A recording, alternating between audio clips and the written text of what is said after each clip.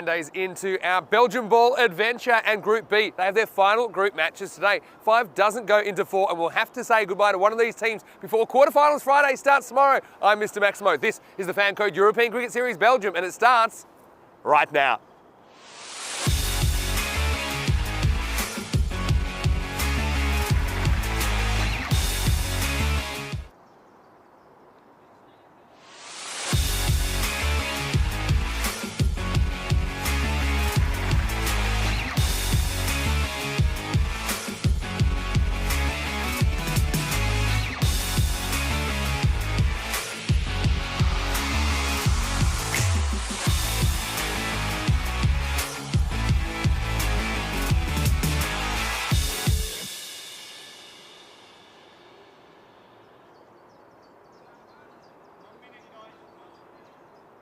Good morning to you wherever you're watching from around the world. Welcome to another big day in European cricket. It is day number 10 of this FanCode European Cricket Series in Belgium. First time we've had a series here for 2 years, and it certainly hasn't let us down, with a lot of big hitting and, well, a lot of wickets as well. I've got to say, a lot of excellent catches. I think Belgium has really delivered in all dimensions of the game. But we have 5 teams in Group B. Only 4 of them will make it through to quarterfinals tomorrow. Royal Brussels, they're in the hot seat. They're in 5th at the moment. We won't see them until later in the day. We're actually going to start with a clash between 2 teams that both have 4 wins from their 6 matches so far. It's Ghent versus Beveren in the first 2 matches of the day, starting with match number 37. Now, a little bit earlier, we had the coin toss, and I can tell you that Beveren won the toss and elected to bowl first. So we're getting a little bit curious for me. I think they've got such a strong batting lineup. They seem to like bowling first in their first game. It hasn't always worked for them. In fact, I have lost a couple of times chasing, but that is what they have elected to do. So we will see Ghent first up. And I've got to say that Fires has been very, very good for Ghent as well with the bat and the ball. He's a key player. We'll probably see him at the top of the order. For Beveren, of course, they've got a litany of stars. They're a team that will represent Belgium in the ECL next year as the domestic T20 champions this year. But, well, I'm looking forward to seeing them as well. Like I said, both these teams 4 and 2, and it seems to me like a bit of a battle for a top 2 spot between these 2 teams. They are on 4 and 2, and so are Liège, who we'll see later on against Royal Brussels, who'll be playing for their survival. So I think it's going to be a very interesting day. Okay, conditions here, I can tell you, sun's out at the moment, that's good, but we had some overnight rain once again. The pitch was covered, so no problems there. This pitch, actually, the whole field is actually looking a lot greener, believe it or not, after some badly needed rain. We've been lucky so far that it hasn't impacted the schedule. The rain has been at night time, and well, we'll just have to see what happens later on, because there is a bit of a shower in the schedule, in the forecast, but that's not expected to hit until maybe the last game of the day. So we'll keep an eye on the weather. We're expecting a maximum temperature of 21, so nice and mild. Currently, it's about 17 degrees. So pretty good conditions here for cricket. Beveren winning the toss in match 37, and they have sent in Ghent, who will have the bat first. Well, Charlie Hunt is in the commentary ice cube as we get ready for the first ball of the day. He's also going to take you through some of the action from yesterday. Charlie, over to you. Let's get ready for a fantastic day number 10. Thank you very much, Vinny. Good morning to everyone tuning in around the world. It's been an absolute pleasure to bring you the coverage here in Mechelen in Belgium. And that's where we are, where I can tell you that that ground is looking a little bit greener, especially after, what's that now, 3 nights of some overnight rain, which I'm sure is pretty nice. But we can go ahead and take a look at the fantasy dashboard. This is what's coming your way here in match 37. Beveren, of course, have won the toss, electing to bowl first. Interesting choice first up here, especially when Ghent have been going pretty well with bat in hand, especially at the top of that order with the likes of Faisal Khalik and Ran Faiz. And also Ahmed Malik Kelp, again, is also a man who is very, very capable with the bat in hand as well. And also, but looking at the Beveren side, they've got a few names in there that, of course, we recognise. And I'll be looking forward to seeing a couple of those men on the field, which is always good to see. The cricket here in Belgium has been incredible, hasn't it? It's been a really exciting tournament so far. Only a couple of days left before we do make our way towards Malaga, towards Khartoum. Yeah, but of course in that lineup there are some very, very interesting and pretty good names for Beveren, of course, the likes of the skipper Kagzar, and Noman as well is a man who can hit a long ball coming in that middle order. I think he's going to be key for Beveren here. And again, taking a look at the table, well, of course at the moment there are 3 teams locked on 8 points, and 2 of these teams you're seeing this morning, Beveren and Ghent, are both locked on 8 points and both playing their final group games here this morning. So it just goes to show that every game is crucial, even as we come down towards the latter stages of the group action. And I can tell you the on-field on-field umpires for this first game, Asad Muizali and Abdul Rahman. Again, the umpiring has been pretty good over the last couple of days, as we are ready to get match 37 underway, and it will be Shahidul Otmanzai for Beveren. And this is a shorter ball, clipped off the hip really of Ryan Faiz, and it will go all the way. 4 more. Good start to the morning for Ghent. This is just clipped off the hip of anything. Bit of a loose delivery, bit of a loosener from Otmanzai, and it's 4 to the total. Good start for Ghent. And you can see just by the brightness that's on show, there's a little bit of cloud cover. Of course, there is a threat of rain towards the latter stages of the day. Not expecting anything early this morning. But only time will tell whether or not the weatherman was right, because often changes pretty much every other minute. So we're hoping to get hopefully as many games in as possible.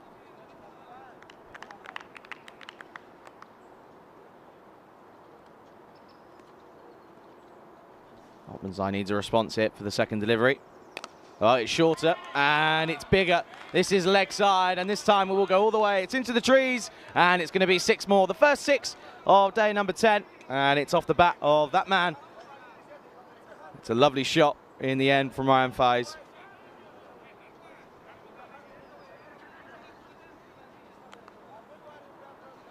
Good morning to everyone in the chat as well. Good morning to Ivan, to Maya, to Tala as well. Good to see all of you in there. There's already beard chat early in the morning. Very good morning to everyone. I hope you're all well. Thank you very much for tuning in here. To Naim as well. Yeah, it's a bit of a darker morning. It's probably the darkest one we've had. Again, due to just the cloud cover that's all around us here. Well, he's in good form, isn't he? He's hitting it pretty well so far this morning. This is Fuller. And this time gets a dot ball. And I think that's exactly where Otmanzai needs to be, really, because at the moment, anything short is going to get punished, because he's seeing it like a baseball, like a bowling ball, in fact, because he's got a handful of runs in this tournament so far. This one is a Fuller delivery and a slower ball as well. And this is a good comeback after being hit for back-to-back boundaries. Looks like that's a bit of a knuckleball, if anything. If I saw that grip again, I'd be able to tell, but that's a really good variation to have here, especially in the shorter format of the game. We've seen it come into the game more and more, the knuckleball. It's a good variation. This is regulation, but it's short, and it's going to be slapped away, and it'll be slapped away for another boundary, and it's 4 more to the total. This over going really big. Good start here for Ghent.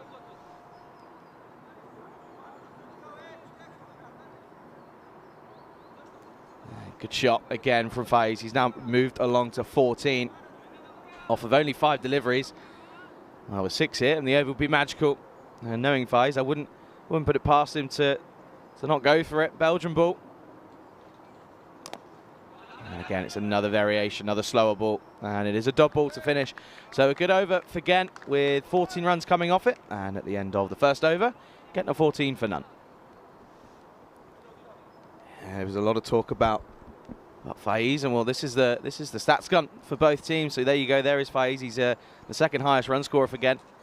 But most of the runs have been coming from Malik Kal. They've actually been pretty equally shared as well by that top 3 of Malik Kal, Faiz, and Khalik. And then their bowlers are also Faiz. He obviously took that fifer and the hat trick yesterday.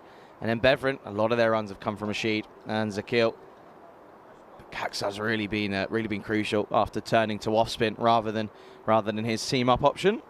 It's always good to see that a skipper making a conscious decision about his own game and it paying off. And the stats don't lie. Now going to be Jabbar Jabbar. He's going to take us into the second over. Good start. Really pushing Malik Kal back here. Again, Malik Kal's had an interesting time. He scored a lot of runs, but he takes a bit of time to get going. We saw that yesterday in both of his innings. Only in one of them was he able to convert the start. Run a ball for the first quarter of his innings, and then after that really raced along to 42 off of not many deliveries. Shorter again, right into the ribcage. Good bowling this from Jabal, don't mind this. Does have a little bit of protection on the leg side, so he has got the license to go ahead and bowl that shorter delivery into the ribcage. There's no one out on the offside, so anything full could get punished. So this is a good start from Jabal. He's bowling to a plan. Always like to see this. I think that was the concern in Group A. There was a bit of a lack of a plan or really any thought process by a couple of the bowlers in Group A. Jabal's bowling to it here. Well, it's time. As I say that, he goes fuller. It won't cost him anything. It will just be a dot ball. Not timed again, Malik Kell yet to get off the mark. Just conditions completely different, really, here now in Mechelen. Obviously, due to the overnight rain and the overhead conditions are also completely different. We've pretty much been used to clear blue skies early in the morning. Only, what's that now, 25 to 9. So, yeah, we've been used to the sun sort of burning off the overhead clouds, but it's just not happened here so far this morning. It's another wild swing here. Malik Kell, who's just not been able to get off the mark yet. That's now the 4th dot on a row for him. It's over. It's threatening to be a maiden. This has been really good bowling, though, from Jabal Kell. Just asking the right questions of the batsman. Malik Kell there.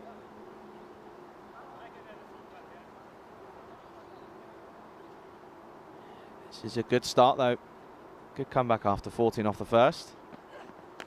This time it is shorter, and it is pulled. It didn't quite follow through, but it will go all the way, and it will be a boundary. So that will certainly help proceedings, and that will do Malik Kell's confidence a wealth of good, because this is 4 more into the leg side. Nice shot. Rolls the wrist, keeps it down, and it goes all the way. 4 more. That's going to be a bit of a sigh of relief there for Malik Kell, who's running the danger of facing a complete maiden over, which is very rare to see, especially here on the European Cricket Network.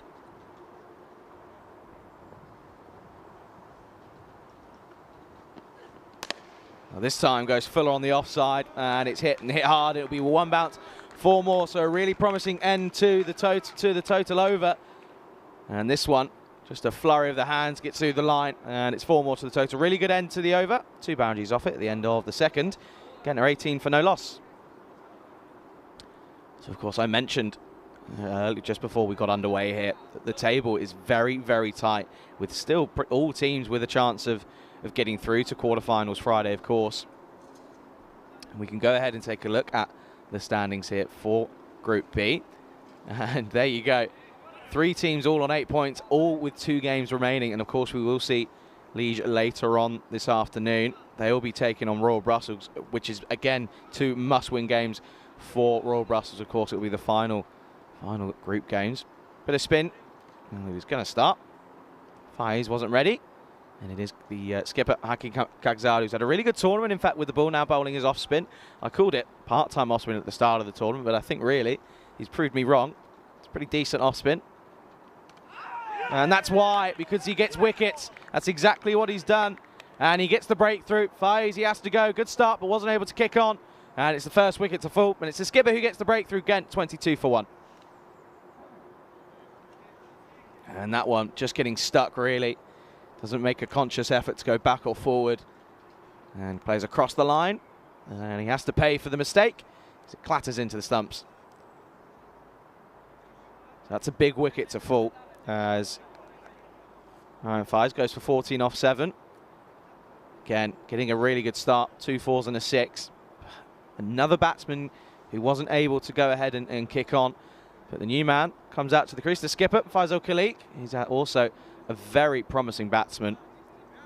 He's talented in many elements of the game. His fielding has been incredible as well, and his bowling's been up there alongside it. So he comes in in the 3rd over. He's got 5 deliveries left of the power play, and I'm sure that he'll be looking to try and cash in here. A little exchange of the bats. I mean, Malik Kell probably won't mind that, because he was struggling to find the middle of his in the first 6 deliveries that he faced. Faisal Khalik again. That's another wicket for Hakim Kagzad, who's having a splendid tournament here right before ECC. Just putting his name on the door, I'm sure. This one skids on, goes on with the arm. Again, doesn't really turn it, does Kagzad. It's more of just this sort of slower delivery. But he just asked the right questions, and that's all you really need to do. This is just turned into the leg side. He will get off the mark with a single.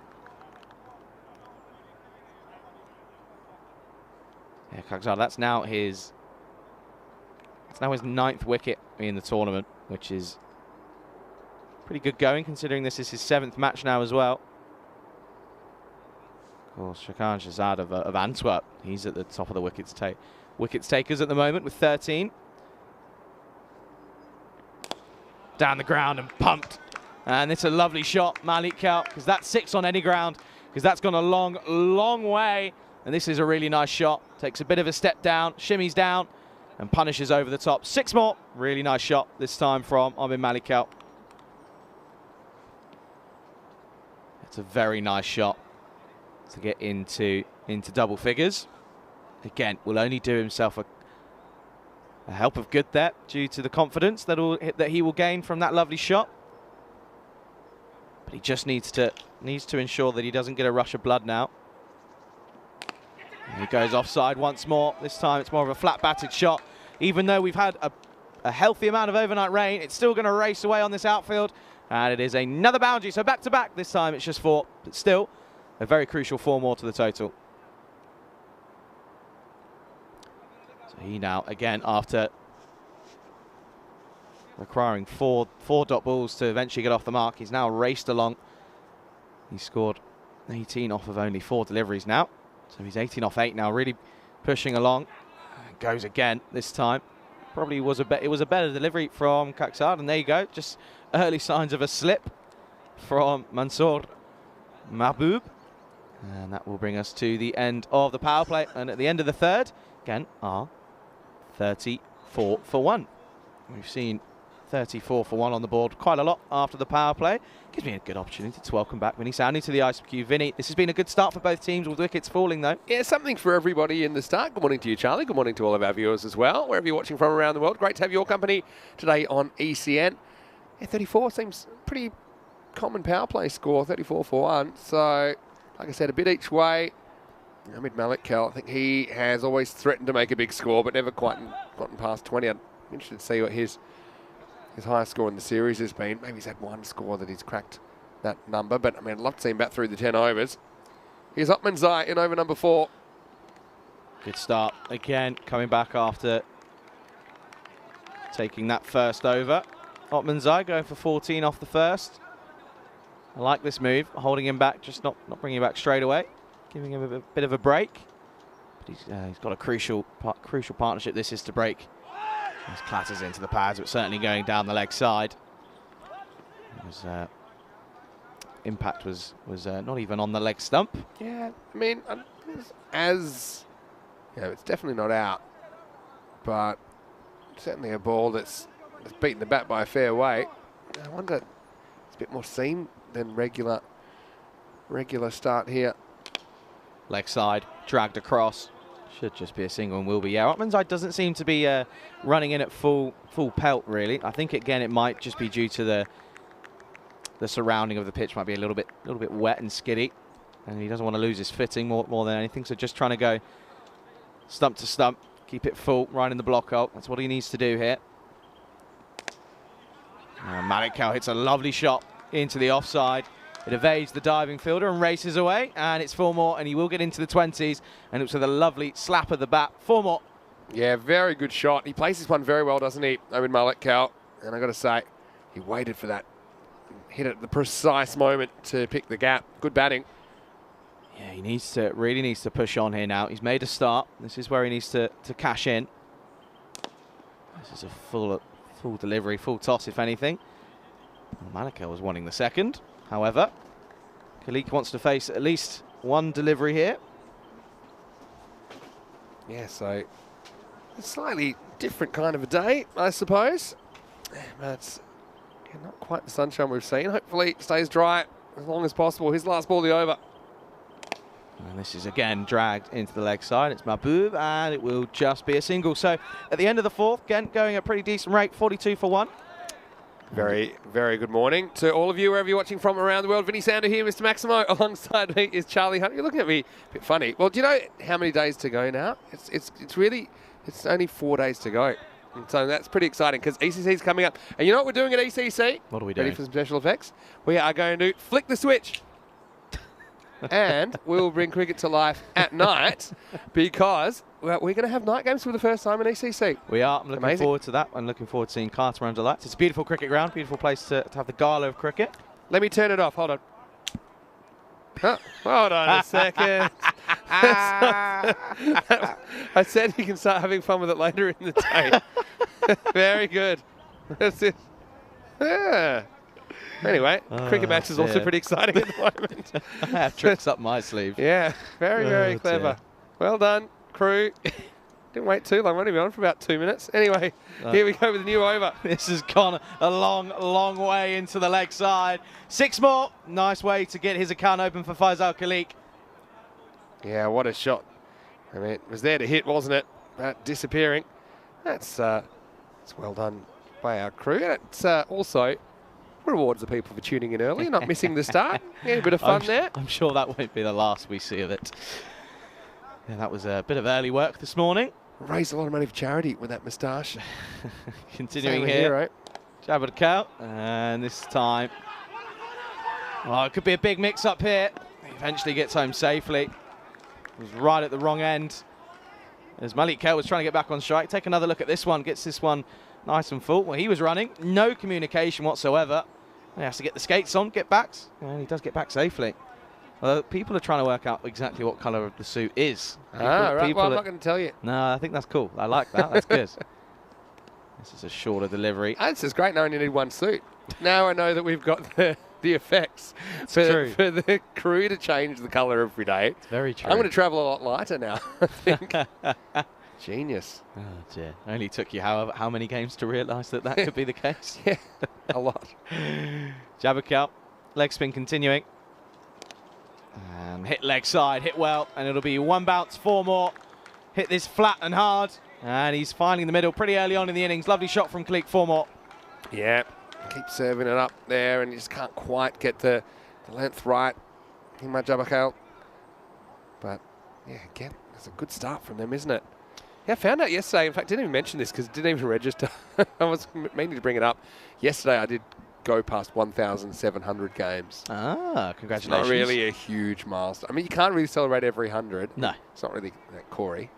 Celebrate every 100. I haven't worked out what I've done. I reckon you'd be getting close to 100 after this. I reckon you might be around 90s at the end you of the reckon? week. I think so. Are we counting T20s as double? Don't think we can. How? Why? Because it's a game. It's not your fault you went for the long format. Stop. I reckon that. I don't think that's fair. You could do it. Well, I reckon. Next time, just say no. Fine, you wouldn't be sitting here. Anyway, here we go. Gets this one completely wrong, but it will fall safely into out, right on the leading edge. To be fair, I've also counted my T20s as only one. I did some in Desert Springs earlier this year in the Tri-Series with Spain, Norway and Guernsey. It's double the time. I know. Double the time. I was there. I know. I know. Continuing here, Jabba Cow. Beats everyone because not even the keeper was able to take this cleanly.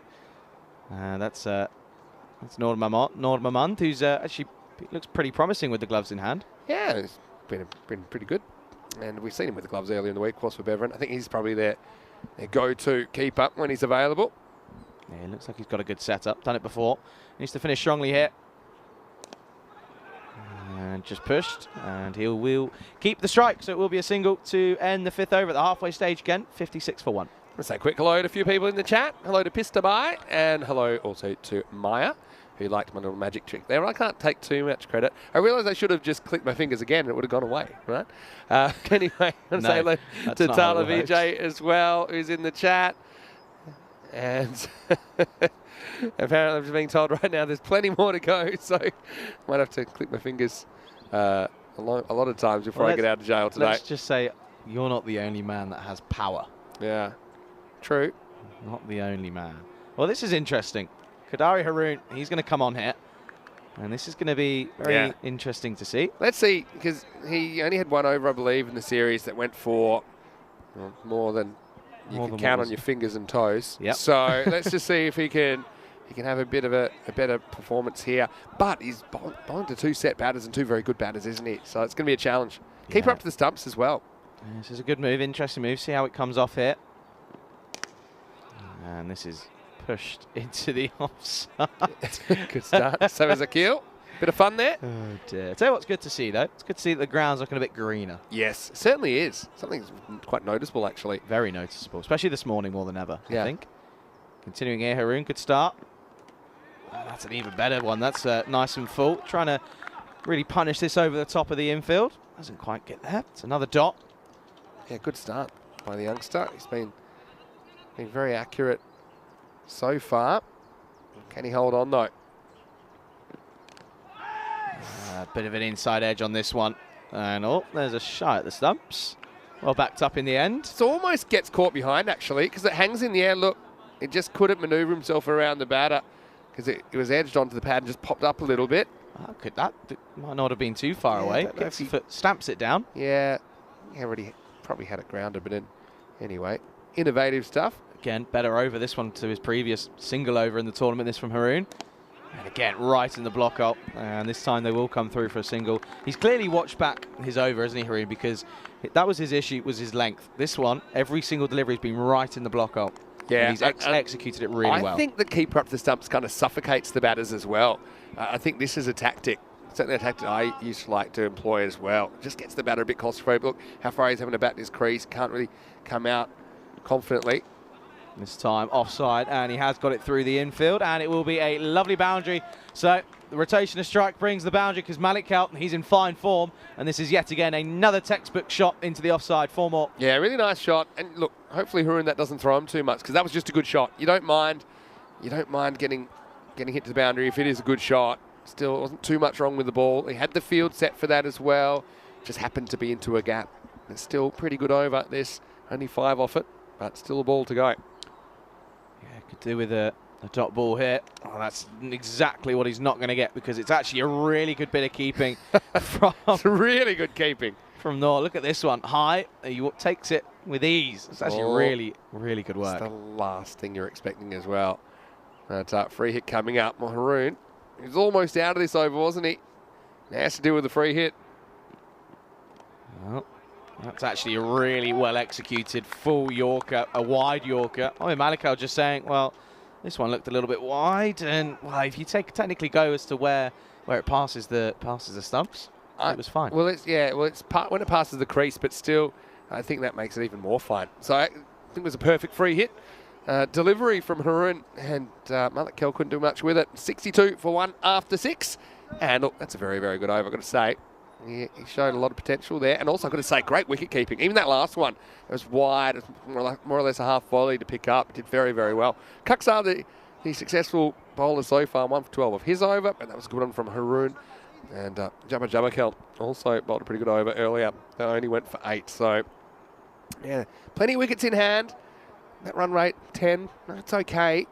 But again, I think they'll want to up the ante a little bit. If they get 2 a ball from here, that gets them up to 110. Some discussion about the ball. Again, probably due to the outfield being a little bit wet. It's probably absorbing a bit of water. But I would say, I mean, you're doing such a good job with the ball. Why would you change it? Change a bowler, though, as well. It's the spinner who maybe had an issue with it. Umpires, not sure if they changed it or not. But anyway, we'll move into over number 7. Yeah, good morning to Rob Thompson as well, saying, hi Charlie, preferring your commentary to watching the Black Caps.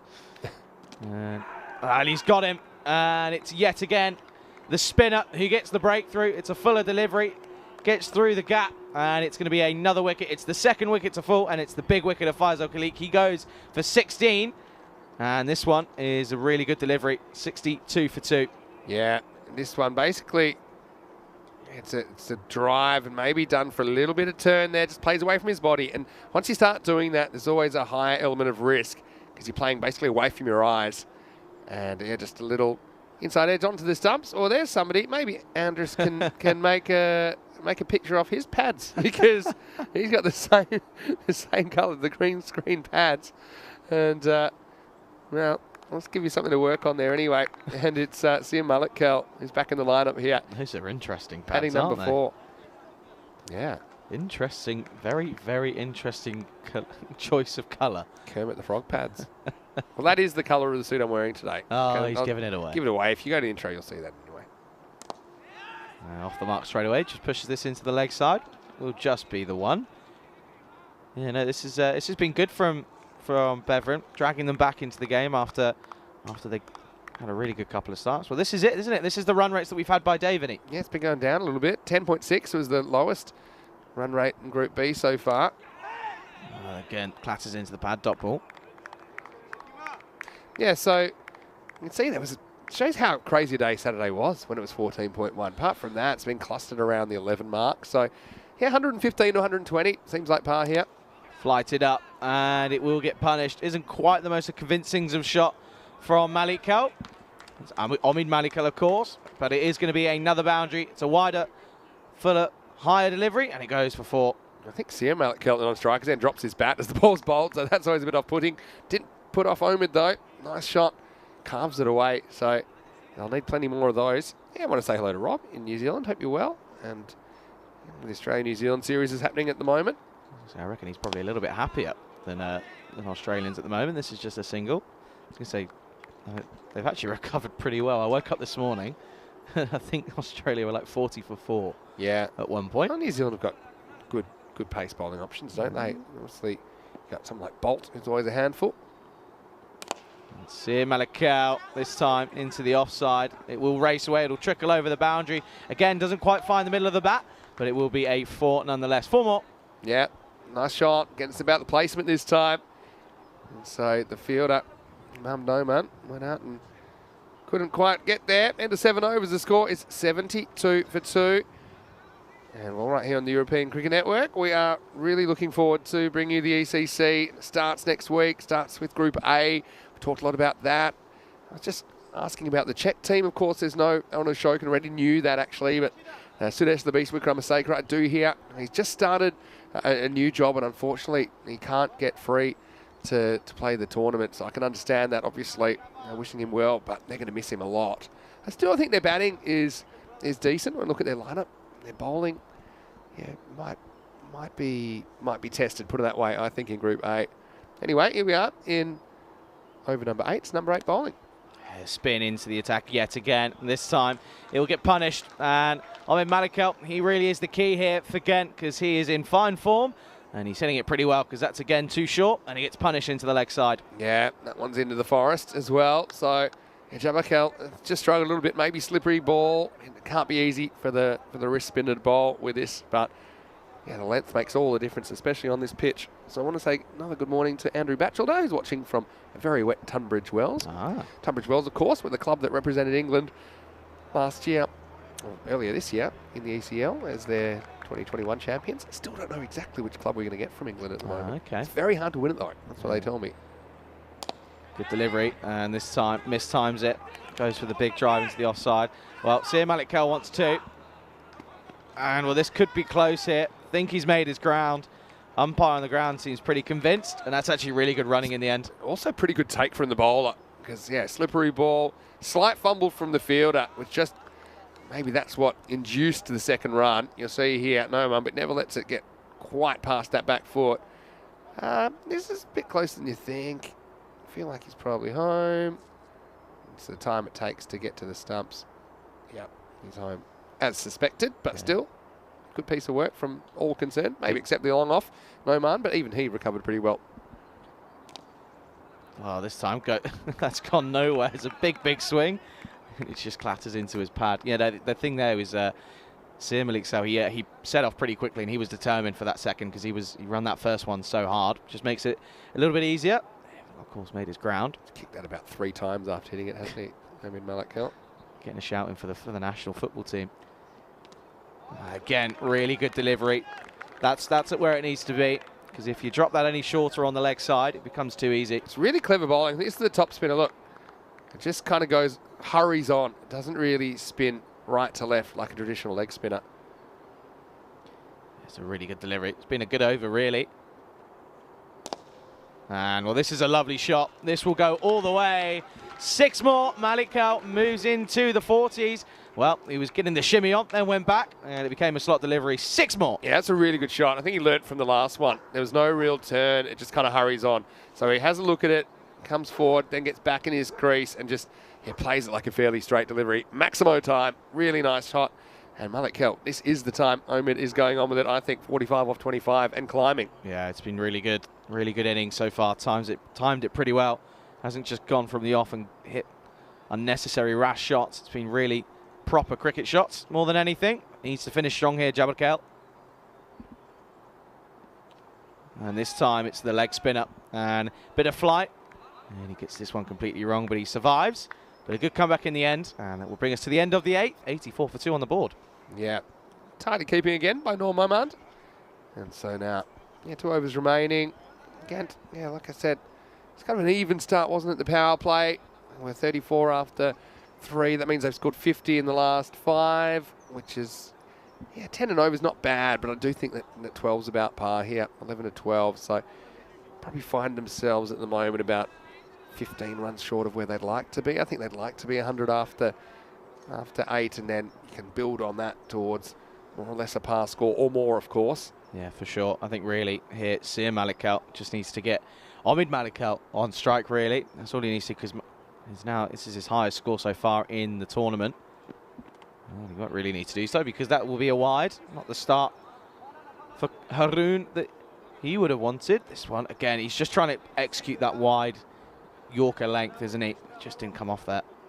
And this is Omid Malik Kell's highest score in the tournament now. Previous was 42 not out. This is a shorter delivery, and this is slapped into the leg side. And I think he's actually done really well in the end, has Mahbub, because that's not easy to do. And I think he's actually kept this in really well. Mansour Mahbub. Here he is. And as long as this last foot is fine. Ooh. I think he might be fine there. I think it looks like it's touching the line, but I don't see any dust or any powder. So literally, as long as this foot, so he's definitely touching the ball and the foot's on the ground, that's good enough for me. I mean, if there's any doubt, the fielder gets the benefit. And I think there's nothing conclusively saying that foot's on the line, so they'll let that go. And I think it's good umpiring. Yeah, which would be 2 to the total. Oh, goes for the deal scoop and executes it beautifully. Lovely shot from Sir Malik Kell. Gets down on one knee and just hits this over his head. And it's a lovely shot. 4 more. Well, this is a shot that should come with a neck brace, really, because he has to quickly get his head out the way, because he's worried he's going to ramp this into his own face. But what a good shot this is. Party time. And that will take Omid Malik Kell to 49 on the verge of his first. Oh, that was actually the other Malik Kell, pardon me. Down the ground this time. And it will just be a single. Mansour Mahbub will be a little bit, he'll feel as if he's done a really good job, and then just for Sir Malik Kell to turn around and go, that's okay, I'll just go where there isn't a fielder. What's this? Oh, the old bat swap. They've done it a couple times. They're not meant to do it in the middle of an over. That's the thing. That's a bit of naughty, but they'll say, okay, no problem. They've obviously got a favourite, don't they? Yeah, Omid Malik Kell, 45. And it will remain there after that ball. That's actually a good delivery. And again, really good keeping from Norm Momand. He's been great up to the stumps. But I do say it does make the ramp a bit safer, because even a little touch on the ramp will get it around the keeper normally. 2 to come here in the 9th. Now he's knocked over, so he won't get the half century in the end, Omid Malik Kell.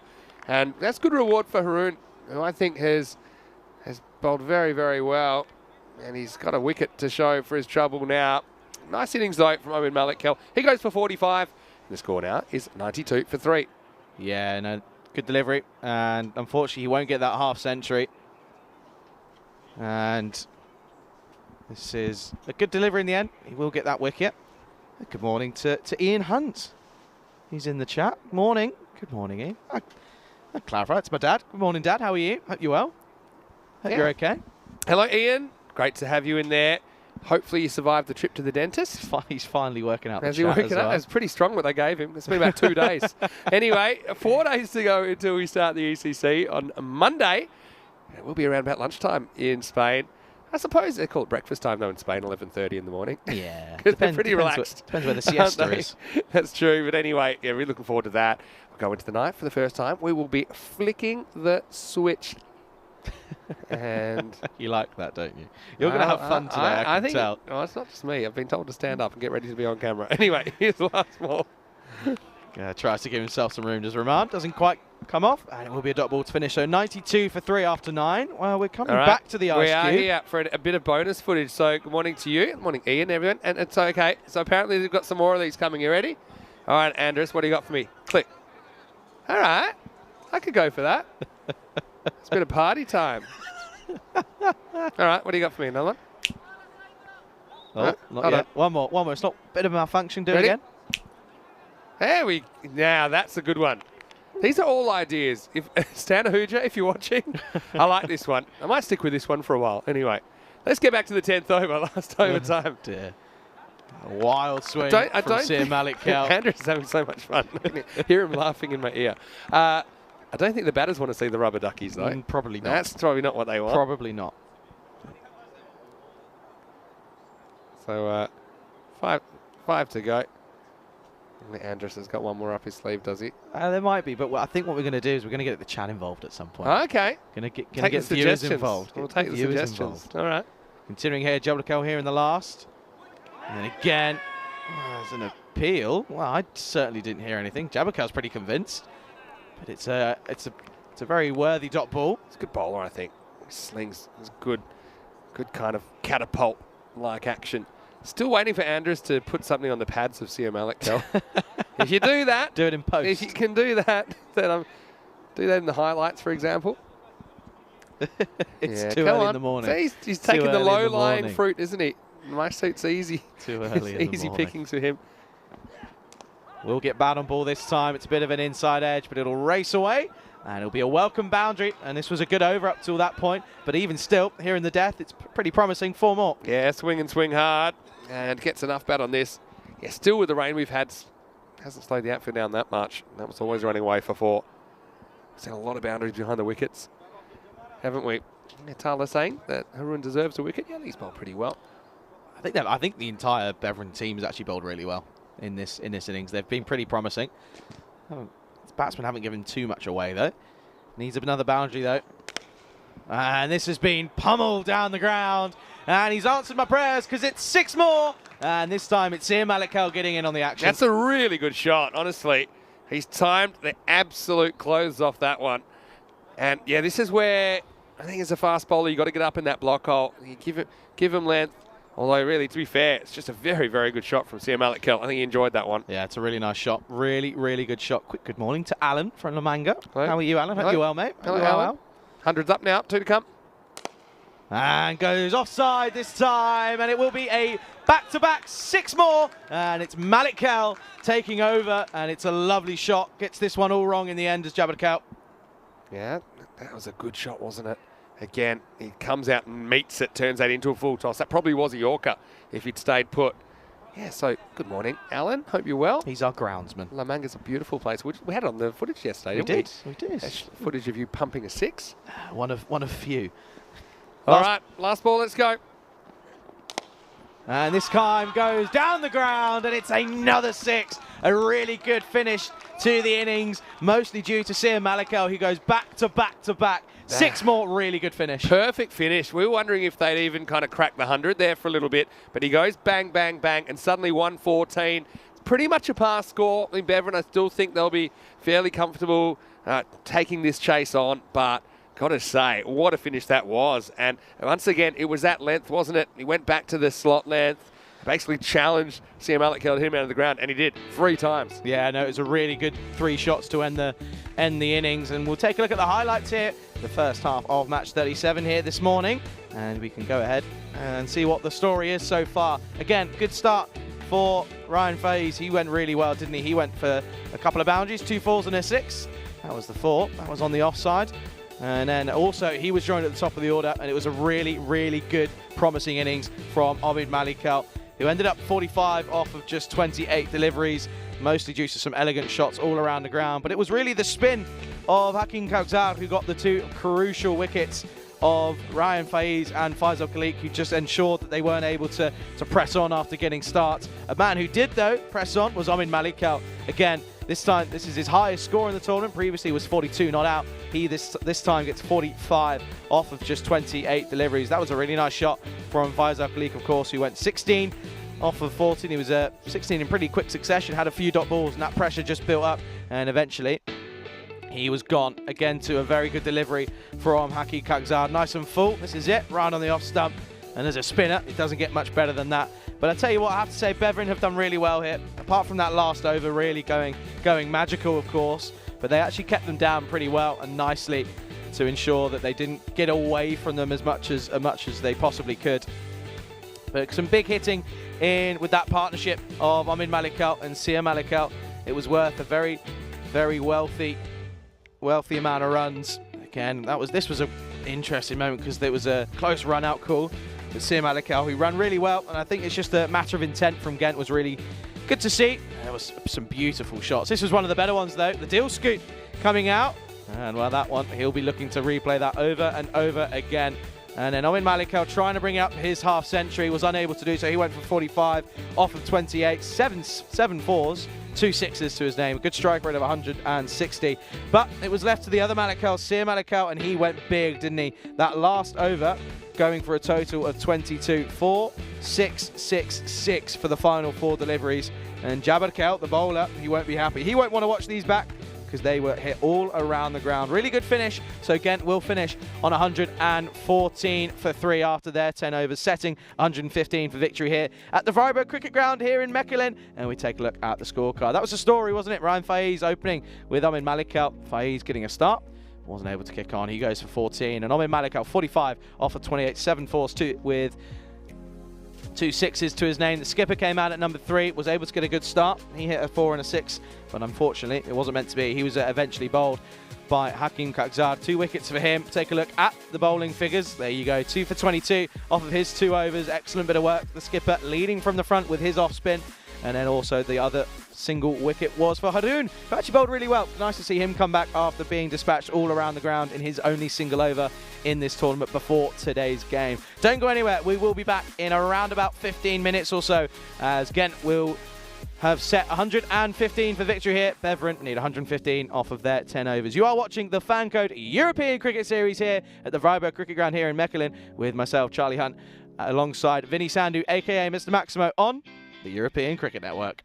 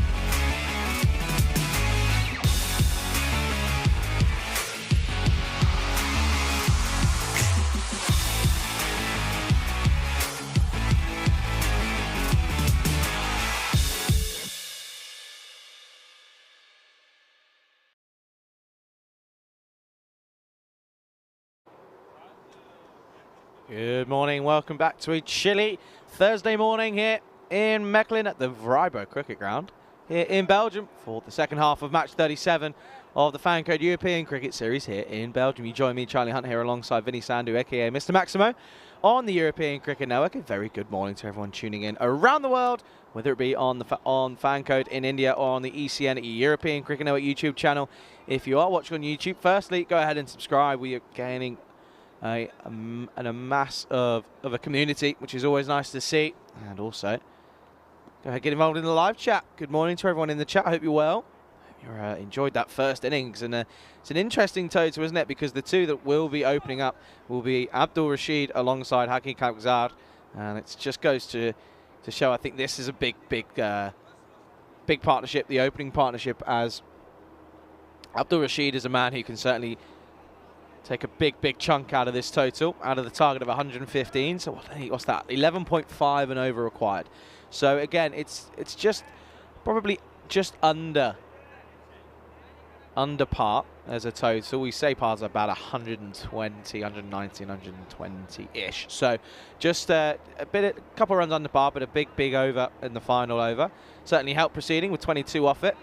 And it's going to be the 6'11" Walid Azhar. He's going to get us underway here for the reply for Beveren. And we're going to start with a boundary. Lovely shot, Abdul Rashid. Well, it's the first one we've seen make its way over to Adventure Island. Nice start. It's too short from the big man, and it's 4 more. Nice way to get off the mark for Abdul Rashid. He's had a very good tournament, really. Had a couple of starts. Got that half century, 52 not out against Royal Brussels, of course.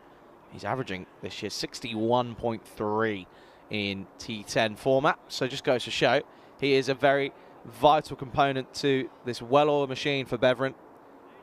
Again, this surrounding elegant cricket ground, greenery, all 360 degrees around the ground. This time gets it right, goes fuller, and this is just pushed back. 6'11" Azhar. He is the tallest man we've ever seen on the European Cricket Network. I'm glad I've not been asked to do any interviews with him, because I don't think I could stand next to the 6'11" man, because it wouldn't do myself any good, any confidence-wise anyway. Goes shorter again. Doesn't find the middle of the bat, but it will be enough. Jabir Saeed is going to give chase, but it won't be enough as it flies off the top edge, goes straight up really, and it will be another 4, and it's the second one in the over. 4 more. Again, just trying to use his extra bit of bounces. Azhar, he's 6'11", of course, so any short delivery is going to really take off on this AstroTurf pitch. For me, I'd like to see him full up. That's what worked. We saw Haroon when he put it full, as did Jabal as well. When he put it full, it was always tricky to get away. And it's going to be a leg side wide this time. Just hasn't quite got his rhythm on the right area so far, has Azhar. Good morning to everyone in the chat. Always good to see a few in there. Talar as well. He's been very vocal as well. Always good to see. So Alan was in there as well. Hope you're well out. I'll see you soon, of course. Meyer as well. Go ahead, get involved in the conversation. He's one of the most unique aspects of the ECN. This time fuller and driven hard, but it's actually really well fielded in the end by Hakimi Nangalia, and yeah, it's a good stop in the end. Comes round, collects it well one-handedly. Look at that. And he's actually just okay. I was just asking the question. Andres was just checking. He punished it, but wasn't going to get the boundary. But it brings a skipper. He had a good time with the ball. Now he's got bat in hand. He needs to go well here. And this is a very wild swing first up. Classic Belgian ball style. Well, that's what he was saying he was trying to play. I think the replay will tell us otherwise, because it's actually really good delivery from Azhar.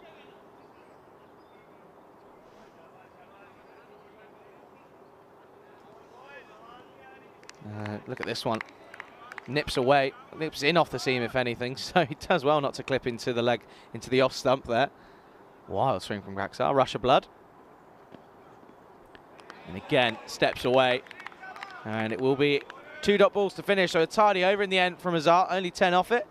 And Beveren are 10 for none here after the first. Well, there you go.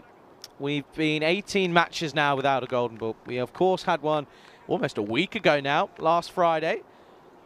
Mechlin Eagles taking a victory over Ostend CC. And the key aspect here is the fact that the golden ball came off in a game where it was first versus fifth, so top of the table taken on last. So that just shows how close everyone is in this tournament. Especially Group A was close, but Group B is even closer. Of course, these are big games, and you can just tell because there's a sense of tension around the ground here this morning. Of course, I think everyone was a little bit concerned with the weather overnight. Obviously, everyone's very keen to get the games played here, of course. But it's going to be the man who, well, he got them over the line with the bat. Now he's got to do it with the ball. It's going to be Sir Malik Kal. Starts with a full toss, and it pierces through the infield. Khalik will give chase, but he won't get there because it still races away on this outfield. 4 more, and it's yet again Abdul Rashid. Bit of a loosener, though, from Sir Malik Kal. And he gets driven early on, 4 to the total.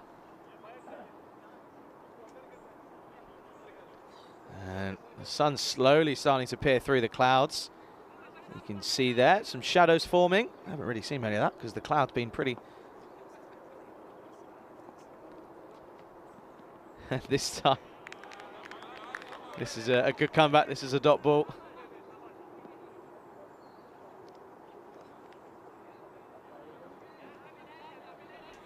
Good start, good comeback here from Malik Kal after getting driven. It's a nice shot from Abdul Rashid. Again, he's a player that needs to go here for Beveren.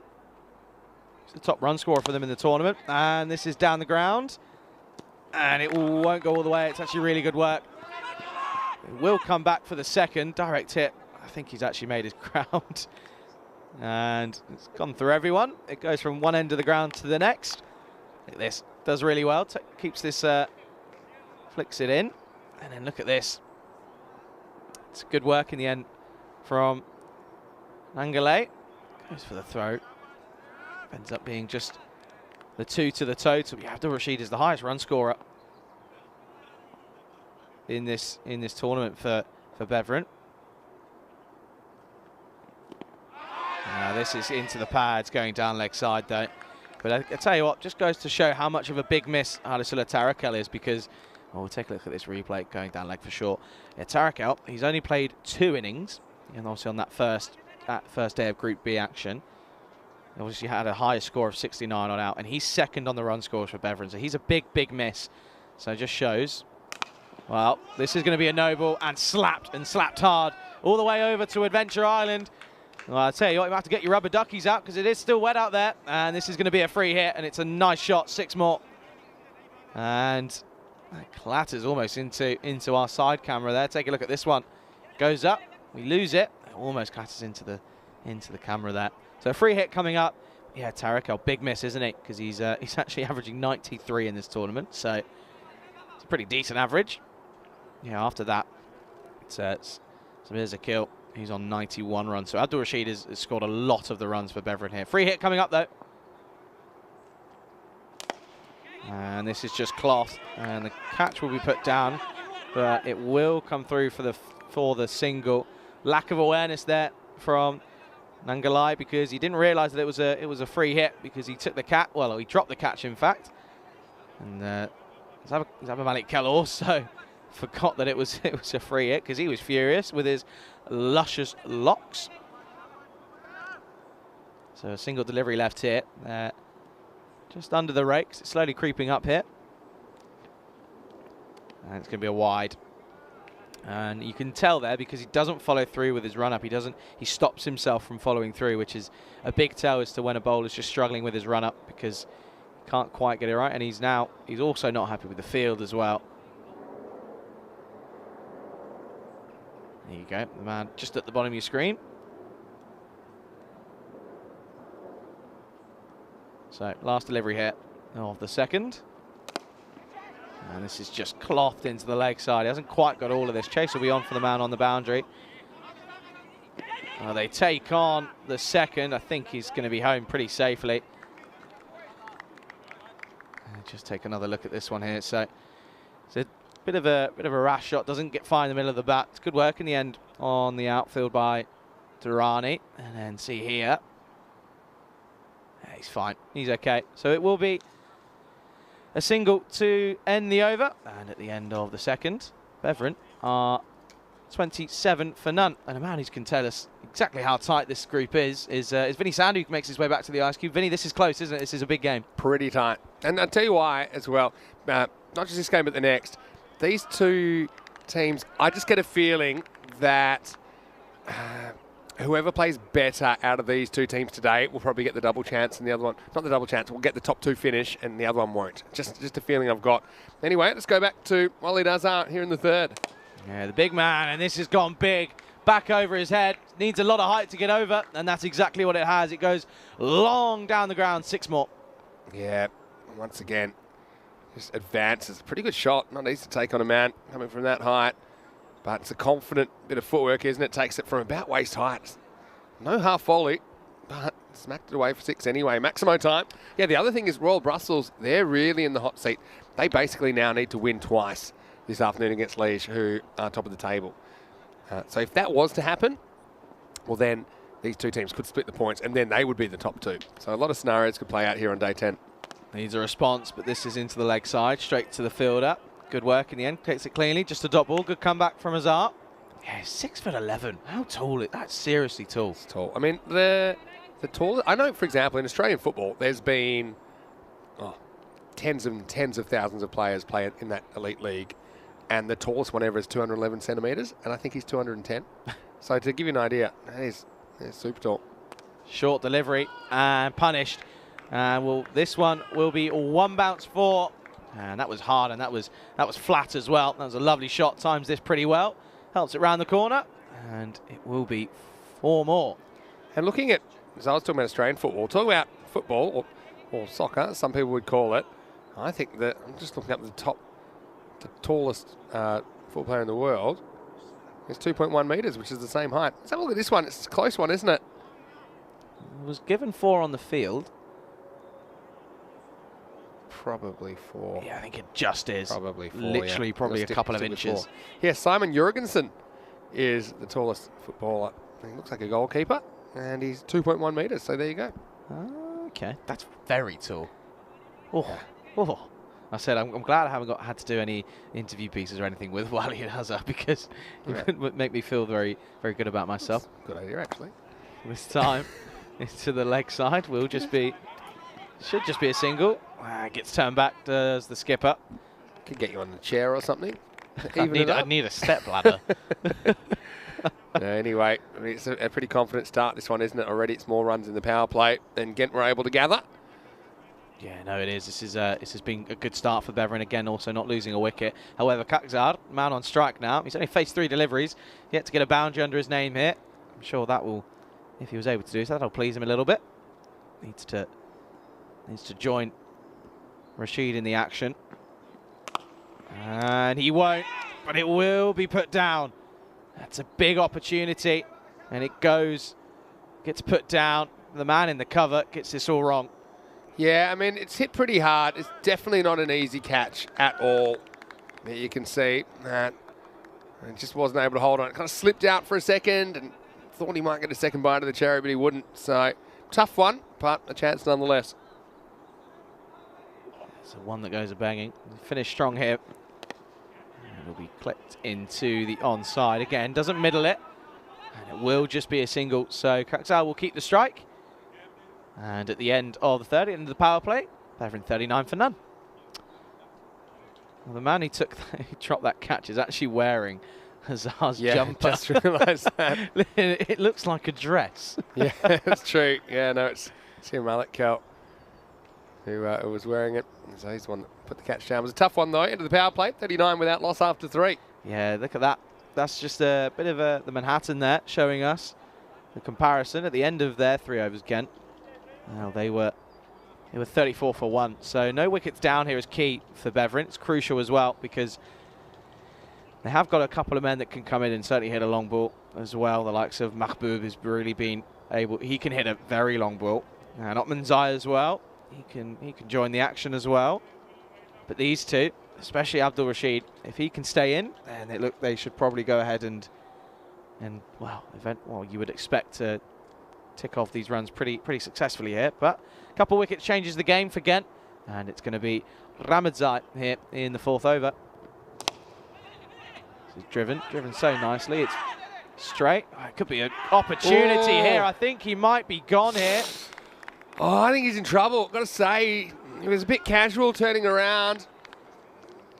You see, it's not touched here, so that's why that's not out at the bottom end. But have a look at this one from side on. Oh, he might just be okay, but I tell you what, he's lucky he does get back quick. If he does, just okay. Wow. So chaos at both ends. Both stumps being sent flying. Yeah, that was tough because he had to get out. He was also trying to get out of the way of the ball as well.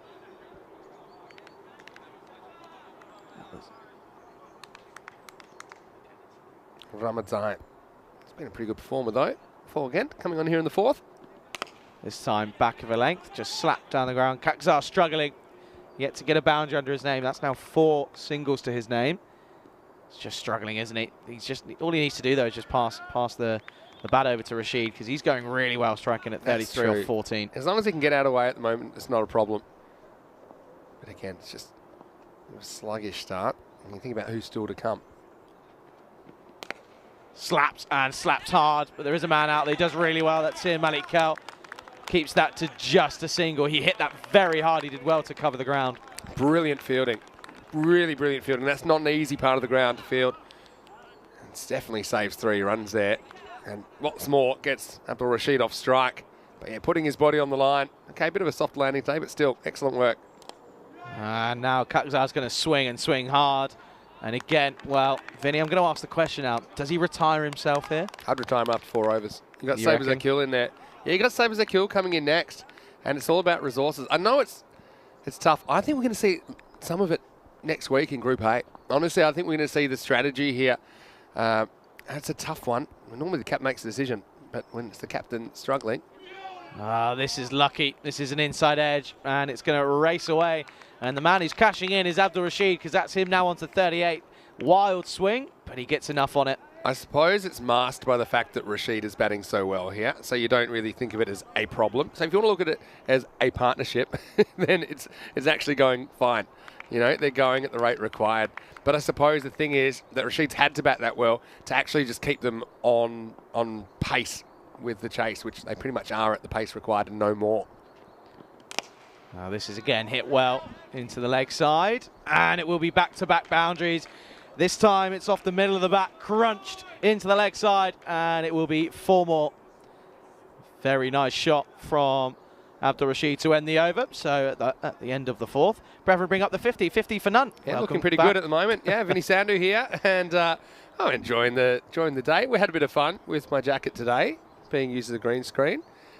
Andrus tells me there's another one coming. Do you want to try and snap the fingers this time? Do I have the power? I don't know if that'll work.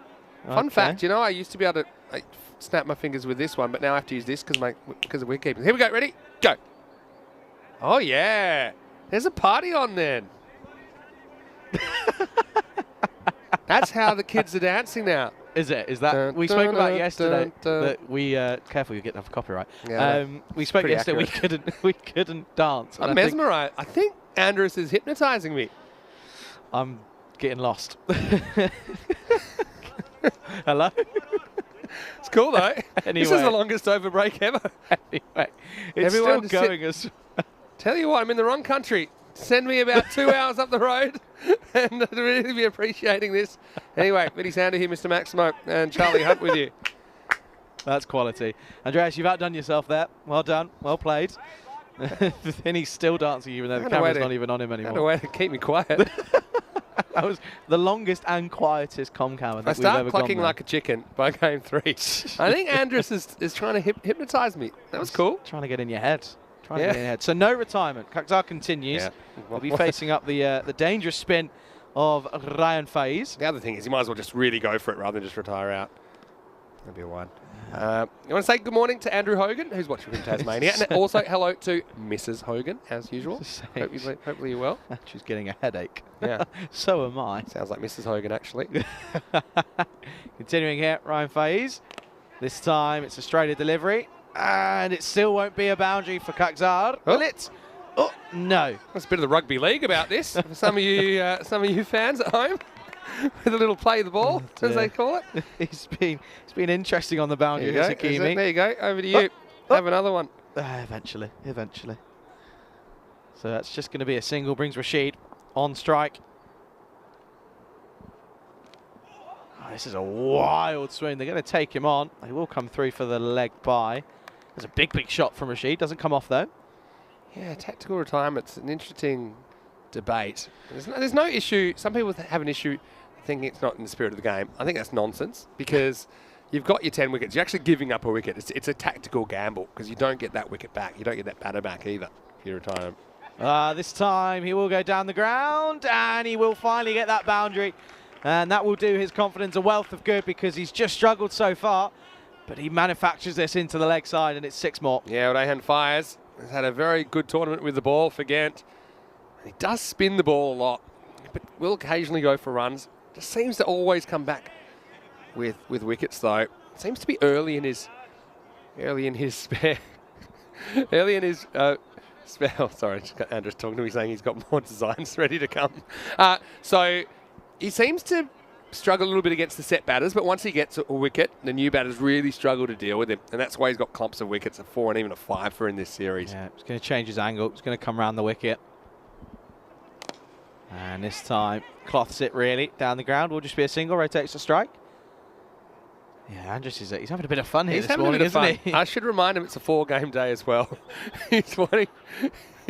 I feel like he's spending more time researching designs to put on my jacket than actually doing the cricket today, but that's fine. Leg side, and it will be 4. Unfortunate, Zahid Zarani wasn't able to cut this off. He did the work, he covered the ground, but Abdul Rashid gets another boundary, 4 more. Yeah, that's good. Good sweep shot, but again, it's the old boot the wrong way, isn't it? Yeah, it certainly is. Again, just hasn't quite paid off the bringing on the spinner phase here. It's 14 off the over. A 6 goes magical. Won't be 6, it will just be a single. So 15 off that over. And at the end of the 5th halfway stage, Beveren right up with the run rate, 65 for none. So Andrews, our director, who is a magnificent human being, by the way, very talented, as are all of our crew from Swim Productions, but he wants people in the chat to give suggestions of what to project onto my suit. Is that clever? That's yeah. Is so that he's a good idea? Outsourcing. Well, I can tell you that PK thinks I should use the green screen to project Corey's drop catches. Well, I can try and find one of those. They're pretty easy to find, actually, because he dropped 9 in a row. So that's PK's suggestion. And Andrews wants all your suggestions in the chat. ECN European Cricket Network. What do you want to see projected onto Mr. Maximo today? That's safe to air, may I add, by the way. Please. Anyway, it's now going to be Saif Rahman. He's had an interesting time of it with ball in hand for Ghent over the course of Group B. He's the second highest wicket taker. He's got 8 to his name so far. He could do with a wicket or 2 here. Well, that won't bring it because that's a Gundy ball and it's been punished. And it will bring up Abdul Rashid's 50. And what a way to do it. Clips this, gets down on 1 knee, 4 more. Yeah, and well batted. Jeez, he's batted so well. I think it's his 3rd 50 in the series. So he's been absolutely magnificent at the top of the order. At the moment, he's carrying this chase well ahead of where they need to be now. 69 without loss. Yeah, it's a really good shot. Again, no surprise that he's the top run scorer for Beveren because he's just been so good. Look at that, those stats in that wagon wheel. Incredible to see. Well, add 4 more because this is going to come off the inside edge and it will race away. That's in the pond. See you later. And it's going to be 4 more. Yeah, so once again, you see that the pond's under attack. Of course, that was a bit of an issue earlier in the week. Yep, that's gotten wet, that ball. Not getting that one back. Nothing with the rubber duckies. Do you reckon if you chuck your green screen suit on, it will work? Get the old rubber duckies out there. I like the rubber ducky is one of my favourites, actually. Oh dear. Rahman, not the start to the over. And this time offside. And it will just be a single. So it brings Kakzad back on strike. He's eventually got a 6 under his name, which will certainly help his confidence. God, obviously that 6 off of Faiz going pretty well. And offside again, and that's an excellent bit of work from the big man. It's not easy to get down from 6'11". He's got down really well here. He prevents a certain boundary. What a bit of fielding that is. Yeah, brilliant stuff. Getting down and a bit dirty in Belgium. That's really good work, because that's a long way down for him. Yeah. That's a long way. He's done really well there, I think. Fantastic stuff. I think even Kakzar's a bit confused as to how he's managed to get down to that. It's prevented a certain boundary. He saved 3 runs there. That could be crucial at the end of the day. You never know, though. You never know. A wicket could change this game, and they would really try to get this wicket of Abdul Rashid as soon as possible. Down the ground, hits this well, and it won't be taken, but a direct hit would have been close. Again, really good fielding. Sir Malik Kel down at long on, and well, he took this on the half volley, and then also got the run out in it very nearly. Did the hitting bit well. I don't know about the running bit. He realises he's hit it so well, he has to get his skates on, and that would have been out by a mile. That's the kind of thing you just need to get going your way if you're going to pull this one out of the fire, if you're Ghent. This time, offside. And yet again is another single. So the single will end the over. And at the end of the 6th, Beveren 77 for none. Wickets are needed here for Ghent here, because it's just slowly getting away from them. And well, this is the story so far. No wickets being taken, but also Sir Malik Kel going for 17 off his single over, 15 for Ryan Faiz, and 12 again for Rahman. So just unable to break this partnership, and it's just almost taken the game away from Ghent here. It seems that way, doesn't it, at the moment? You're a bit busy at the moment, aren't you? You're trying to find some footage. Yeah, no, I'm just doing my best to come up with ideas. You got anything in chat for us? Any suggestions at the moment? Please get Rico's face. That's a good one. That's a nice one. We should see if we can do that. I'm sure there's some other ones you can't read out. No, actually, there's not been anything bad. That's good. Not been anything bad. Although I'll come back to this one as Faiz continues, and he gets swatted into the leg side. And this time it's Kakzad who's motoring along now, and he's moved into the 20s with a lovely shot. 6 more. Yeah, well, this is the other side of the coin. We're talking a bit about retirements, and I don't think I would have retired Kakzad, because you could always tell him, you know, just go for it, especially with a spinner coming on. He's got the license to absolutely go for it like this, knowing that if he does get out, there's plenty of batting to come. So that's kind of the other side of the debate. This is my incriminating evidence. Yeah. This is what I got up to. You're pretty busy yourself over there, aren't you? This is what I got up to this morning. That's. Oh, a Batman costume is a suggestion from Hogs. Okay, that's an interesting one. Yeah, all right. That's all right. There's a long way to go today, by the way. Yeah, it's a long day. Don't abuse it too early. Let's see how long before this gets tiresome, shall we? Faiz, and wow, this one beats everyone because it's a proper slower delivery, but it won't go all the way. It's actually pretty decent work from Jabir Saeed. Gets the back heel. Just a single. Look at this one. Proper back heel, proper football style. Yeah. Should be okay. Where's the toe here? Yeah, it's all right. Fine. He's fine. Yep. No issues there. No issues whatsoever. So a Batman costume. I can think of a few costumes that could be used.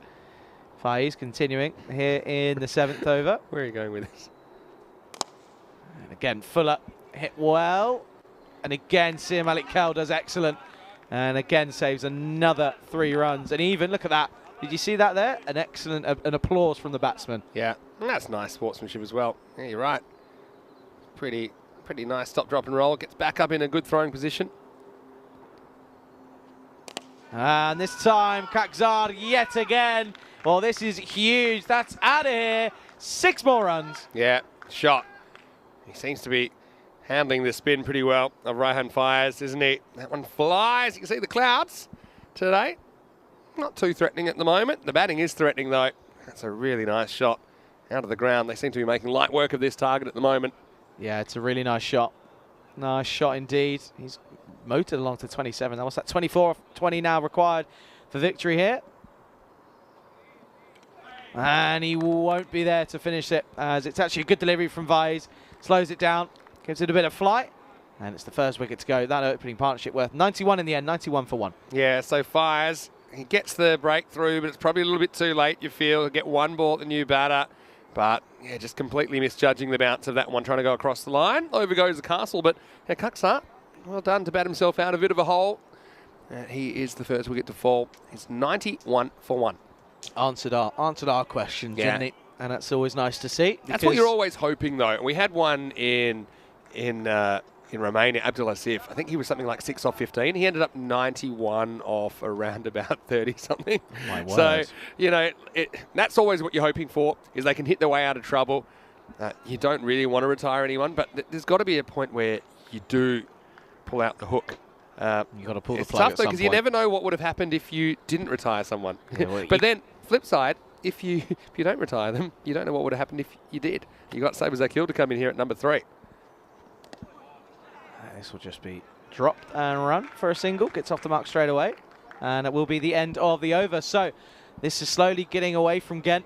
Beveren only require 23 runs for victory. And at the end of the 7th, Beveren 92 for 1. Let's have a look what's coming up next, then. These two teams will have their final group match coming up in match number 38. Beveren win the toss again. I think that's 6 tosses in a row they've won, maybe more. But they have elected to bat first this time. So they have a bit of a trend of, if they win the toss, they bowl first in the first game, they bat first in the second game. Maybe it's a good thing that they do both and they're experienced in both. But yeah, let's see if they stick with Kaksa at the top of the order or they try something else. I do think Abdul Rashid will be at the top, no doubt about that. For again, I've got to say, Malik Kell impressed me, as did Sarah Malik Kell with some big hitting towards the end of their innings. So that's coming up in around about half an hour here on the European Cricket Network. I think it's interesting because what it does is it gives their batsmen an opportunity to get in, and if they bat the entire innings as what could possibly happen here, just carries on. Yeah, you feel like they're running away with this no problem, but just have a look. They still need 23 off 18. Still more runs than balls required. A couple of wickets could change the narrative, but I think these are two big fish at the crease. And Zakil, a man who finally cracked some runs with a half century the other day. Coming off the day off, let's see what he can do here as he's facing up to Ramadzai. Pulled again, doesn't quite time it early on in the innings. Splice to the bat, just a single. Yeah, no, I'm having some thoughts about what we can do for your suit. Yeah, go on. I'm just having a think. You're listening as well? Yeah, I was just also paying attention to what's going on. People don't realise this if they're watching. We do a fair bit of multitasking when we're commentating. There's a lot of it going on. Flicked and times this pretty well. And it will be a boundary. The diving Zahid Durrani isn't able to cut this off. And it will be another boundary. And it's Abdul Rashid. Moves into the 60s. And it's only into the teens now in terms of runs required. It's been a run machine, hasn't he? Abdul Rashid at the top of the order. They dabbled with a few different options up there. Is he involved in the Belgian setup for the ECC? No. Well, I know it hasn't been released yet. Again, I don't know about his eligibility. That's always the question. Always the question. Always the question here about players that perform on ECS. Not everyone is available for the national team or eligible for the national team. Again, leg side, doesn't quite time it this time, but it will still be another boundary. And that just goes to show when you're in form, you need to cash in because it's just always going to go your way. And it's, again, not probably the most elegant of shots this time from Abdul Rashid, but it's another 4, and it's now 14 off of 15 for victory here. Yeah, so flying away with this now. So, yeah, people don't realise that we are actually listening at the same time as There's a lot talking going on. Sometimes. And that's something I realise now when I'm watching things like the news and things like that. Not easy. Or live broadcasts. It's a bit of a skill, takes a bit of practice. Goes offside this time and put down. And I think that's really just a sort of sign of what's happened here for Ghent. That's Ibrahim Jamali putting that one down on the offside boundary. Yeah, it's a tough one, slow down, but it was catchable, wasn't it? Just did everything right, but couldn't hold on. He got there, didn't he? So, I mean, that's the issue with someone like Paranjit, for example, who's made a pile of runs, but I don't think he's eligible for national selection. Wild swing from Zakil. Got to be careful, of course. Doesn't want to put that shoulder back out of its socket. Swinging that hard. Yeah, so, I mean, national selection or national eligibility is based on either citizenship or residency. So residency, there's a minimum requirement. I think it's 3 years, and in each of those 3 years, you can't spend more than a certain amount of time out of the country. So not all the players in this tournament have achieved that yet. This has gone a long way up. Has it got the legs? Yes, it does. 6 more. This time it's Zakil. And, well, I think they're trying to get this finished in a quick time as possible because it's a lovely shot down the ground. 6 more. Yeah, they're in a hurry now, aren't they? Flies away, and that is also at the end of the over. It's 108 for 1. Well, come one more time. Oh, look, here we go. Oh, that was in Bulgaria. There's Rico, and this is in Bulgaria. Some people are missing Rico.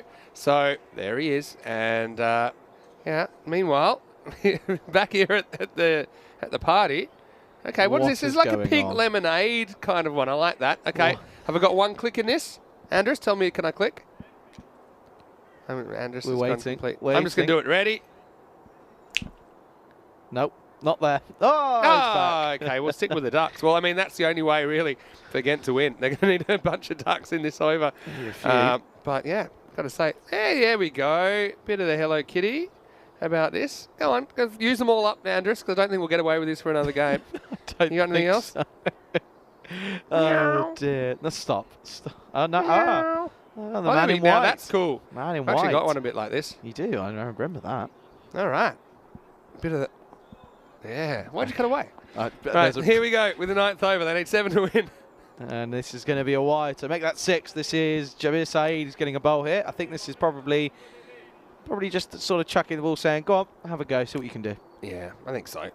I think the comment section would be a cool one, if Andres can work that one out. It's dangerous. The comment section. It's a very dangerous game. You have to make sure, be careful. It has all the blocked ones in there. And it's another wide. This should be signalled a wide. Oh, it's not. He's gotten super lucky there. Because the umpire said, well, you've moved towards the ball. And he should be like, I know, but it was so wide. Andres has gone to sleep, so I won't get a replay of that. But here's the next one. Continuing here. Just push sensibly. Will just be a single. Andres thinks he's now some sort of artist, right? He's this. Add it to the CV. Yeah. Anyway. Add it to the old LinkedIn Yeah, so profile. I mean, this is the difference. I think the way we interpret wides is you're allowed to move towards the ball to play it. But if there's a pre-movement or a shift in the actual initial stance, then the line will move. Dragged again. This is proving to be a pretty economical over so far. Of course, that 1 wide should have been 2, but got away with 1. And just the single so far. Angie saying, get Vinny's head on his seat. We've already done that. Already did that. We've already done that. It wasn't the nicest picture, but we've done it already. We'll do it at one point again, maybe. Save a lot of lives with that moustache. And driven down the ground, and it will be 4 more. So they will draw level here. And the scores are tied. It's a nice shot. Just slaps this through the offside. Yeah, nice shot. He's got these wrists that just can snap through the ball. That's the thing that I think I identify makes him so dangerous, this part of the game, because he's able to generate pace as well as use pace. He's a very, very clever batter. Same as Zakil. Again, I'd be tempted to get him out there and open. Like, just get him out there and open. Get some more batting into him. Anyway, anything will win it now for Beveren. Well, not this time. He's trying to hit that into next week.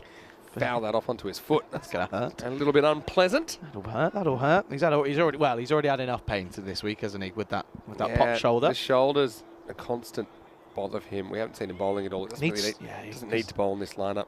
It's happened to him a lot in domestic cricket this year as well, is what they were telling me as well. So, anyway, anything will do it here. And, well, this will do it because it's going to go all the way. 6 more, and it will be a victory here in match 37 for Beveren. They do it with 9 wickets to spare, and they will take a victory by 9 wickets here in match 37. Yeah, fairly comfortable, isn't it, in the end? Yeah, Beveren just a little bit too good for Ghent here this morning, and that will give them 2 points over all other teams now on the ladder. We'll see that, I'm sure, before too long here on ECN. But they were flying away, and it was Abdul Rashid once again that does the job with the bat with his 3rd half century of the series, only losing 1 wicket along the way. And Ghent, well, I suppose that one's behind them. They'll have the opportunity to chase next game. First, they'll have to keep these bats quiet because Beveren, they do look on song with the bat this morning. Yeah, they certainly do. And I tell you what, it's going to be very interesting because it's that tactic that I spoke about earlier, going ahead and batting second in the first game and then batting first in the second game. So these batsmen. Well, Abdul Rashid, he will finish on a very well-made 69 not out off of just 30 deliveries, and he'll be seeing it like a balloon, ready for next game. We could go ahead and take a look at what's coming up next. It will be the fantasy dashboard. Beveren have won the toss, and they will bat first here in match 38. That's coming up in around about 27 minutes, 25 minutes. So do make sure you return for that. We can go ahead and take a look at the highlights of match 37 in the second innings. Just was never really enough runs on the board, under par total. And when you've got a batsman such as Abdul Rashid, who starts really well, there's not much more you can do, because he really was punishing every single bit of bowling that was coming his way. It was offside, it was leg side, it was down the ground, it was behind square leg. It was also punishing on the offside square as well, because that was a no ball, free hit, and it didn't cost them too much. But again, well, we were asking the question at the start because Kaksar really struggled. He was really struggling to get things away off the square, really. But eventually he was able to get going, mostly due to the bowling of Ryan Faiz.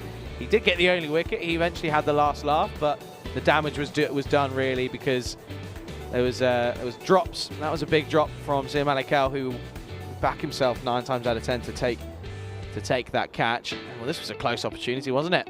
Almost gone, but he eventually made his ground, and he was able to cash in because he went on to make 27 off of 17. Did the skipper Kaksar, and no falls to his name, but only dealing in those 3 sixes. Took him a while to get going, but this is exactly when he did. It was the bowling of Ryan Faiz who went, and it went big, and there was again some really big overs off his bowling. He ends up with figures of 1 for 29 off his 2 overs. So a different day out for Ryan Faiz after a pretty good day out last time with a 5 for and a hat-trick.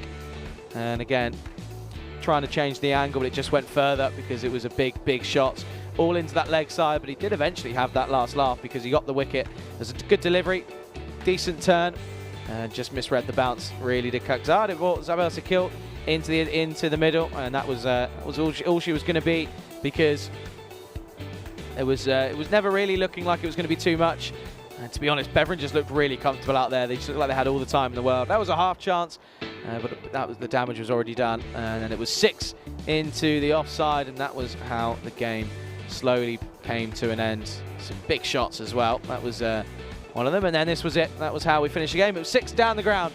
So Beveren will beat Ghent here by 9 wickets. And that man there on your right, Abdul Rashid, an incredible innings, finishing 69 not out off of only 30 deliveries, 11 fours, 2 sixes to his name, and he deservedly gets some praise off of his opposition. They will return, of course, but take a look at the scorecard. Well, there it is. That's the story. 69 not out for Abdul Rashid, 27 off 17 for Hakeem Kaksar, and 18 off 8 for Zabir Sakil with a single 4 and 2 sixes. Again, nice to see Sakil going nicely after we saw a pretty horrible injury at the start of Group B.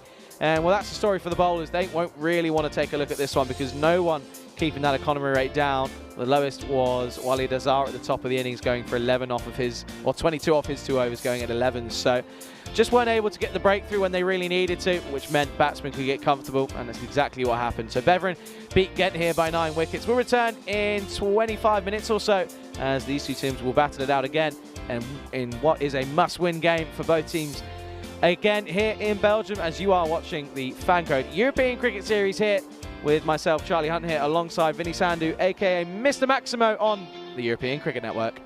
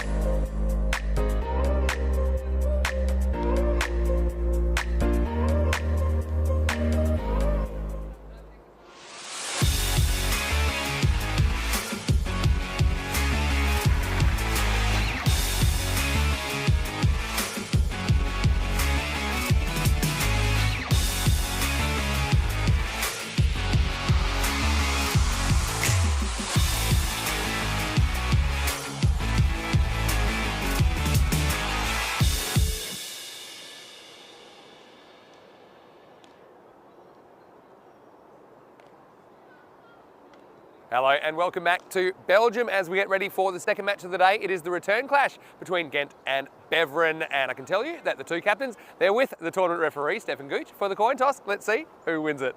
Okay, Ghent to call. Heads, please. Heads is a call. It's tails. What would you like to do? Okay, good luck guys. Have a good game. So it is Zakil who wins the toss, stepping in for his captain, and he has no hesitation in electing to bat first. So Beveren, I think that makes it at least 6 tosses in a row that they've won, and they seem to have a bit of a pattern of fielding first in the first game and batting first in the second game. So they've had the luxury of choosing, I suppose. I suppose it's also kind of good going into the finals that they've had a bit of experience doing both. But I do like the move from them to bat first and try and get a big score on the board. And Zakil, we know how talented he can be. Of course, a few injury concerns in there as well, but with the ECC coming up, I'm sure he'll want to pile on the runs here in the final group match. Ghent, though, I mean, they've impressed, haven't they, after losing their first 2 games in the tournament. They've had a lot of good performances since then, and again, they'll want a decent hit out here before the quarterfinals tomorrow. So both these teams are safe from elimination, but again, that second spot potentially up for grabs depending on the result of this game. And that could be important, especially with the weather forecast a little bit questionable for tomorrow. If you're the higher ranked opponent, then you will win if for some reason that game is abandoned in the quarterfinals. Anyway, let's go over to Charlie Hunt, who's in the ice cube. I can tell you, Beveren, this time they won the toss again, but this time they'll be batting first in match 38. Over to you, Charlie. Thanks very much, Vinny. Welcome back to all of our viewers here at a not very sunny Mechelen here in Belgium. And well, I can tell you that the ground there, the aerial shots, they've changed since they were shot, because I can tell you that it's very much a lot greener due to the rain that we've had over the last few days.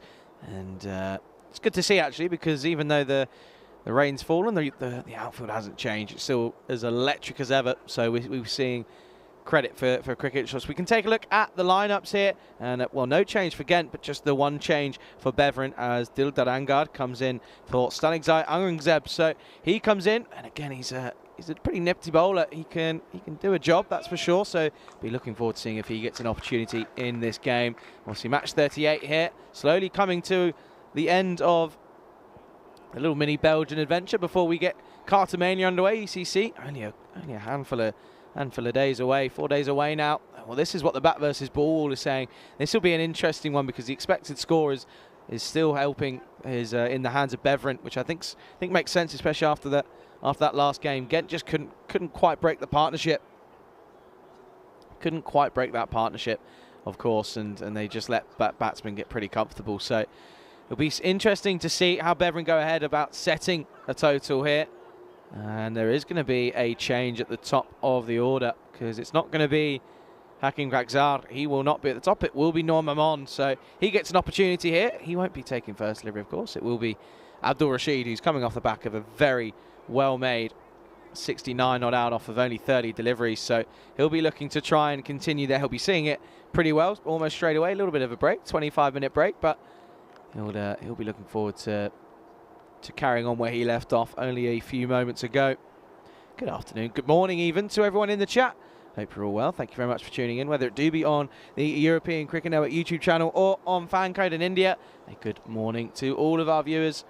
Hope you're excited as I am. And there's a few looks up towards the sky. There's a very, very dangerous looking cloud comes over. Again, that weather radar, keeping a close eye on it, because you just don't know here in Europe, because sometimes, well, there it is. Look at that. That's one of the more dangerous clouds we've seen, even though there's sun starting to pierce through on the other side as well. So only time will tell. We're going to try and get as much cricket in as possible as we wait for that clock to tick over to that half past mark. We can get game 38 underway. And it is going to be Saif Rahman very soon, very shortly. Just making sure that everything's all set. We had a full start the other day. Very rare you see it, but it's happened a couple times before.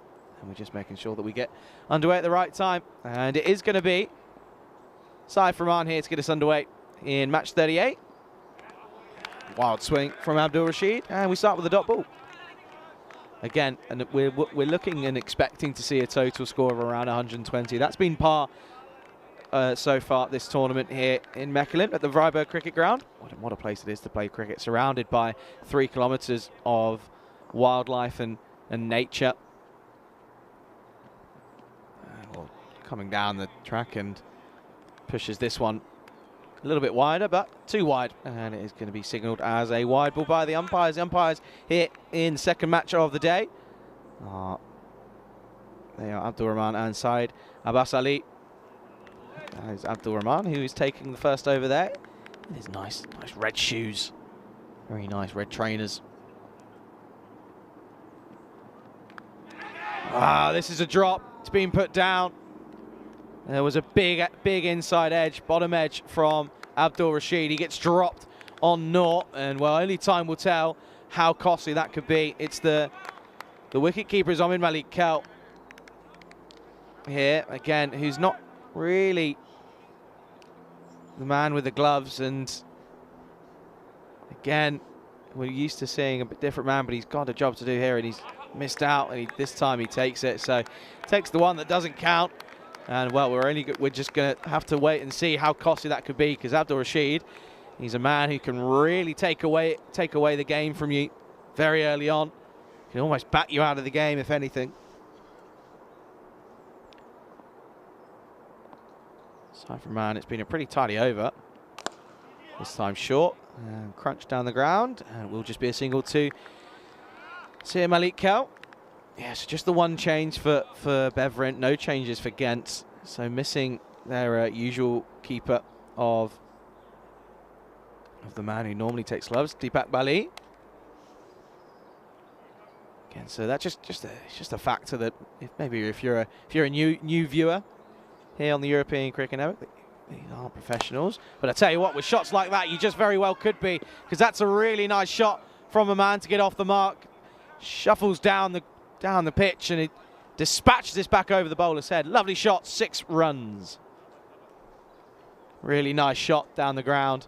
And what that will do is his confidence some good, because he obviously didn't bat in the first game, wasn't required. He's been pushed up to the top of the order, so Kakzad will be looking to come in at possibly number 3, number 4, alongside Zakil as well. Needs a response here to finish off the over. It's going to be an incredible response, the best one that a bowler can ask for. 6 and out for Maman. He goes for 6 off of 2 deliveries. Good end to the over, only getting hit for that one boundary. And it's the first wicket to fall. And at the end of the first over, Beveren 8 for 1. Good catch though by Ramadzai. I'm sure we'll see with ball in hand at some point. In fact, it looks like it is going to be him to bowl the second over, but this is where we are so far. So, of course, in Group A, those first 20 matches, we saw Ostend CC. They were the team that were unfortunately eliminated. And then we're coming, well, this is the final day, of course, of Group B matches. And only time will tell to see who we're going to lose as we make our way into quarterfinals Friday tomorrow. Of course, weather dependent. And then we have finals day on Saturday scheduled as well. New man comes to the crease, and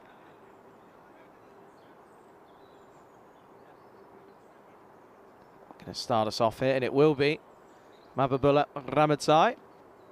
Yet again, another wild swipe from Abdul Rashid, but he gets away with it because it's a wide. Take another look at this one. Again, anything that's touching that line, and it just gets a bit of movement off the seam. Seen that many a time here in Belgium, especially off this pitch, which is always, it's nice to see there's a bit of net there for batsmen and bowlers. Not so batting dominated as it was in the first week. Well, this is dispatched and hit well, and that will go all the way, and a good way to bring up the first boundary for Abdul Rashid. It's 6 into the leg side. It's a really nice shot, crunched into the bush. See if we can hopefully find another ball, because we could be dealing with a few losses here if Abdul Rashid is going to cash in after being dropped on naught. Remember that one if you're watching, because that could be crucial. Because he, as I said, can really bat you out of a game in the first innings. This time down the ground, hasn't quite timed this, and luckily so, because Zaid Durrani was waiting to pounce and take the catch. So it's just a single, and it will be Zakil on strike. Of course, had a poor start to the tournament, couldn't get out of single figures. He's hit a bit of form, and he'll be hoping he can extend his form now. And this is going to be over the big man. And it's going to race away. So a bit of a wayward shot from Zakil, but gets underneath it, calms it away. And the big man, while he does art, can't catch that one. And it'll be 4 to the total. Good start for Zakil. He's 4 off 1.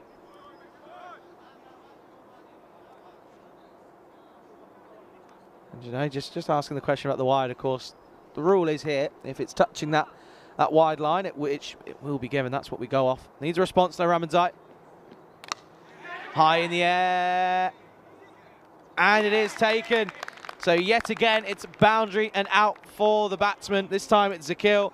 And how many times have we seen that? It's a boundary and then gets out the very next ball. He'll be very disappointed. And he is, because there's an angry slap of the pads. He has to go. Second wicket falls. Beveren 20 for 2. It's a big wicket. This is good from Ghent, because they will have their tails up. They'll be looking for revenge, because of course the standings, which we'll be able to go ahead and take a look at shortly. It's just changes things due to that victory for Beveren. So they move on to 10 points. So that's going to be interesting. But take a look. This is actually a really good catch in the end from Saif Rahman. Does well. It had some serious height on it, but he takes the catch. Does really well in the end. So the interesting move, and I'm sure that he wouldn't have been expecting to have to come his way out to the middle so early on. But it's going to be Hakeem Kakzad, who's coming off of an interesting time with the bat in the last game. Just took a while to get going, but when he did, he cashed in. Got 27 off of 17 with a couple of boundaries, some 3 sixes in total. But again, he comes in here in the second over, 2 deliveries left. Might as well have that mindset that he's still opening, because it's so early on in the innings. And he meets this with the full face of the bat, and it will be a dot ball. So again, we've seen excellent comebacks from the bowlers. Ramadzai getting hit for a boundary, doesn't let it affect him. He sticks to his plan, and it paid off, didn't it? He got the dangerous Zakil, who again misses out. But I tell you who doesn't miss out. It's Kakzad, because he's seeing it well now, and he gets off the mark with a flourishing shot into the offside. 4 more.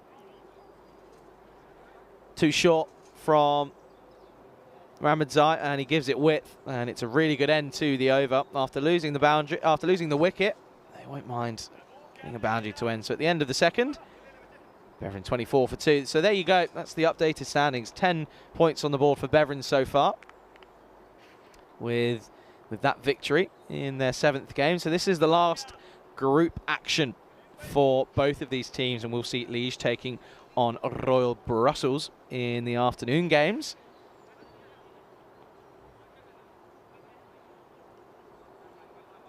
And again, Saif Rahman, he's going to continue here.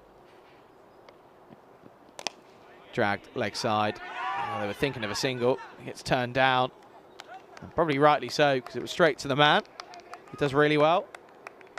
So that is Ibrahim Jamali on that leg side, just behind square.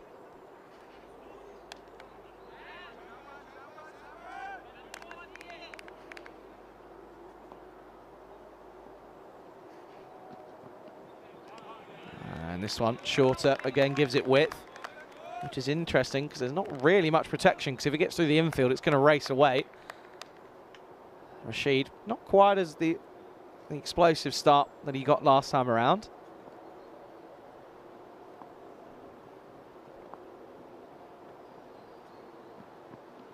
Comes down the track, hasn't middled this at all, but it will fall safely, as Malik Kel can't come in time. Again, he's lucky that he doesn't time that, because it would have been a pretty simple catch if it just went up in the air. They would have backed Sir Malik Kel to take it 90% of the time. And again, just playing down the complete wrong line here is Kakzad. It's a bit of a nothing shot, really, because just completely misreads this one. This is again a good tidy over from Rahman.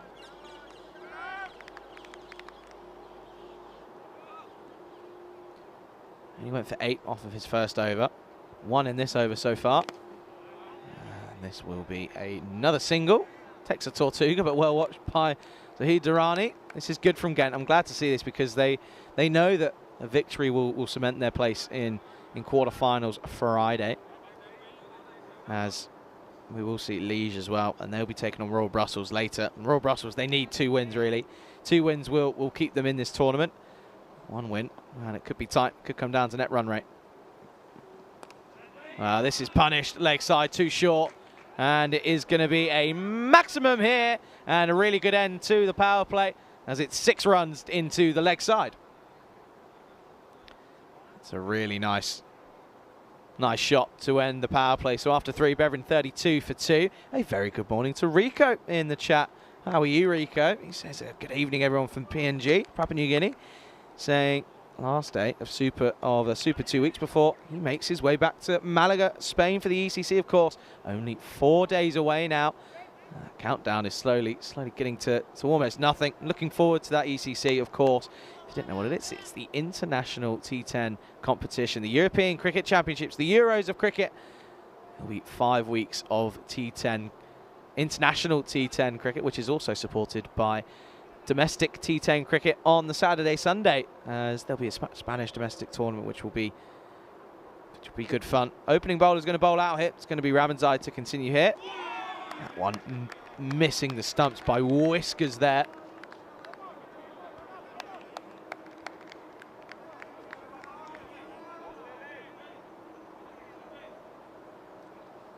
Only just missing the outside off stump there, really. Again, good first delivery, but a really good spell from Rahman. Finishes as 1 for 16 off his 2 overs. Short, given width and punished, and it will be 1 bounce, 4 more, and Kakhtar getting in on the action. Lovely shot. Yeah, 1 bounce 4, really nice shot from Hakeem Kakhtar, the skipper. He needs to take the reins here because as much as Abdul Rashid he's still there, of course hasn't got out yet today. And Rico saying, I'm disappointed. I heard Vinny was wearing a pink suit with bananas on it. Where is he? With his wife, question mark. Oh dear. Vinny's lurking, I'm sure. Vinny's always lurking. Loves a lurk. Anyway, Ramazai continuing again, needs a response. Not the wicket that we've come to. Well, it could be a run out here. He makes his ground. A bit of a misunderstanding there from these two, the usual opening partnership. He gets sent back, and direct hit would have had him in trouble, but good work by Ryan Faiz in the covers. It does him, all ends up here. Plays 2 different shots, really. Kakhtar gets stuck in 2 minds, really. And yeah, gets stuck in 2 minds and just plays all round it. Good morning to Maiden. Good evening, Maiden. How are you? Hope you're okay. Yeah, Rico wants to know about Vinny. Well, Vinny's around somewhere. Driven and put down. Was driven very well by Hakeem Kakhtar, and it's a stinger. Around Faiz, he does well because he stopped the boundary, that's for sure. But this was driven very well, and he does well to get a hand on this one. Keeps it down. It's a dot ball in the end. Dot balls are crucial here.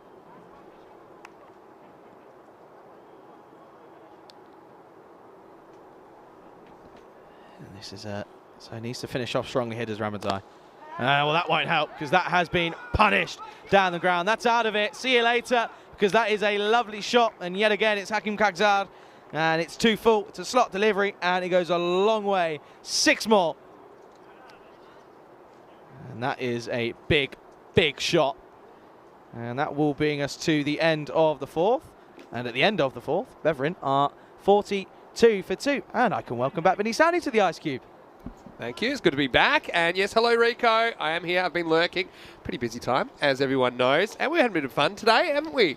And this is the real colour of my suit. I had a lot of questions about this so far. But the guys are having a lot of fun. So maybe we'll try a click. I don't know what's coming up. We know we had a few requests. You ready? You haven't got long. Okay. After this ball. Because it looks like we're ready to go. And that really turned around quickly. Round Fires, though, is going to bowl the next ball. Oh, pretty close, you know. Maybe hitting just outside the line. Have to wait one more ball, I think. Fires is going to get through the over. He's saying, what's going on here? Well, a couple of things here. I mean, gets on the bounce as well because he tosses it up. But where does this hit the pad? Just outside, I think. Cool. Just outside the off stump. It's a really good decision. Yeah, not easy, but he makes a really good. So, yeah, this is something that I guess the crew are having a bit of fun with today. And we're all about having fun as well on the European Cricket Network. Always. Fires.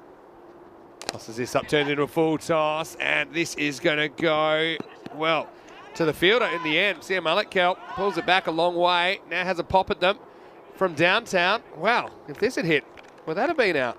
That's a really good bit of work if he's kept this in play. We're coming back, though. Okay, now we're just doing this now. Do you want to show us this? All right, let's just do it. Go.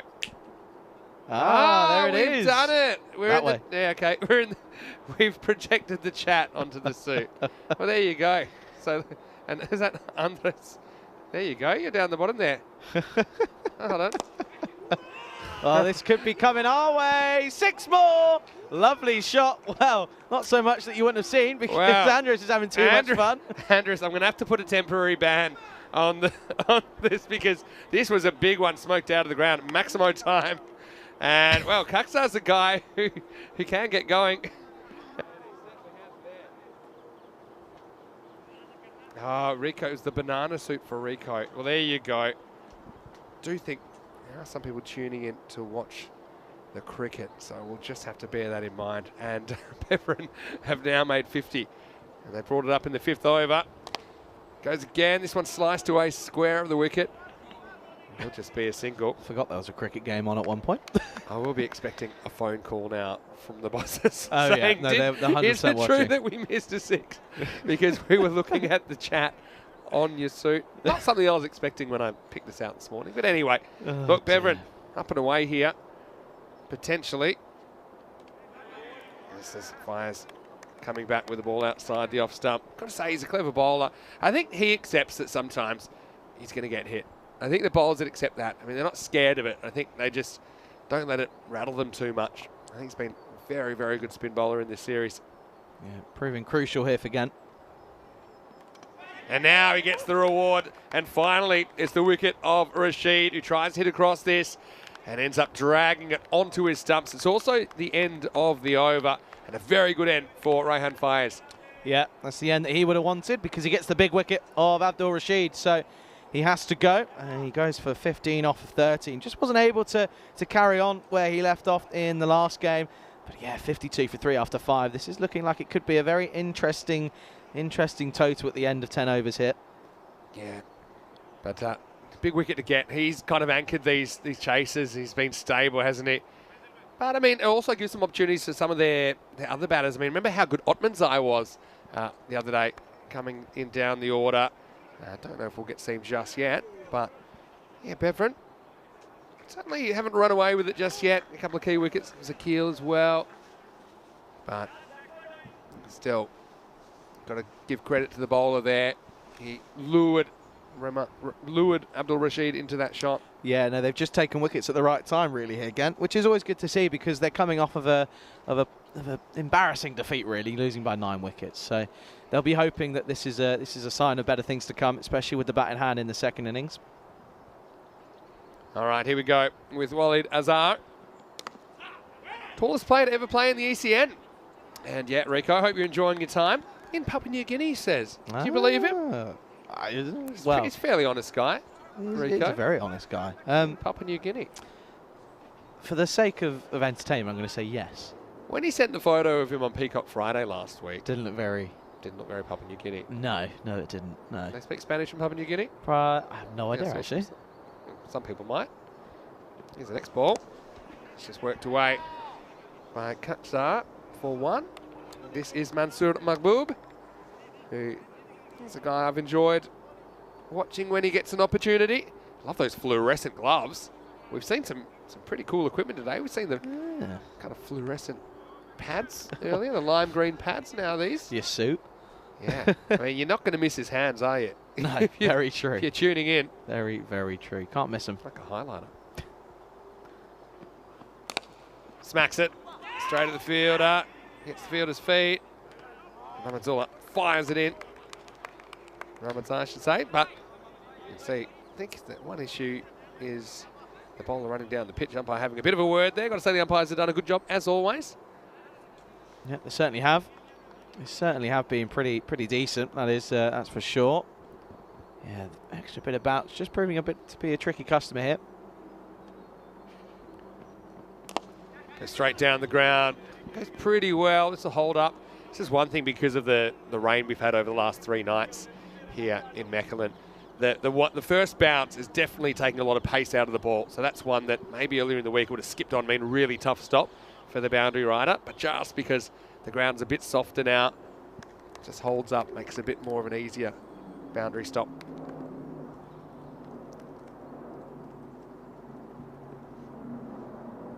Here is Waleed. Straight through the banner. Can't do too much with this. Yeah, but yeah, Beveren, a lot of chat about them, and they've had a lot of success, obviously domestically. The domestic T20 champions. They're reigning ECS champions, albeit from August 2020.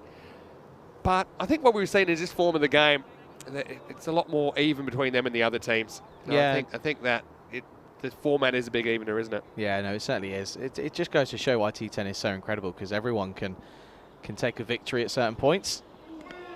It's a replay almost. It's a carbon copy. And when I keep seeing these, it makes me think, all right, if I'm watching this back, if I'm Magboob, I'm trying to think, I don't want to get in this position because there's a few bad things that can happen here. Number one, it would have been a wide if he'd snuck across. End of 6 overs, by the way, 55 for 3. The other thing is then your pads can become a bit of a human backboard to then have the ball go onto the stumps. So it's not a great position to be in. I think, yeah, you want to at least hold your line or maybe sneak across a bit. Looking at the bowling, you see that 3 individual bowlers have taken wickets so far. Saifur Rahman as well as Ramadzai. They both bowled out. Rahan Faiz has bowled 1 over 1 for 9. That was a pretty good over as well from a tall man, Waleed Azhar. But now we're going to get Faiz again, bowling his second over. Yeah, man, he's the only man to take a 5 so far here in Belgium, isn't he? Of course, won the hat-trick board as well. He's had a pretty good time of it so far. Yeah, it's not a bad ball, but it's going to disappear. Maximo! Well, that was big as well from Kaksa, who had to go and fetch this from well outside the off stump, but he picked it and went with the spin and went big. Yeah, it's in the arc for him, and it's just exactly where he likes it, because he likes to come across and dominate down towards that vacant deep mid-wicket region. And it's 6 more to the total. Let's see what Faiz does here. He's either going to bowl this one quicker or slower. Most bowls bowl quicker, but I think sometimes it's counterintuitive. If you go slower, you might force a mistake. And goes quicker, and batter's kind of waiting for it. Flicks it away, and yeah, pretty good stop down there. It's Durrani. Now it's a really tight 2. I got a feeling this is out, you know. I think this is closer than you think. And this could be a big moment because Kaksa seem to have Faiz's measure. Let's have a look. It is just out. Yeah, he's just out. So what a very good piece of fielding that is. I don't think that Kaksa had to take the 2 on, if I'm honest. But he's going to be just short of his crease. I've got to say, credit to the fielder. Does very well. Initially the stop. And then it actually bounces from Durrani to Sir Malik Kell, and it's a perfect throw right next to the wickets. And unfortunately, Kaksa has got to go. Was hitting him well, but he's run out for 33. Yeah, it's a big wicket right at the right time, because he was looking like he was going to start motoring along. And yeah, he goes for 33. That'll be due to the run out, of course. So yeah, it's a big wicket, isn't it? I think that's what Ghent have changed it, because they've managed to take wickets at the right time, and that's just allowed breaks in play and the run rate to drop every now and then. Exposes a new batter to Faiz as well. He's been pretty good to new batters. Really good team fielding. I mean, all 3 of them that were involved in that played their part, and it had to be almost a perfect throw to get him. You could see how close he got in the end, but it just had a feeling. The spider senses were up, and he didn't quite make it, and that proved to be the case. Yeah, it certainly is, but this man comes to the crease, and it will be Shahidullah Ottman's. And we know he can hit a long ball. I think that's one of the key elements for Beveren, is they bat quite deep into their lineup. That's one thing they do. Not all Group B teams have been like that. In Group A, we saw probably longer batting lineups. Anyway, here's Ottman's. That's the way he likes to play the game. He swings from the first ball. Belgium. Gets off the mark with a single. Belgian ball, baby. Yeah, it's Belgian ball. Belgian ball. It hasn't been in quite the same form as it Group was. B has been like Belgian ball light, if I'm honest. Okay, You know, I see what you mean. It's a new, slightly more palatable alternative. Well, this one is gone, and it's not coming back. Well, there's Belgian ball, baby, over the tents. Maximo Mahbub. Well, he decides to go with his spin, and he picks this one perfectly. 6 runs. Yeah, really nice shot. And you can just see there, the clouds are still around. A bit more blue skies at the moment. I think I just checked. The rain's been pushed back a little bit again. Is it? So It's very nice at the moment. If we get lucky, then maybe we can avoid it. I mean, we don't mind the rain overnight. I think the rain's a good thing. We just don't like it interrupting the cricket, that's all. So you see the last wicket on the screen there. Cucks out, run out. It's the mullet kills. Combining. Mahbub. I think he's still going to take this on. Just over 3 overs remaining. 103 pace at the moment. This is a flatter one. It's pretty well placed, and it's going to be 4 in the end. That one is cube bound. It's going to run straight to Charlie. And, well, it's going to be 4. Again, this is the quicker, flatter one. And it forced a slightly different shot from Mahbub. But in the end, yeah, probably not the best. And there, Charlie does the fielding. And not too bad. Probably wasn't the greatest throw. I don't think he appreciated that one being around his ankles, but that's okay. he'll survive. Yeah, he'll survive. We'll fine, survive this last ball. Then goes after it, but cramp for him this time. It'll be a dot ball to finish the 7th to score. Beveren, after winning the toss and batting, they're 73 for 4 after 7 overs. And just a reminder that there's plenty more cricket coming your way on the European Cricket Network in season 2022. We will have our 5-week Khartoum adventure, which will start on Monday. But after that, the FanCode European Cricket Series will be back, starting with a 1-week series in Croatia. That could be our last 1-week series for a while, you know. So I don't think they're planning too many in 2023. But then we'll have 2 weeks in Malta, and we'll finish with a 5-week bonanza in Barcelona. Be there or be square. In fact, we'll be going all the way until the 11th of December. You'll be there. You'll be square. I'll be there. I will be a quadrilateral. Guarantee that. Anyway, here is a column. It's Azar who gets swung away to leg, and it's going to go all the way. Maximo Opmanzai gets his first. He's the guy that really likes to swing it down the order. Perfect situation, I think, for him. And he deals with this one very, very well. Bit of a teaser for the fielder, but 6 runs. Yeah, that's exactly right. I think this suits his game because he knows he can just swing. There's no pressure on him to try and nerdle runs here. He just needs to go out and blast some quick runs because that's what they need here because they're now getting up towards that 110 off of their 10 over. So a big over here, and it will certainly help proceedings for them. Dangerous man, isn't he? Opmanzai. You don't want to bowl in the slot to him. This one is, but he misses it. So Azar gets a bit of revenge again. That's another ball that's gone between the batter and the stumps. So you don't want to have too many of those. Yeah, it's a good start for Opmanzai. 7 off 3. Yeah, he just needs to play his game, doesn't he? Just see ball, hit ball, really. This goes straight up in the air. Well, not straight up in the air, goes a bit backwards. Fielder comes around, almost turns into a catch. Well, I suppose it was one. Now we've got a really tight 2. And, well, this is close as well, you know. And, well, it was Jabir Saeed who went back. It was a big top edge. Well, this could be a problem. I don't know if he stays exactly there. Doesn't move. I don't see any batter yet, do you? Oh, I think he's just got that bat down. Yeah, I think he's just got it down in time. He's over the line, but I think he just gets the bat down before the stumps are broken. I don't think we'll see anything that will say that the bat is up. Oh. No, he's all right, look. Are you sure? That's yeah, pretty much down. Oh, can't give it on that evidence. It's not enough. Got to say, how well was the fielder positioned at deep point, though, to almost be blocking the camera, but he never moves. Yeah, no, that's very true. Because that's the annoying thing with ECS cricket. If you have a fielder blocking the camera, normally you're just costing yourself. Exactly. Anyway, here's Waleed. He's got 4 balls to go in his spell. Another one that goes between the batter and the stumps. And yeah, Opmanzai just a bit frustrated here. Yeah, he's just getting a little bit impatient. And it makes sense because he's hit some nice shots early on. However, just hasn't been able to continue to do so. And he just needs to keep calm. There's still plenty of deliveries left. Kai in the chat's reminding everyone to tap the like button on this video if you're watching on YouTube. Have you tapped the like button this morning, Charlie? Oh, I don't know. Not too sure, to be honest with you. Just a gentle reminder. Thank you, Kai. How's the weather in New South Wales? You're from, Kai, is that right? From Sydney or something, somewhere around there? Just remind us. Anyway, a couple to come here in the 8th. A similar kind of ball. This time he does get some bat on it. Down to deep square. It'll just be a single. Pretty good holding job from Ghent here. You thought Beveren might run away with it with their batting order, but it certainly hasn't been the case. They've been picked down pretty well. Yeah, no, they have. This, and again, it's just the matter of taking wickets at the right time, really. But yeah, no, this is good from Ghent. This is a good comeback, especially after their first outing this morning. Boob, his turn. Last ball of the over. Gets full toss, puts it away. This will be 4. So yeah, not a good finish for Azhar, who kind of had that length working for him, except for the first ball of the over. So really bookended with boundaries in the 8th. It's a good put away to catch up with that one, actually, from Mahboob. And so at the end of 8, the score now will be 86 for 4. Yeah, 86 for 4 comes up on the board after 8. And yeah, this is, we can take a look here. The worm, well, it's there only just there. Taking a bit of time off. It's a bit of a, not really a glow worm, is it, that one?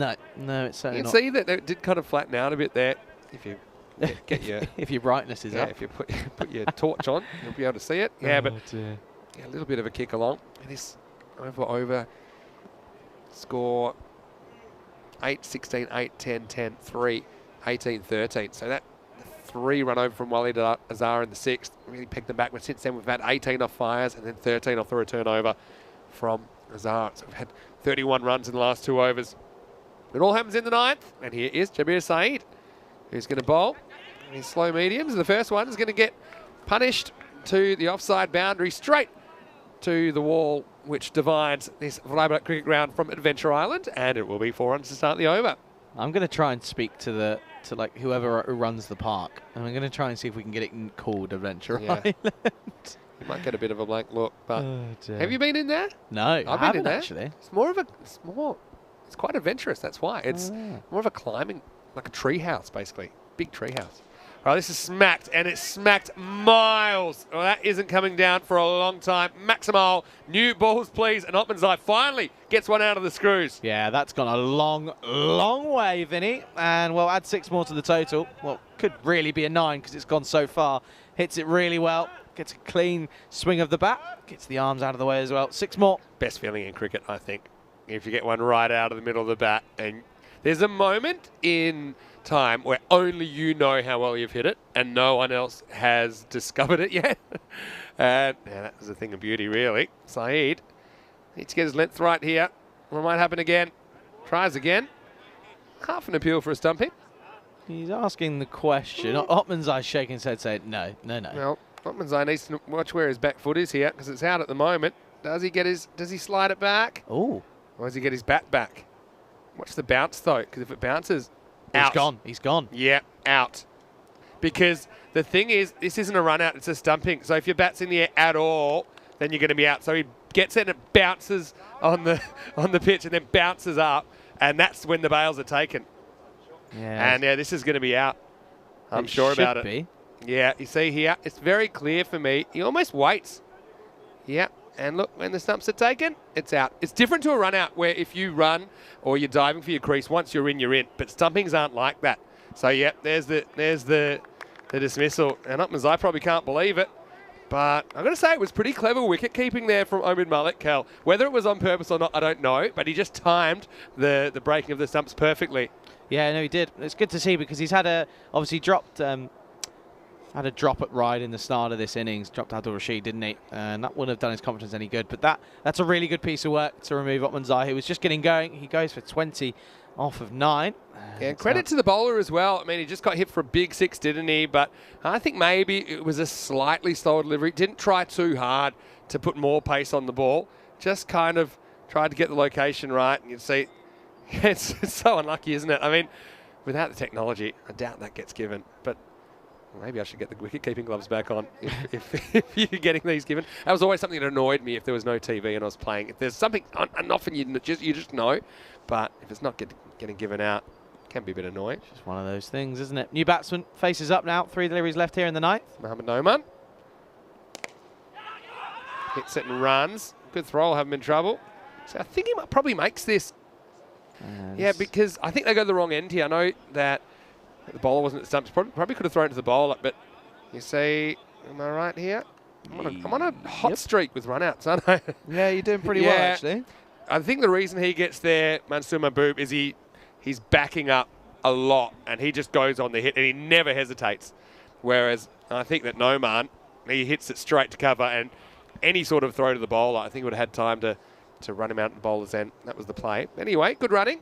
And so it does mean Mahboob steals the strike back with 2 to come. Yeah, 2 left in the over. That's what you want on strike, isn't it? Because you want him to face as many of these deliveries. So, but Noman is also someone who can hit a long ball. Coming in at number 7 is pretty harsh. Goes after this, grabs it from outside off stump and sends it away over the leg side. Maximo! Mahboob steals the strike and does something with it, moves into the 20s, and that brings up the 100 for Beveren in the 9th over. Yeah, nice shot. Just offered a bit of length, and that's exactly what he does. He pounces on it, and it goes into the leg side. 6 more. Comes out of the crease. Bit of a manipulation. This is actually really good batting from Mansoor Mahboob. Anything with Saeed, he hasn't bowled any Yorkers here at all. They're all on this length. And this one is one which is tapped down the ground, and this is going to be 6 as well. Maximo! Once again, you see, it's a length that batters can get under. So Mahboob, after taking that really tight single, he goes 6 and 6 and finishes the 9th with a bang. 109 for 5 with an over remaining. Yeah, that over's gone magical, Vinny. It's ended up 23, so certainly will help proceedings because they were looking like they were going to struggle to get up towards a decent total. But a good over here, they can get up towards 120. And, well, of course, ECC coming up. One of our fresher partners, just letting us know, keeping us up to date how long it's going to be until the ECC, 4 days, of course. Yeah, Frederic Constant. They are our official timekeepers, and they have a big role to play. I know that they're working on a few things behind the scenes to kind of time the innings. That's with their assistants. And so, yeah, big thank you to Frederic Constant. They've been very helpful since they've come on board. The official timekeepers of the ECN, just in time for the Dream 11 European Cricket Championship. We've got some nice watches as well. And a they little peek. Have some nice watches. A little bit out of my budget. At the moment. You're working your way up. Well, getting there slowly. We can't all be on Frederic Constant money. No, that's true. You know, you'll get there. One day. Hang in there. All right, here we go with the 10th over. And it's going to be Sam Alekkel who's going to bowl it. And this is blocked down at short third man. That'll be a single. No man.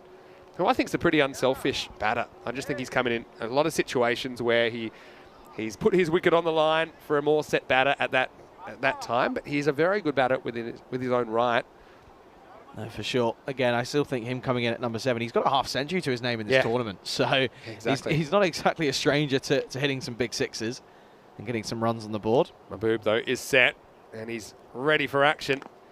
Just clunks this one. Yeah, that's one where I know Mahboob's hitting better, but no one's still a batter. I probably would like him to take that run.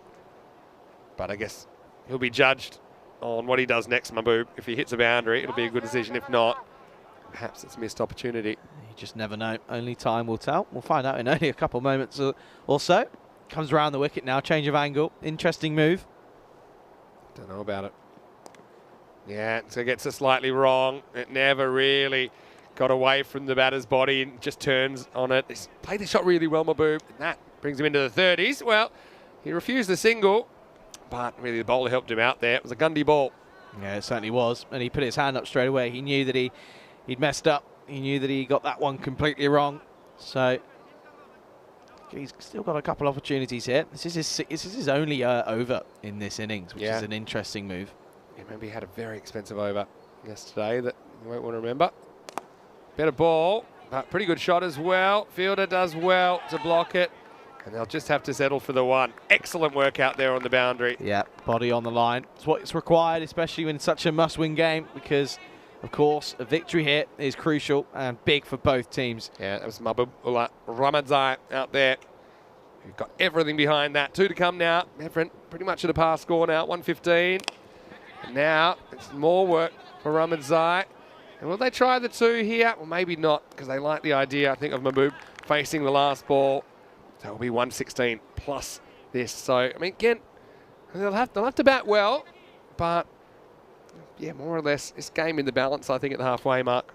Yeah, Mahboob, this is his, he's not far off of his high score in this innings. Last delivery. Hits it hard, hits into the gap, and that's going to be 4. So finishes with a flourish, and they do get to the 120 in the end.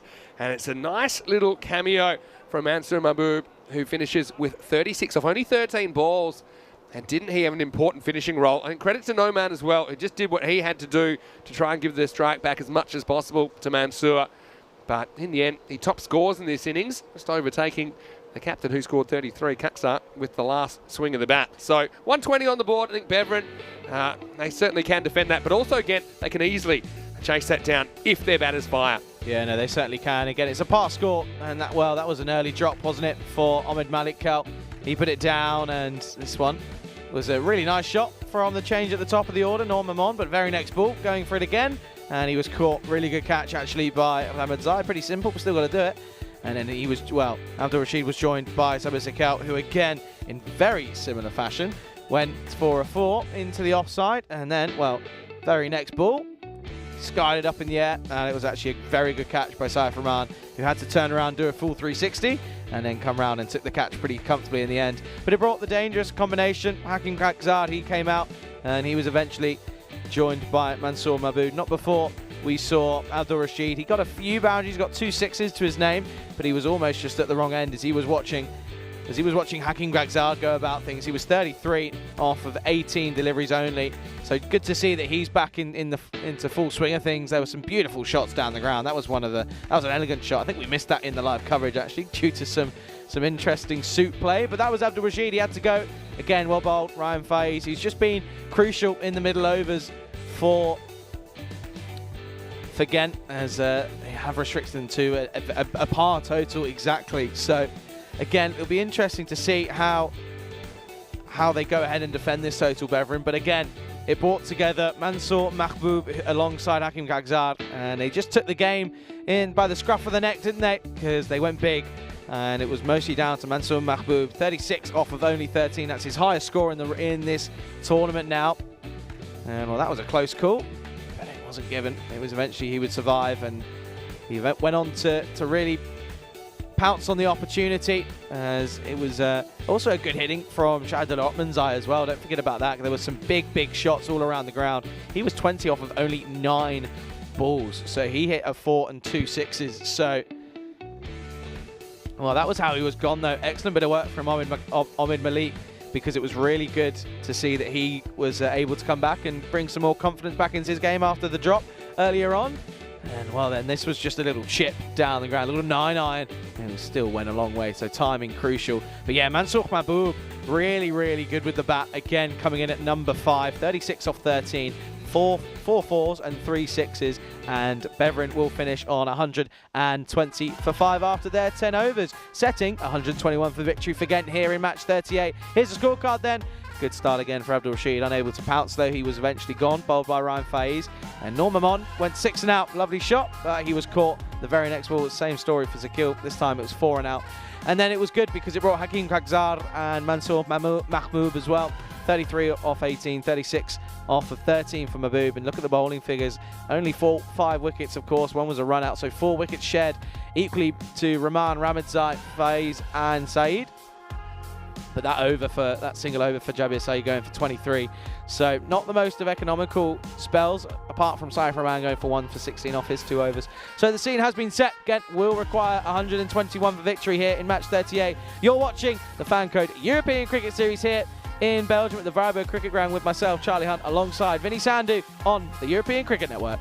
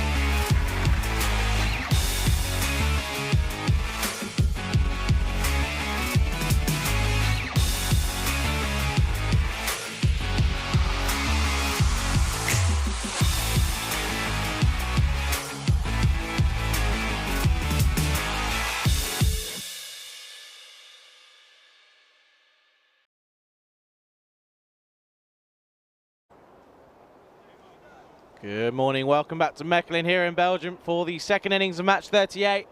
As Beveren have set 121 for victory here for Ghent. Ghent, they need a win here, don't they? A win would make things interesting in the table, as a win would put them level on points, and it was certainly, there would be a change in the net run rate. I can't do the maths to work it out, but a man who certainly can is Vinny Sandy. He'll be joining us ever so shortly. A very good morning to everyone tuning in around the world, whether it be on the ECN European Cricket Network YouTube channel or on FanCode in India. I hope you're all well. Hope you're enjoying the early morning cricket here on this Thursday morning. Currently getting up towards 11:30, and I'm pretty happy to say that the weather looks like it's cleared up for the rest of the day. So I don't think we're going to have any threat of rain until around about 5 o'clock. So we should be okay. And then obviously, hopefully, fingers crossed for Friday and Saturday. Only time will tell, of course. But that man on your screen, he's got a job to do here, has Ghelt, because he's going to be opening the bowling here, and they need early wickets, because if these two, the openers for Ghent, if Ryan Faiz and Faisal Khalik, if they can get going, then the game could really get out of hand almost straight away, because 120 is a good total. It's a pass score here in Belgium, so I think we'll only have to wait and see. But it is going to be Ghelt, as Faiz will be facing. First delivery here in the reply. And it's a wild swing. Ghelt pushing it for pace there. Gets through pretty quickly there.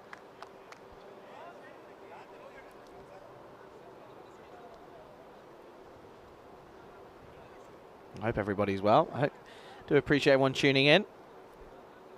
Well, it's going to be a very interesting afternoon as well, because the two games coming up after this match 38, they're going to be very, very interesting, as Royal Brussels will be needing victories. It's a no ball. Oh, there's going to be a mix-up though, and he's gone. It's an excellent bit of work. It's that man again. It's Mansour Mahbub, and it's the first wicket to go. It's a no ball, so there will be a free hit, but there was a complete mix-up, and he smacks it onto the inside of the pad while Khalik was going. Look at that 360 turn, gets the old tongue out, and he takes the throw with ease. And well, unfortunately, Ryan Faiz is going to have to go, and it will be the first wicket to fall, and it will be 1 for 1. Good start for Beveren, conceding the run out as well after the no ball. Let's see here. Just for front foot, it's a very, very good call from Abdul Rahman. He's keeping a close eye. There've been a couple of issues with with front foot no balls, but I tell you what, no issue with that one. That was it was a long way out. So a change at the top, bringing Faisal Khalik and Ryan Faiz together. Oh, they don't get to last long, because due to an excellent bit of fielding by Mansour Mahbub, they just can't keep him out of the game at the moment. And he's pumped out in the middle. The man he's facing now will be Faisal Khalik. And well, it's a pretty nice way to face up. The first ball he'll face will be a free hit. And he cashes in deep in the crease, and this is out of here. New ball, please, because that's going to be 6 more. Good way to get off the mark. 6-2 the total. Good start this one, because that's a really nice shot. I like this. He sits deep and it just becomes a slot ball, and he gets the bat underneath it and he pummels it down the ground. Hit with such power. And a bit of revenge out there from the skipper for Faisal Khalik, because he knows that they were never just in the game really earlier this morning. They've got an opportunity here, and well, that ball's going to need to be checked just in case. Well, that one's gone a long way. So much so, well, there's two balls on the field at the moment, just in case.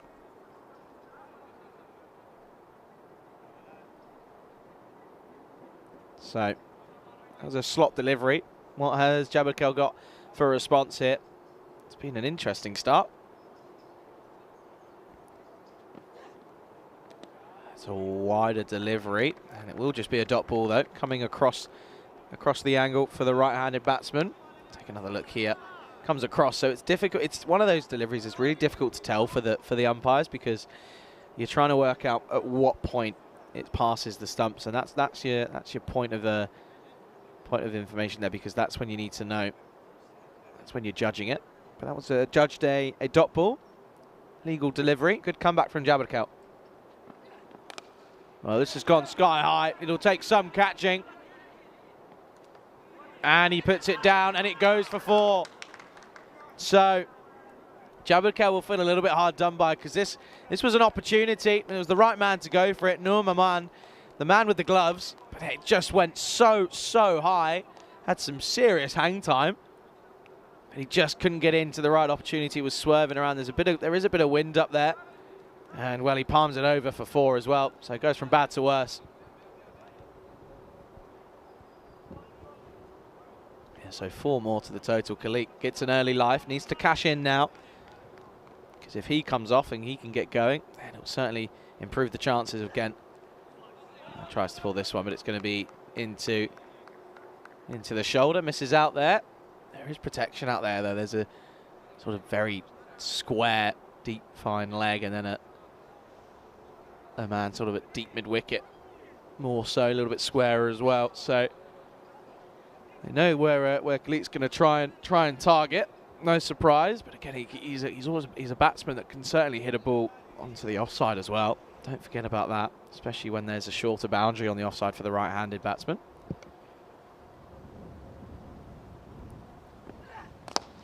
Driven nicely. It gets through Noman. Chases on here. He's lucky because he does get a hand on it. And he's lucky as well because that foot slides, and while they were thinking of a third, Sabir Sakil was just making sure. But it will just beat 2 to the total. And that will bring us to the end of the first over. Look at this one, gets lucky because that foot takes a bit of a slide. Obviously due to the outfield still a little bit wet. Trying up slowly, but yeah, 13 for 1 after 1. We're now nearing towards that 20 mark. 19 matches now without a golden ball. And if we don't get one today, we'll be well into the 20s without one. You never know, though. They often come when you least expect them. It's like London buses, though. It's going to be Dildar Angard, who's come into the lineup for this game. He's going to take us through into the second over. So 13 for 1. Yeah, Faisal Khalik, he's had an interesting tournament. He's averaging 30, but his highest score is only 37 not out. So again, hasn't really been able to properly get going. But he'd like to cash in here. But a man who has been able to go well was Omin Malik Kal. He faces up for his first delivery, and he cashes in on what can only be described as a Gundy ball, because it's a no ball as well. So this is going to be a boundary and a free hit, and this is just not the start that Angar wants there. And well, I might have to take another look at this one. This is the side-on view. That's certainly a no ball. Good call. And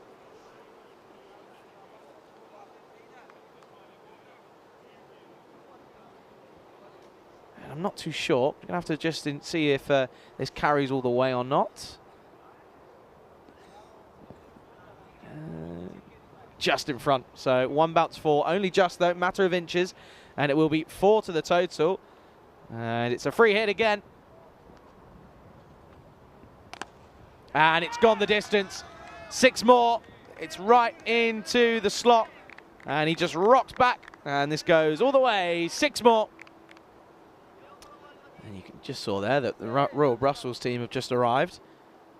And well, they're going to be watching with eagle eyes, because they know that they need to really get some gust under the belt. They need 2 wins really if they're going to cement their place in this tournament. They're running the risk of being knocked out here before quarterfinals Friday.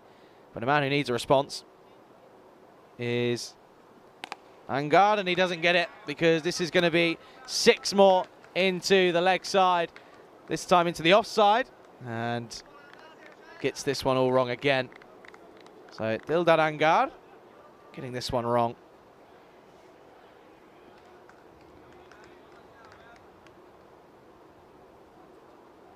So it's going to be, this is a big over already from Angar here.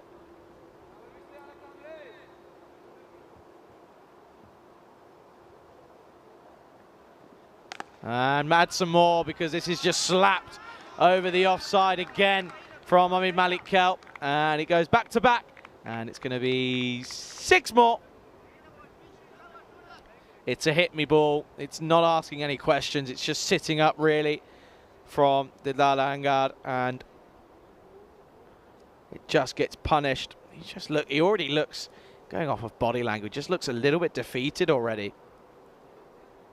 He's struggling here and can't get it on the money.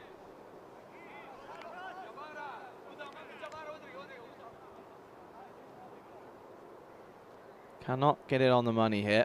Needs to find something here, otherwise this game could be getting away from them already.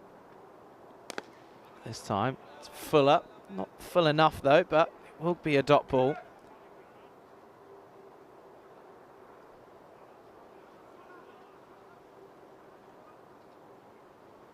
And so Angad, this over's already gone magical. And needs to try and finish strongly here. Well, he doesn't because he puts it in the slot and he gets punished. And it will be 6 more. Malik Kel, he is having a very enjoyable time out in the middle because he's just getting served deliveries that deserve to be hit. 6 more. That's a really nice shot. It was in the slot, but you still have to do the work and hit it down the ground, and that's exactly what he did. And Angad, but he needs to get a bit of anger because he's just not coming off from here, and I'm sure he is going to be angry because he'll be disappointed with himself. He's coming in for the second game of the morning, and it's just not coming off here.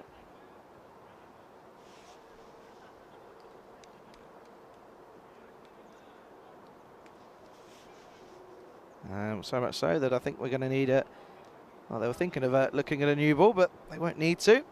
So, 29 off the over so far. Single delivery left here. And they will push this into the leg side. There's an early call of 2. And Khalik doesn't want it. And it will just be a single to end a very expensive over. 30 off it. And at the end of the second, again a 43 for 1.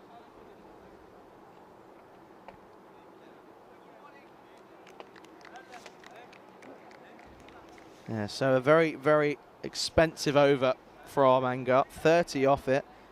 Just undoes the early work from Jabud Kel. And this is what the story is so far. So a win here for Ghent will put them level on points with Beveren. And we'll see Liège. They will play their last 2 games against Royal Brussels later. That's the key games really, because Liège can go ahead, and if they win both games, they'll go top of the table. But if Royal Brussels get some wins on the board, then it changes things right at the bottom of the table as well. Otmanzai coming in now. Starts well, nice and full. And starts with the dot ball. Needs to try and keep this one quiet to finish the power play strong here.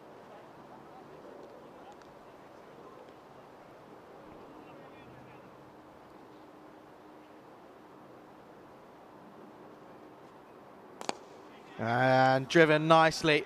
Gets a bit of loft on this one, and it will be 1 bounce, 4 more. And Malik Kel, he is going along very nicely here. He races into the 30s off of just 8 balls, and he lost this one over the top, and it's 4 more.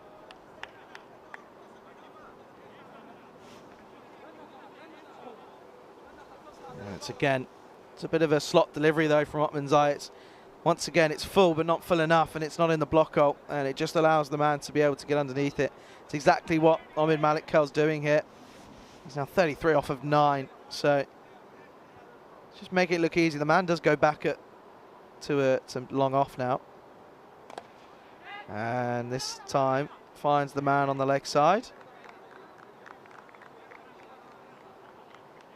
And it will be a dot ball, so a good comeback from Otmanzai.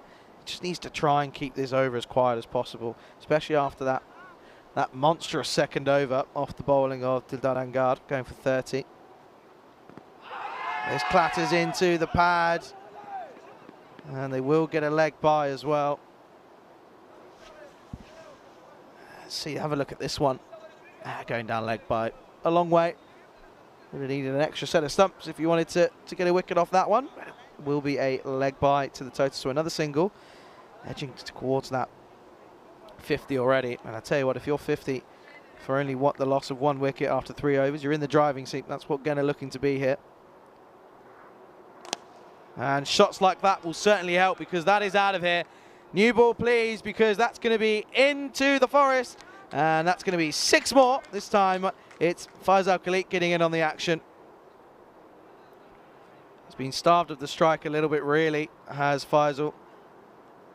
And you've got Ahmed Malik Kal at the other end going really well, striking at exactly 300. You're not too concerned, but you've got to be able to come back into gear. That's exactly what he does. Motoring along now, 18 off 6. They bring up the 50 as well with that shot, and there's a single delivery left here.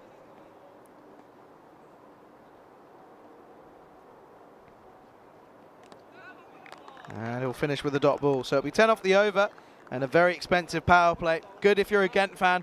They finish 54 for 1 after 3.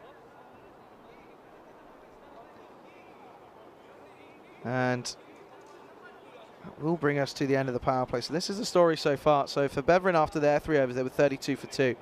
Ghent already in the driving seat, 54 for 1. I think key as well is only losing that 1 wicket in that first over, of course. So it just means that there's still a bit of batting to come for Ghent. But this is the big partnership, because if these two can still keep motoring along, then the game will be taken out of Beveren's hands here. Of course, Beveren have... it's one of those ones, especially with the standings at the moment. Beveren on 10 points. They've confirmed their place in quarterfinals Friday. So Ghent with a victory here will also do the same. It just leaves ICCB, Royal Brussels, in an interesting place, because Royal Brussels, if they take 2 surprise victories in the next 2 games, it'll be really change things up, as we're going to see spin into the attack. Kakzad.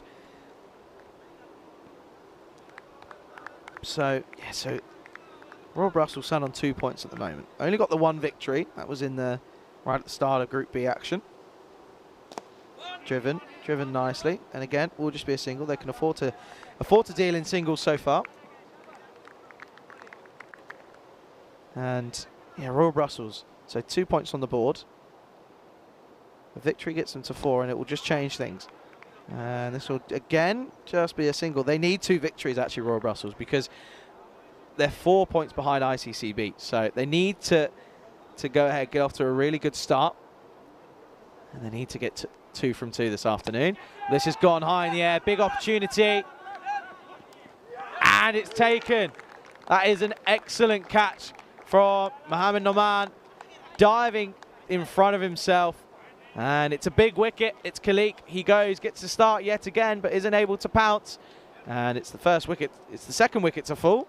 Ghent 57 for 2.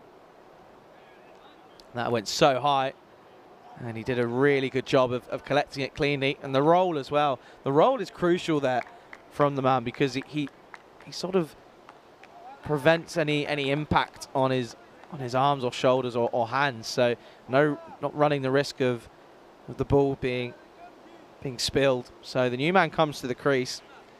Hakimi Nangalai. I'll take a look at this one, by the way. It's a really good catch. Diving in front of him. There's momentum in the roll. Look at that. It's a bower roll. That's exactly what he needed to do. So Nangalai coming in at number 4. He's got a job to do here, because they've been motoring along at a really comfortable rate. So that run rate's at 10, just over 10 and over. So needs to look to keep the momentum going. And this will just be off the mark straight away with a single into the offside. So good tidy over so far, with a single delivery left here in the 4th.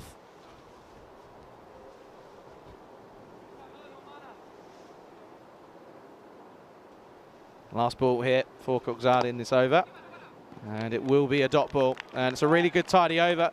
It will just be the 4 runs off it with the wicket, and it will be 58 for 2 after 4. And I can welcome back Vinny Sandy to the Ice Cube, and I can welcome everybody into the Ice Cube. Yeah, welcome. And well, it's not so icy anymore, is it? We had a bit of a damp start to the day, I suppose. We've had 3 consecutive evenings and and nights basically where we've had rain, but luckily it has stayed away from the daytime. It's allowed us to get the best of both worlds, really, with the field getting a bit greener as well. And yeah, looking forward to hopefully seeing the sunshine stick around this afternoon, Charlie. Hopefully, it's shedding a light on some pretty exciting cricket coming up this afternoon, because it's 2 must-win games for Royal Brussels. Yeah, it's now and ever really for Royal Brussels. We'll come to them in a moment, but now let's stick with the current, and it's going to be Haroon who's going to bowl. Bowled pretty well in the first game, and yeah, I was just having a bit of chat to Norm Oman. I said to him in the innings break, I thought he'd been keeping really well, handled Oman pretty well up to the stumps. Of course, had that real steepling high one we saw at the start of this innings, which caused him a few issues. But this is what he does well here. This is one where I often say to try and get the ball in line with your eyes, even though he doesn't take this cleanly, but this isn't getting past him. You see, it's low, and yeah, he makes the block. That's your first priority. I suppose then, obviously, you want to catch the ball more often than not, but still, that wasn't going to go away for buys. We have seen a few of them. Sometimes we see laser options just kind of going with your hands to the side of your body, and if you misjudge the ball, then it can be trouble. I know you've done a bit of keeping. It's one of those things with keeping, isn't it? And we saw it a bit with Ashikula the other night, that it's not necessarily just being a good fielder and putting the gloves on. No. There's a bit more of a subtlety to it. Haroon, and he gets carved away over the offside, and this one, it's going to be touching over. This one might have gone all the way, you know. I'll reserve my judgment, but Ahmed Malik-Kelp plays so strongly in this part of the field. It'll be 4, but still very nice shot. Haroon just giving a bit of width to work with there. Yeah, Malik-Kelp's been really crucial in this chase so far. Racing along into the 30s now, 39 on the board. And he just needs to keep a sensible level head, really, doesn't he? Doesn't want to get a rush of adrenaline here. Yeah, no doubt about it. It's Haroon again. Well, jinxed him now, because this one comes back and he doesn't quite cover the line. So, I mean, it's a tale of two bits of work behind the stumps. You see, this just misses the stump, so it can be a bit distracting, but just have a look. He watches it for too long. He doesn't move that left leg, and that's why it gets through everybody, and turns out to be a boundary 4. Yeah, no, it's that's just the classic tale, isn't it? I say that he needs to keep a level head. Rash shot. You're saying he's kept really well. Makes a bit of a mistake. Yeah. Classic this commentator. is it. You're going to get all of it when you have this much cricket. Essentially 8 T10 matches. It's cricket on steroids, really, isn't it? You're going to get all these situations coming in, and yeah, that's just one of those ones. It's probably a bit more difficult going to your left, because you're going into basically traffic of where the ball you think will hit the bat, or will hit the batter, or will hit the wickets. And on that occasion, you say just misses the stumps and got through everybody. Yeah, so that's going to be 4 buys. And again, that run rate just slowly creeping up, but again, that will just boundaries. They just need to get 2 boundaries at the moment. 2 boundaries and over. That's all they need to do. And they're certainly doing that here, but this has actually been pretty tidy again from Haroon, which is nice to see. And true. Similar kind of delivery this time. Played with a straight bat. So, yeah, plenty more cricket left in this one. Again, another wicket or 2, especially if they could get Ahmed Malik-Kelp at this stage. He's looked better and better as this series has gone on, to be honest. He could be right back in this, but I think it's advantage Ghent at the moment. It's 68 for 2 after 5. Yeah, this is the story so far. Saran Fai is getting run out off of that second delivery. Run out off a no ball. Yeah, never nice. Never nice to happen. And then Faisal Khalik again getting a start and not being able to push on, because his highest score in this tournament so far is only 37 not out. And he's a really talented batsman, and he knows that as well. He knows he's full of talent. So just not coming off him. He's just going for one rash shot too many. But spin seems to be, or pace off, I'll say. That's what's working. Kagzal continuing. Well, gets full toss and gets what it deserves, really. Maximal! Malik-Kelp, he didn't quite make the 50 earlier on today, but he's cruised into the 40s and through the 40s now up to 46. And, well, that was asking for it, and he gave it. You know what's going to happen here, though? Well, maybe not, because this will be his 50, and it's another shot in that point region. He's so good in this area, but regardless of whether this is 4 or 6, it'll be his half century. So fantastic batting from Ahmed Malik-Kelp. They're trying to tie Beveren at the top of the table. Again, they'll probably have a look at this one. Yeah. Yeah, Let's have a look at it. Have to see here. I think for me, my initial reaction was full. Yeah. It's an easy call for the umps there. So he goes to an even 50, but yeah, what a good innings. Goes to 50 off 19 balls. And this is just a class shot. I mean, as soon as you looked at Omid Malik Kell, you knew that he was a player. We saw him on Monday, and he just looked very assured. Got a good technique. Now he's kind of expanding his shots a bit. I think he's a real weapon. Anyway, decides he wants to keep the strike. It's not really a run here. Nangule's out there with him now. Yeah, he just needs to get Malik Kell on strike, really. That's all he needs to push for. Doesn't need to take any unnecessary risks. This time it's going to be around the corner the other way, and it's going to be 4 more. So they're really running away with it at the moment. And Beveren, they need a wicket. They need one quick. Yeah, they certainly do, because this is a big partnership again. This third wicket partnership. And it's slowly getting towards a total that's not really asking too many questions now in the chase. He said it. It's a par score, though, isn't it? 120. Yeah, from 115 to 120, I think, is par. Also, maybe the outfield a little bit slower, but only a little bit.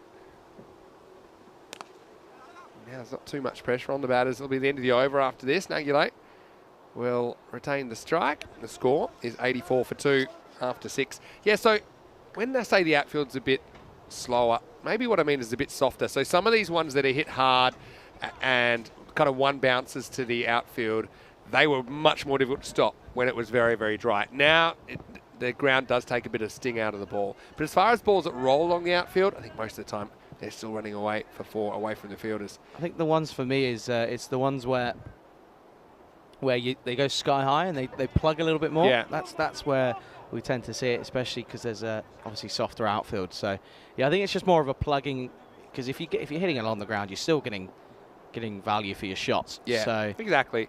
How's that Angar though? Going for 30, supersonic stuff. Wasn't what the doctor ordered. This will be a little edge and dropped. And well, put the jinx on Angar. Sorry about that, Dildar. But I just mentioned the fact that you went for 30. And well, the cricket gods weren't too kind. It's a thick edge. He went with 2 and came up with nothing. Poor Dildar. He will not want to watch this game back already. And Who knows? This is ECN. He might come up with a one-handed stunner and win the game for his team with a hat-trick or something. Anyway, this isn't going to be... It's not going to be a boundary. It's a pretty good effort, I could say, from Mahbub. But does this carry or not? It was low to the ground. Gets stuck in 2 minds, because I think he was thinking about just saving the boundary, but then he realised that it was the big wicket of Malik Kell. So he went for it. You got to gamble for a wicket now. Now the next one, inside edged onto the leg. Tell you what though, some blue sky, but there's also some kind of ominous looking clouds around. I don't really know what to make of this at the moment. Look at that. It doesn't look nice, does it? It's behind us, so we can't even see that. Yeah, this is going to be another good boundary stop. Well, the double barrel roll. I'm going to come back for 2. And they're going to get there, and they'll stop at 2. Yeah, it's a good shot. Good bit of fielding, though. Dragged into the leg side, but it's actually pretty well done. Keeps it to just the 2 runs. They won't mind it, because keeping Nangula on strike is pretty decent. Wow, gets funky now, and it's going to get 4. And so Nangule brings out the party tricks now. It's hard to see them falling over in this chase. Again, he's just making something out of nothing. That's a ball. If he misses it, he's probably in a lot of trouble, but he doesn't miss it. Gets a little bit of a touch on it, and another boundary to Ghent. Yeah, no, it's actually a really nice shot, but it's not a terrible delivery. But I'm actually, even if it goes for a boundary, I'm really glad for Haroon, because he's come back after what was wasn't a great first over in the tournament. 28 from memory. I mean, yeah, he's bowled well. Well, maybe Dildar can look at what happened to Haroon, the way that he came back, and obviously good enough to compete at this level. Up in the block hole. So yeah, Haroon's been excellent here. He just goes for 15 in his 2 overs. 7 overs down. The score is 93 for 2. And of course, this afternoon we have more cricket. Good news for those of you that don't want to have to wait. There is no extended break now between this match and the next. So this will actually start at 10:30 GMT, which is 12:30 in Central Europe, and 4 p.m. in India. And it's Royal Brussels versus Leeds. We talked about it a bit. Royal Brussels, they need to win both games. Now, big team news there. I don't see any Muneeb in Royal Brussels lineup, so that hurts. We know he's been struggling with his hand. It's been bothering him, so it's huge. Maybe you can throw someone like Harrington up the top of the order. Anyway, stay tuned for that one. It's going to be in about 35 minutes' time. Won't have to wait too long. Here's Jabbar Jabbarkel. Last roll of the dice really now. 28 off 18 with Mulletkel there. Nungulate, they're looking pretty good, but I mean, still, especially with the dot ball there, 28 off 17. Yeah, it could be anyone's game here. Keep this into a single figure over, then I think you could be happy and you can walk away and say, well, I've done what I need to do. If they can just, no boundaries, I think is key. If they can keep this to a boundary that's over, they'll be pretty happy. Well, this is a wide, and it's going to be an extra as well. So that's 2 free runs. Kind of undoing the bad work, the good work, I'd say, of the first ball. Yeah, no, it's good bit of work. Take a look at this again, though. Yeah, I mean, they judge it at the popping crease, right? So at the popping crease is where they'll judge it, and I think that does grab the tram line on the way past. That's live action, and this one is a clear wide. So just overcooking a couple here. Jabbarkel, who doesn't want to get too straight, you can understand that. But the other thing is, I don't know about this as a tactic full and wide to Omid, because he is so strong over point as well, and he carves it away very, very well. So, well, it's one batter. I probably would attack the stumps a little bit more, or at least maybe like a 4th stump line. This is just bunted to point. Well, this has been a game-changing over, really. I know it had a couple of wides in there, but they haven't got the boundary they wanted.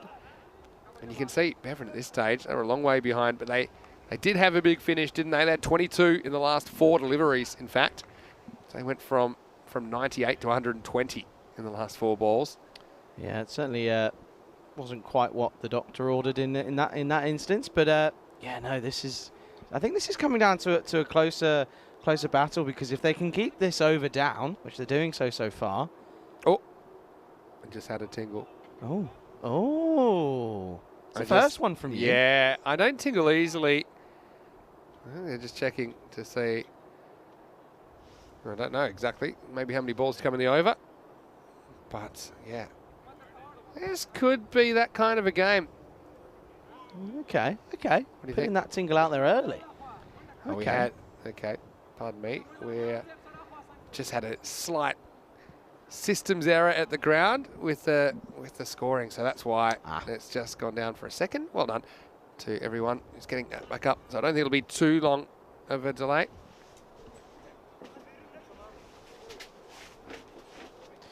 So I guess,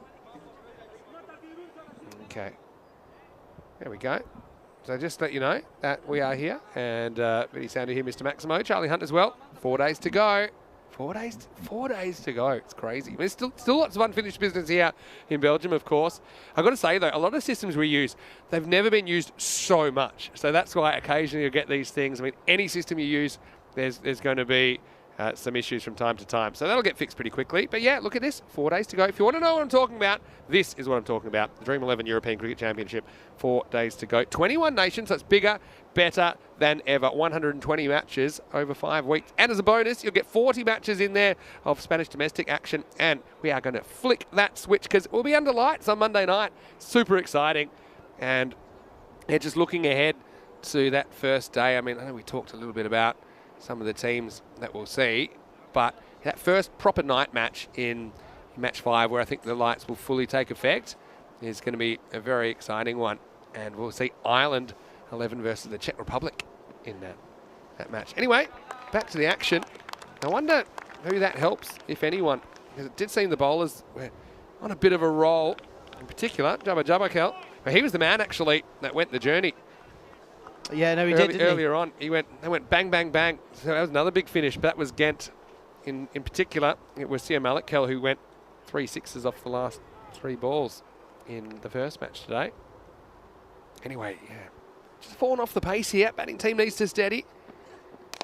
And they do. It's going high in the air. And I think, wow, does this hit the hat? What happened here? I got to see what happens here. I reckon that his hat falls off, which means it's not going to be 5 runs. And I reckon the ball hits the hat. I reckon know. This is what I heard. I'm only going on what I heard. I might be crazy. Let's have a look here. Oh, no, I am crazy. It's just 4. I definitely heard ball on hat. No, I think it was just because it's wetter out there because it's longer grass. I heard something strange. Anyway, it's... 6. You think that's 6? That's 6. Yeah. That's 6 for me. Yeah, we'll try and get the exact pound. Now we've eliminated the ball on hat theory. I think it's 6. Seems more 6 than not, doesn't it? I mean, it's a big call. It's a big call because, I mean, 2 runs could be crucial here at this stage. And it is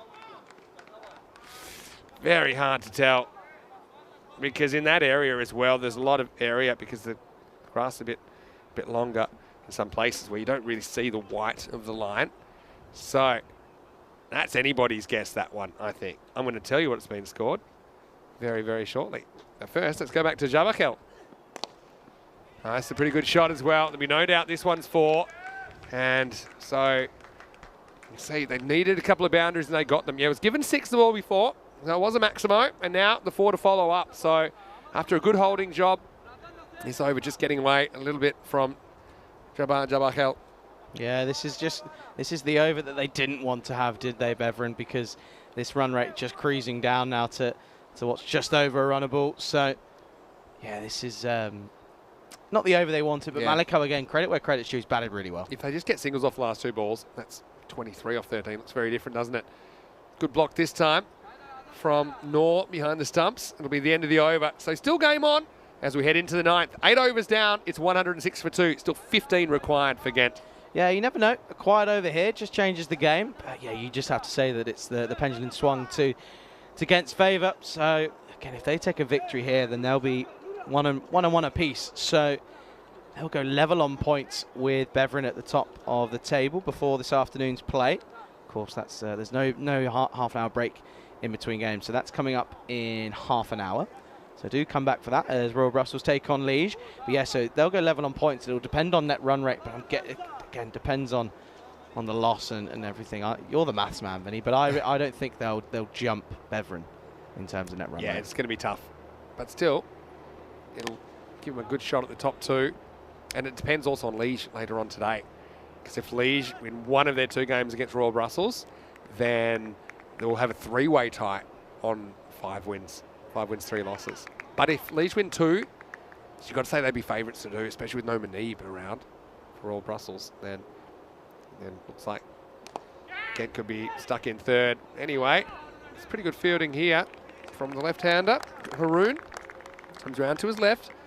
He's had a good morning, really, hasn't he? It's a good story, I think, of, you know, when you come and he gets limited opportunities normally, I suppose, when they're at full strength. And he went the journey, but he's come back really, really well. He's been excellent today. Notmanzai, swing and a miss from Nangulay. He's a bit of a finisher, actually. Nangulay's come out at the end of the innings and often shown an ability to hit straight away, but he misses out on this one. Tried to go inside out on it. Yeah, got it all wrong, the Nangulay, but he's just playing the supporting role, which is all he needs to do. Just needs to rotate strike, get Maliko on strike, because he's gonna just pummel the ball. You just have that feeling. Does get some bat on this, and you can tell from his reaction he liked it. Maximo! That gets it under a runner ball now, and you can see some of the teams getting ready for the next game. Slight off-cutter there, so Nangulay missed out on one, but doesn't miss out on this. A crucial 6 for Ghent. Yeah, it's a good shot, isn't it, down the ground? There's the 2 teams waiting for the next game. Yeah, nice shot. Slot delivery, though, from Otmanzai. Yes, over had gone 1-1 dot before that. Now, get another single with a run hard. Just happy with the 1. So 6 off 7. We're barring a Maximo here. Looks like we're going to the last. That always brings a little bit of tension. Yeah. Otmanzai's got to avoid getting banged here by Omid Malikkel. Yeah, they're going to want to try and take this into the last, aren't they? He just ends up pulling it, not really timing it, hurried onto him, but he will retain the strike. And he's in the driver's seat now. Ghent will need 5 off the last over. It's 116 for 2 after 9. Yeah, so that's now 5 runs for a draw, 6 runs for victory, 5 runs for a golden ball. No, less than that, of course, due 4 to that. for a golden ball. Due to that single. So a single boundary will do it for Ghent. And again, lucky we don't have any time issues here. Otherwise, very true. It could be game over. But I don't think we had any problems with that. Have we ever Teams had have been that? pretty good this morning. Have you ever had a team lose it It has happened once or yeah. twice? Normally it's got them maybe from 7-2 or something like that. Yeah, okay. And the one I remember didn't quite get them over the line, but it was that Spanish Championship weekend. And we talked about the game between Costa del Sol and Minaj. Essentially, it knocked Minaj out of the running. Anyway, here we go. Need a hero. Is Mohamed Noman. He's only got 5 to play with. Wow, big filthy swing. There's nobody down in that quarter of the field, and this is going to tie the game. So, well, it certainly wasn't a convincing stroke, I don't think, but I think probably also the batter knew there's no one down here. So even if he doesn't quite get it right, he's a good chance it'll run away for 4, and that's exactly what it did. Yeah, it just goes to show it's just been Ghent's match here, really, because they're going to eventually come out as winners here, unless Noman can defend the next 5 as dot ball. But you need to just try and get 5 dot balls. Not easy to a guy who's on 68. But I suppose if you can get him out, maybe you can get a new batter in, getting nervous. Nico Fernandez in the chat. Hello, Nico. He wants to know if I've got any thoughts about the Asia Cup. What's going on? All I'll say is it's nice to see some close cricket matches. Yeah, it is. It is nice to see. And I know we'll have mixed feelings from our fan group, of course. Anyway, right back here. Any score wins it. And, well, they're not going to win at this ball. Again, Haroon fielded very, very well. I've got to say, I'm a bit surprised they don't have the field up more. I mean, almost conceding it here. I wouldn't be conceding anything. I mean, dots are possible. Yeah, it's pretty unlikely you're going to string 4 together, but they're a bit lucky, I think, that Haroon happened to be in the way of that. Now they bring one more fielder up. Any score wins it. And this is what I mean. There's no real pressure, and Malik Kell will do this easily. So, well, congratulations again, and let's concentrate on that. Malik Kell 69 not out of 31 balls. Nangule had a part to play as well, and there as well, didn't he, with 23. And again, they end up splitting the points here on their final morning of group action, and they win this one with 3 balls to spare. Yeah, no, it's really good performance from Ghent to come back after a defeat in that first game. But also, well, this is what's coming up next. Yeah. Must-win games for Royal Brussels. Yeah, Royal Brussels need to win and improve their net run rate enough to overtake ICCB, who are 2 wins ahead of them at the moment. ICCB have the day off today. But Liège, they'll want to top the table, and to do that, they need to win probably both matches against Royal Brussels. So plenty to play for, and we're only about 25 minutes away from the start of that one. Got to say, Hossein Kel Fokanula has been one player I've really enjoyed watching for Liège. When he gets going, he is a dynamo. Let's go to the highlights. And well, Charlie, once again, we saw more or less a pass score. We had a weird start with the front foot no ball, then a great throw by Makboob. And so Jabba Kel, his mood changed pretty quickly in the space of about 3 seconds. But we also saw some big hitting, and in particular, the supersonic over in the second really made it advantage Ghent there in the power play. Yeah, no, he certainly did, because well, they ended up getting a really good start, and that's what was crucial in the end, because they were able to kick on after a very promising start. Yeah, they were at the end of their power play. Ghent, they were 54 for 1, so already done a lot of the damage there, and that was really all she wrote, because they were just Beveren weren't able to keep them under wraps, and there were some really lovely shots, 360-degree hitting from a lot of the batsmen, but it's mostly due to that one man, Omid Malik Kell, 69 off of just 31 deliveries, with absolutely outstanding hitting, 6 sixes, 6 fours, incredible stuff from him. And he was also supported by Faisal Khalik and also by Hakimi Ngangalia, because he was really crucial. But that was the catch there for Faisal Khalik. It was a really good catch from Mohamed Noman. However, wasn't meant to be. But I have to say, that man on your screen, he got a little bit unlucky with that, those 4 byes. But I thought Haroon bowled really well. Only went for 15 off his 2 overs. Did go wicketless, but when it's an opportunity like this and there was only 2 wickets to go, he won't be too concerned. But that was how he brought up his 50. Lovely shot there from Malik Kell, and it was an even 50 as Hakimi Ngangalia, he got involved in the action, didn't he? And well, that was put down. It's a day to forget for Anga, because he went for that over of 30 right at the start. It was the second over that went for 30, and then, well, no surprise really, we didn't see him come back, and he had actually dropped a catch as well. Well, that was one that Vinny thought hit the hat, and I told him he was wrong. And then, well, there was also a really nice shot very next ball, because it was that man, Omid Malik Kell. He was just playing some beautiful cricket shots all around the ground. 360-degree hitting for Amin Malik Kel, and that was all she wrote. I can tell you that Malik Kel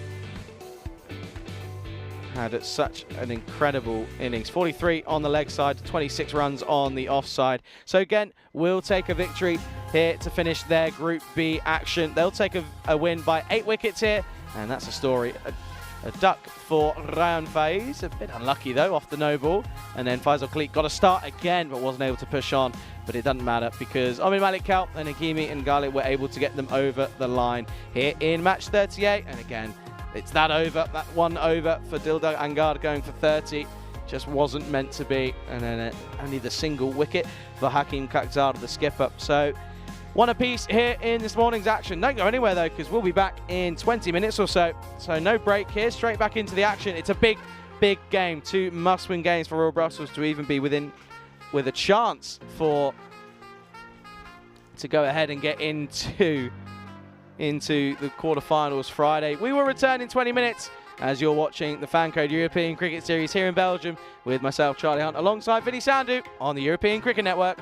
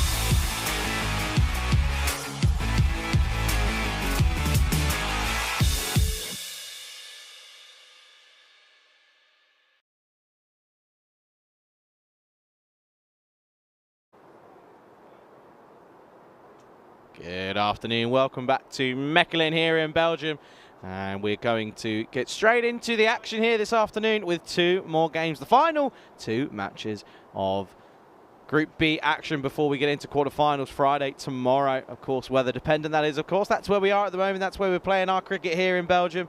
The lovely Vryburg cricket ground in Mechelen here. And we're coming up to a very interesting game here. Royal Brussels. Well, it's a big story here, isn't it? Because Munir Mohammed, he is out. He's out. That injury is too much for him to contend with, so he misses out here, and it's a big loss because he's been most of the supply, most of the runs here for Royal Brussels. So they'll be looking towards the young 18-year-old Oliver Harrington because he's mostly where the other runs have come from. They've got the likes of Nuad Odekel, he can hit a ball, Taha Chowdhury as well as Hayat, of course.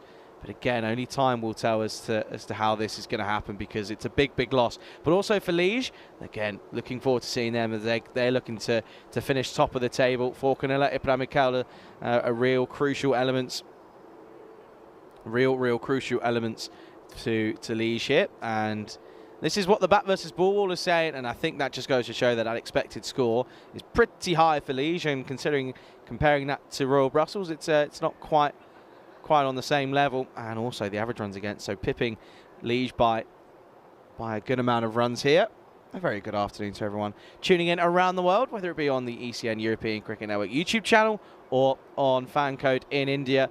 Thank you very much for choosing the European Cricket Network to tune into here on this Thursday afternoon. Just gone half past midday here, and the clouds are still rolling in. Hopefully no rain, you just never know. Yeah, so there you can see there, only the 1 win for Royal Brussels on the timeline. So 2 wins here will get them level on points with ICCB, but it will come down to net run rate.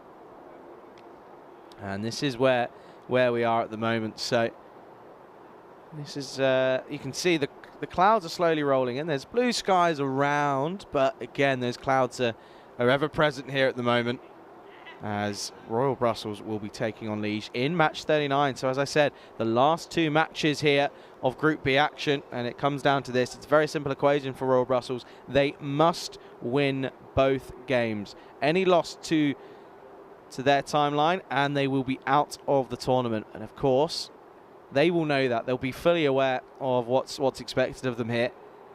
And again, you do join myself, Charlie Hunt, here on the European Cricket Network, alongside Vinny Sandhu, aka Mr. Maximo. He'll be in to join me for the coverage very shortly. Yeah, so opening the batting, it will be Odekel. That doesn't surprise me, due to after losing Munir Mohammed. So yeah, Odekel will be coming in at the top of the order with Taha Chowdhury. And both of these batsmen can hit considerable shots, don't get me wrong. But again, losing Munir is just a big loss for Royal Brussels. And you're going to see the opening bowler will be Haroon Sakani. Actually, no, it will be Insanullah Ibrahim. My apologies. I'm looking forward to seeing how this goes. I'm just waiting for the clock to turn over. But it will be Ibrahim to get us underway here in match 39. He's right on an excellent Yorker length, but it's going to go for 4 down the leg side. And it's a bit unfortunate, really, for Ibrahim because I think it just clips the foot of the batsman of Odekel. It'll be interesting to see what this is being given here. Not too sure. It'll be 4 nonetheless. Yeah, so Taha Chowdhury at the top of the order with Odekel. Good start here for Brussels. Again, they need 2 wins here. And into the offside. Direct hit would have been close. They come through for the single. Good afternoon to Wazza. You can see Wazza's kicking about. Hope you're well. Dark Sight as well is in there. Junaid as well. Liam Day as well. Hope you're well, Liam. Good to see you in the chat. Very good afternoon to you. Hope everybody's well. Again, appreciate everyone tuning in. Bottom edge. Well watched by Harjot Singh, the keeper for Liège. Good afternoon to Helix as well. Yeah, so So once again, this is a big, big game in Royal Brussels Adventure here in the European Cricket Series here in Belgium. It's a dot ball. So that first one, that first delivery was given as 4 leg byes. So that was the right call. Just wasn't too sure if there was a different perspective on it. And there's clouds slowly rolling through. There's a nice little cricket field-sized hole in the clouds, allowing the sun to sort of come on through, which is quite nice. Hope you're well, Helix. Leg side, hits this quite well. There's a man out there, though, and it will be taken. So Taha Chowdhury has to go without troubling the scorers. And, well, that's actually really good bowling from the bowler, from Ibrahim Mikel, and it will be a wicket to fall. First wicket falls here for Royal Brussels, and it's 5 for 1.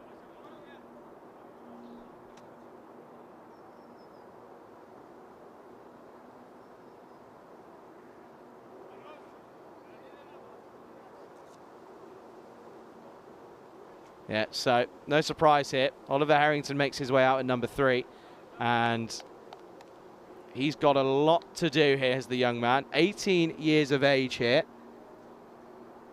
And he is going to have to be one of the main suppliers of runs here. If he goes early and doesn't really contribute much, then it could be a bit of an easy go with it for Liege. But he's facing up now, and he will be off the mark straight away with a single into the onside. This is it's been tidy over so far. And that will be the end of the first over. So 6-1 after 1. And this is the story so far. So again, runs have been hard to come by. 100 up for Oliver Harrington in this innings so far. That'll be his 101st run, of course. And look at that. Look at the batsmen, though, for Liege. That's just been the difference. That's why they're so high up the table. They've had a lot of contributors. Harjot Singh and Bud as well. And then bowling-wise for Royal Brussels, they rely a lot on Zahid, who is in the lineup, of course. This is now going to be Harun Sakani here for Liege. Lofted, drive, straight to Ali Raza. And it will just be a single. Again, Harrington, he has to stay in. He has to bat the full 10 overs now, because if he doesn't, then it's gonna be an interesting total.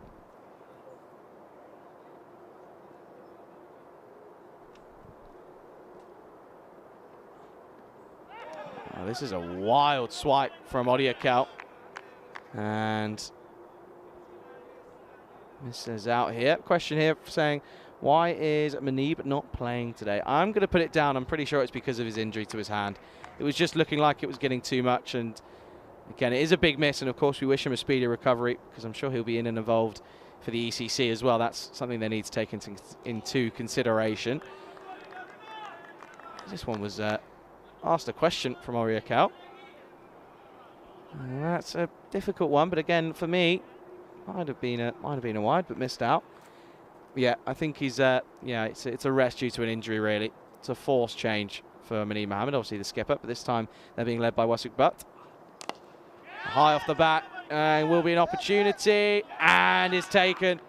Good catch by the fielder. Really good work this time. And it's the second wicket to fall. Oriakal goes for just 1. Royal Brussels struggling, 7 for 2. Good catch in the end. Coming in was Ali Raza. Does well.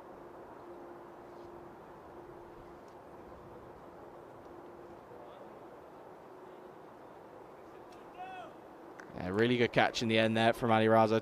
Running in, had a lot of momentum.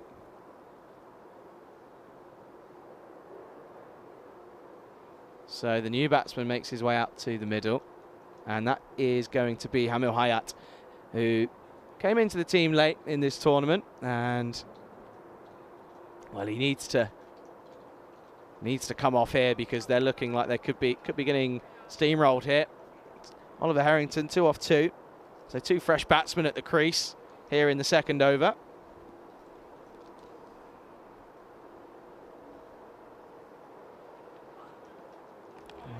just lets this one flow through, has a little sighter really. So again, a good delivery from Sakani. This has been really promising. After a good over from, it was Ahmed Zaikan. He took that first over. Only going for 2 off that first, off of his own bowling. Due to the 4 leg byes, of course. This is high in the air. It will fall safely. Oh dear, that is a collision. I think they're okay though. Bit of a clothesline. But he looks like he's going to be okay. So it will be a single to finish. And good to see that there's no injuries here, because there was a massive collision between Khan and the fielder. Danish disease. And yeah, so it will be 8 for 2 after 2 overs down. So this is the equation so far. So this is what it means. So that's the updated standing. So Beveren and Ghent will finish level on points, with Beveren being the more successful team due to net run rate.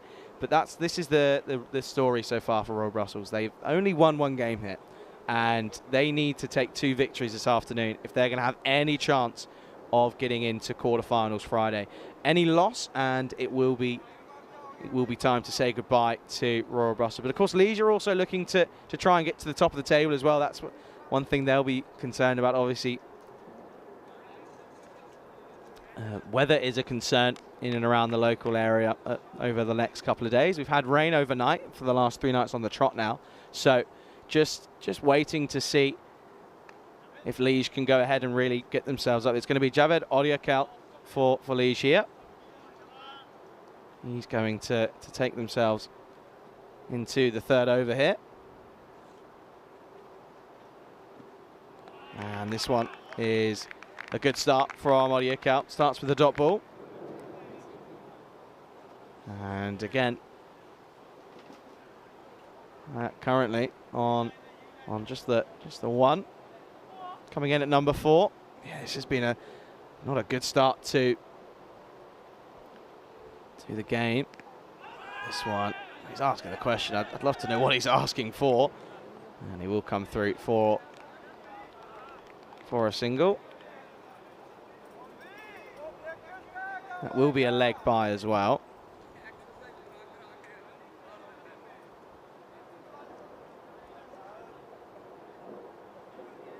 Yeah, leg bye given there for that run. So it will still remain on the 1. Again, really good start though. He was asking a question, but I think it was going a long way over.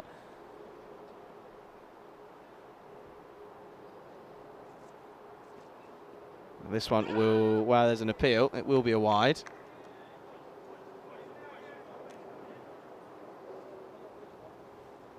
Yeah, this one going down the leg side. Well, he was asking if there was a sound. I don't think there was a sound. Wasn't clipping the leg.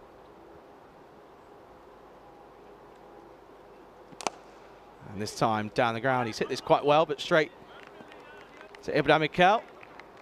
They won't get a run, so again, frustrating times here for Royal Brussels here. Just haven't been able to motor along at a decent pace here, and they're looking like they're going to be at a struggling rate after 3 overs after the power play. Well, this is in the slot and hit well from Harrington. And I've mentioned it previously that he is going to be crucial here for Royal Brussels if they can get up to a decent total. And it's in the slot and he gets punished. And it will be 4-2 the total.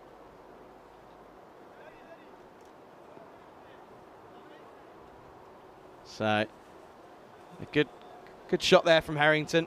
Again, he has been one of the main sources of runs away from Munir Mohammed here for Royal Brussels. So he has to stay in.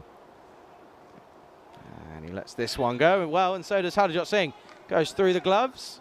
Luckily for him, it won't fall away for a boundary, so it will just be two wides. Very good afternoon to Shrabon, who's in the chat as well. He said hi, Vinny and Rico. Well, Rico's not here. It's myself, Charlie Hunt, here on commentary duties, alongside Vinny Sandu. I hope you're well then. Appreciate you joining us here. Yeah, Rico will be back next week as the ECC starts very soon. Oh, this is up in the air from Hyatt. Should be a simple catch. And it is. It had some serious height on it, to be fair. And it's the third wicket to fall here, falling in very quick succession after a really good catch from Falconilla. And it is now going to be 16 for 3 here in the third over. And well, that was actually a really good, promising catch in the end from Falconilla, because it had some serious height on the ball after being skied by Hamil Hayat, who again fails really. And he takes the long, slow walk off the pitch, and it will be a wicket to go. So 16 for 3 here, and Royal Brussels are struggling as Nayan Khalil comes out to the middle, coming in at number 5 with a single delivery left in the power play. 16 for 3, already struggling here. And Tribune just apologising, no worries, no need to apologise, saying that he was watching with sound off. And I know that there's a lot of people that will either watch with no sound as they're watching it in the background as they go through their day, or there's a lot of people that will listen to it and not watch. So it just goes to show it's different forms of entertainment. Khalil facing the last delivery here of the third. And wow, teasing. The man on a run out could be close with a direct hit, and he almost takes one on the head as well. But he will survive, and it will be a single to end the third. So a poor power play if you're a Royal Brussels fan, as they finished on what will be a very low total after the power play. This one here, just look at that. He does well to get in, but almost cops one on the helmet. But at the end of 3 overs, Royal Brussels 17 for 3. Yeah, so this is the story so far. 3 wickets down in the power play is certainly not where you want to be after 3.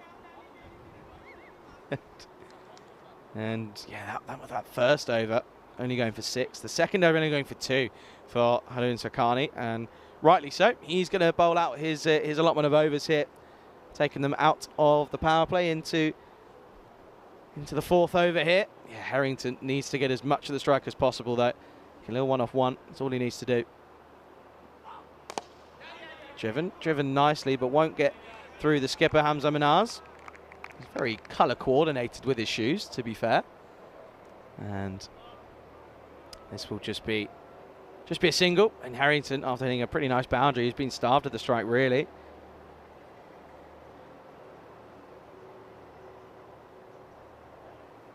Sakani continuing again. Well, misses out this time, trying to just run this down to third man. There is a man at deep third man on the boundary, so it's an interesting shot. Would only really get 1 from it unless he plays a little bit squarer.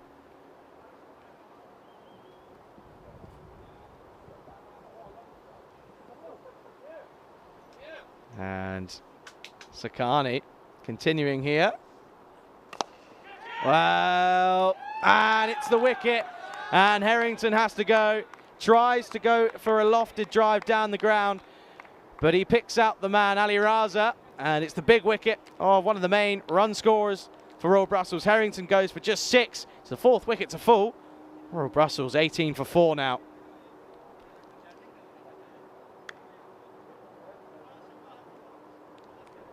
So Harrington has to go. He won't be happy with himself, but the new man comes out and he's got a lot of pressure on his shoulders, because it's now or never really for Royal Brussels. They need to get a total of anything really. The last thing they want to do is be skittled out for very little here. There you can see Vinny, he's lurking, he's around, he's kicking around at the moment. He's getting involved in the chat. So if you've got any questions or any queries for Vinny, go ahead, get involved in the chat. He'll be lurking for a while, so he will be getting involved.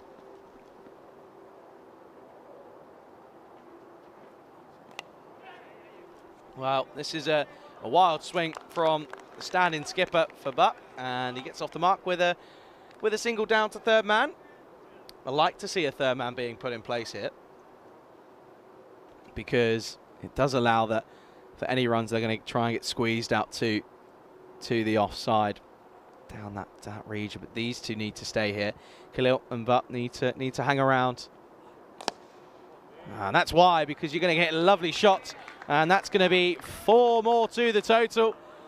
And it's a lovely shot from Khalil. And that's certainly going to bring a sigh of relief for Royal Brussels. They finally get into the 20s.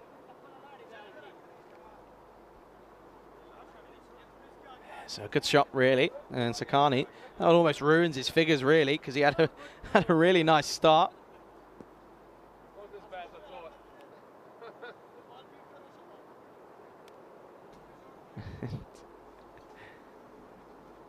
Vinny was the man who went and collected that. I wonder if there was any more in the bushes, because there's been a few hit down there. Final delivery of the over. Once again, down the ground. Doesn't quite middle this, but Khalil will keep the strike. It will be a single to end the 4th over after 4. Royal Brussels are 24 for 4. So losing a wicket at an over. Well, talking of 4s, 4 days to go until international T10 cricket returns to your screens. It all starts on the 12th of September out in Khartoum. And that first game, what a game it is. Spain taking on Austria. I can't wait to be watching that one. And the man who will be bringing you the coverage for that, Vinny, alongside Rico. He's looking forward to it. I know that for sure. And I tell you what, there's a lot of excitement around the ECC this year.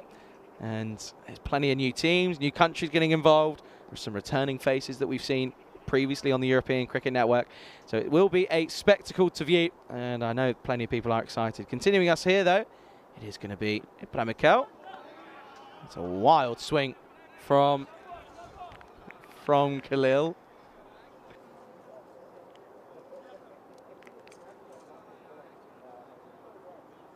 Wow, almost getting a breakthrough pretty early on there, Ibrahim Mikel, who's been pretty decent for Liege. He's been a pretty cool and calm and collected customer, really. Both with bat and ball, he's got 10 wickets in this tournament so far. This is a lovely shot, though, from Khalil, yet again. He's played 2 textbook shots, and he's been rewarded because it's another boundary.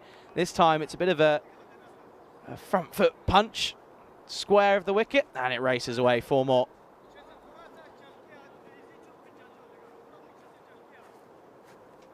It's Ibrahim Mikel, as I say, he's one of the leading wicket takers in this tournament. He's been really crucial for Liege. Again, Liege have just been a really good outfit on the pitch, haven't they? There's, again, 2 wins here, and they will go top of the table and finish top as well. And this time into the leg side, slightly lost into the shadows. That's collected by Khan and will just be a single.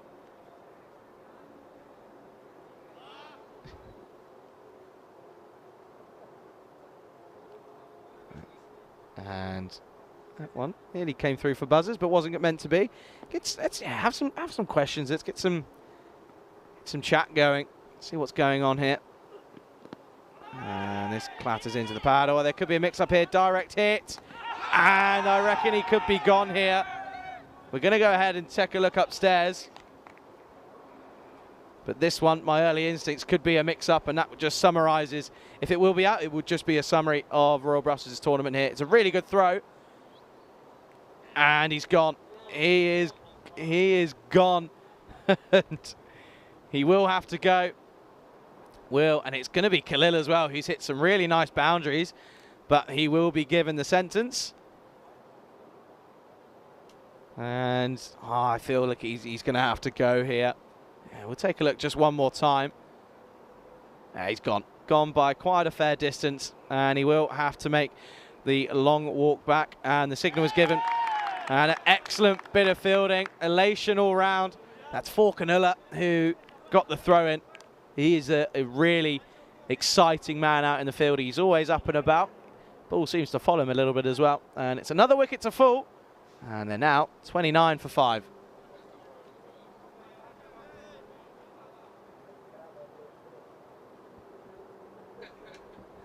Well, another wicket goes. We'll take a look at this one again. Clatters off the pads, and well, a little bit what he wanted to get away. He wanted to get on strike, and rightly so. He's hit some lovely shots, but the skipper was just holding his ground. He didn't really want to go. And, well, the umpire said, we're going to take a look at this one. It's a bit closer than I think. And eventually, he was going to have to go. Really good bit of work, though, from Falconer. 29 for 5 now. Not even at the halfway stage.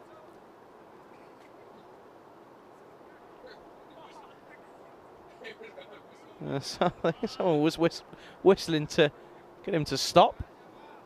making sure the field's in the right place. This is not good from Royal Brussels, is it? In a must-win game as well. Still going to come out and swing first of all. Again, really, really good run out there, wasn't it, from Husinkel Forcanilla.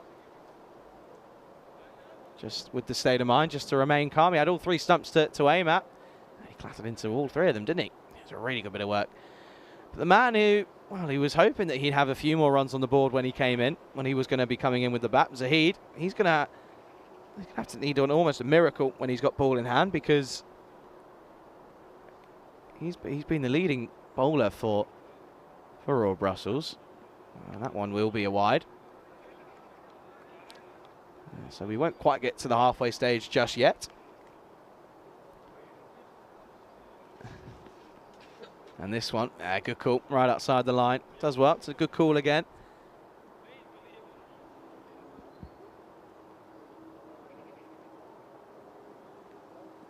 Continuing here though, final ball of the over this time. And it will be a dot ball. Wild swing from Zahid. So an interesting over with the run out coming off it, also a boundary. But it's again struggling here, Royal Brussels at the end of 5, 31 for 5. And yeah, so that projected score, if they don't lose any wickets in a pretty considerable amount of time, it will be around the 60, which will be very below par. But this is the story so far. So Oriakel going for just 1. Sahad Chowdhury getting a 3-ball duck.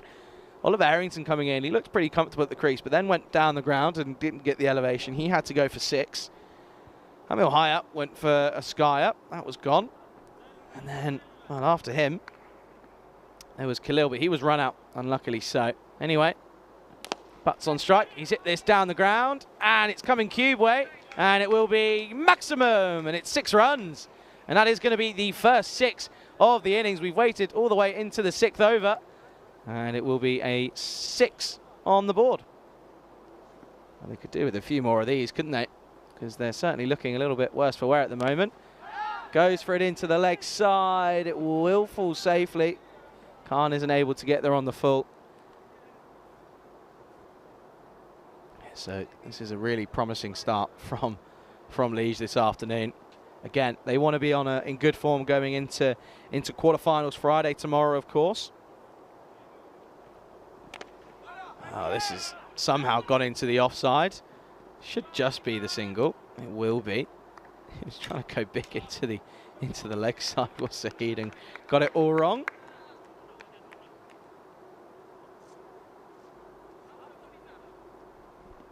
Brings Butt back on strike. He's a long way out of his crease.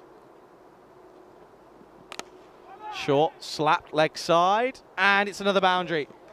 So this is just helping things here for Royal Brussels. They now get into the 40s with that shot. And the skipper, well, he's leading from the front, isn't he? And he's going to have to, as it's going to be 4 more into the leg side.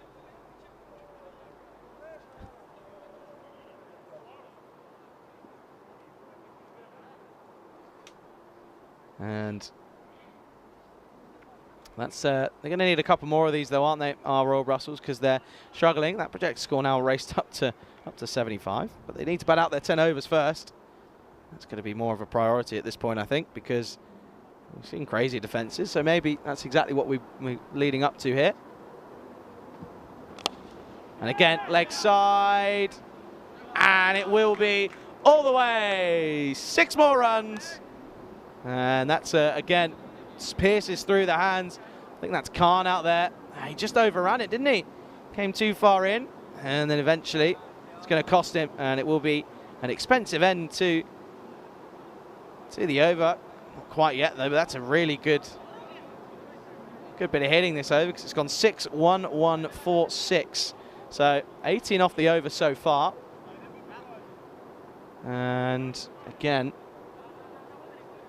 just looking to try and sort of scrape their way towards a semi-decent total here. I think if they can get up towards anywhere in the 80s or anything like that, they'll be pretty happy.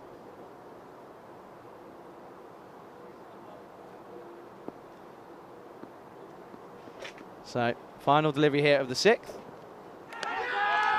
It's an appeal and given. And the fun comes to an end.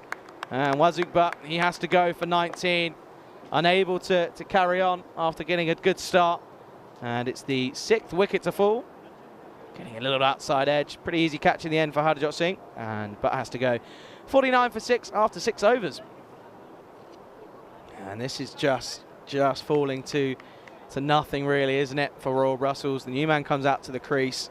And, well, not quite the easiest of opportunities here, as he's going to have a bit of pressure on his shoulders. The new batsman will. And I can welcome back a man who's been lurking for a while, but he's back. It's Vinny Sandhu.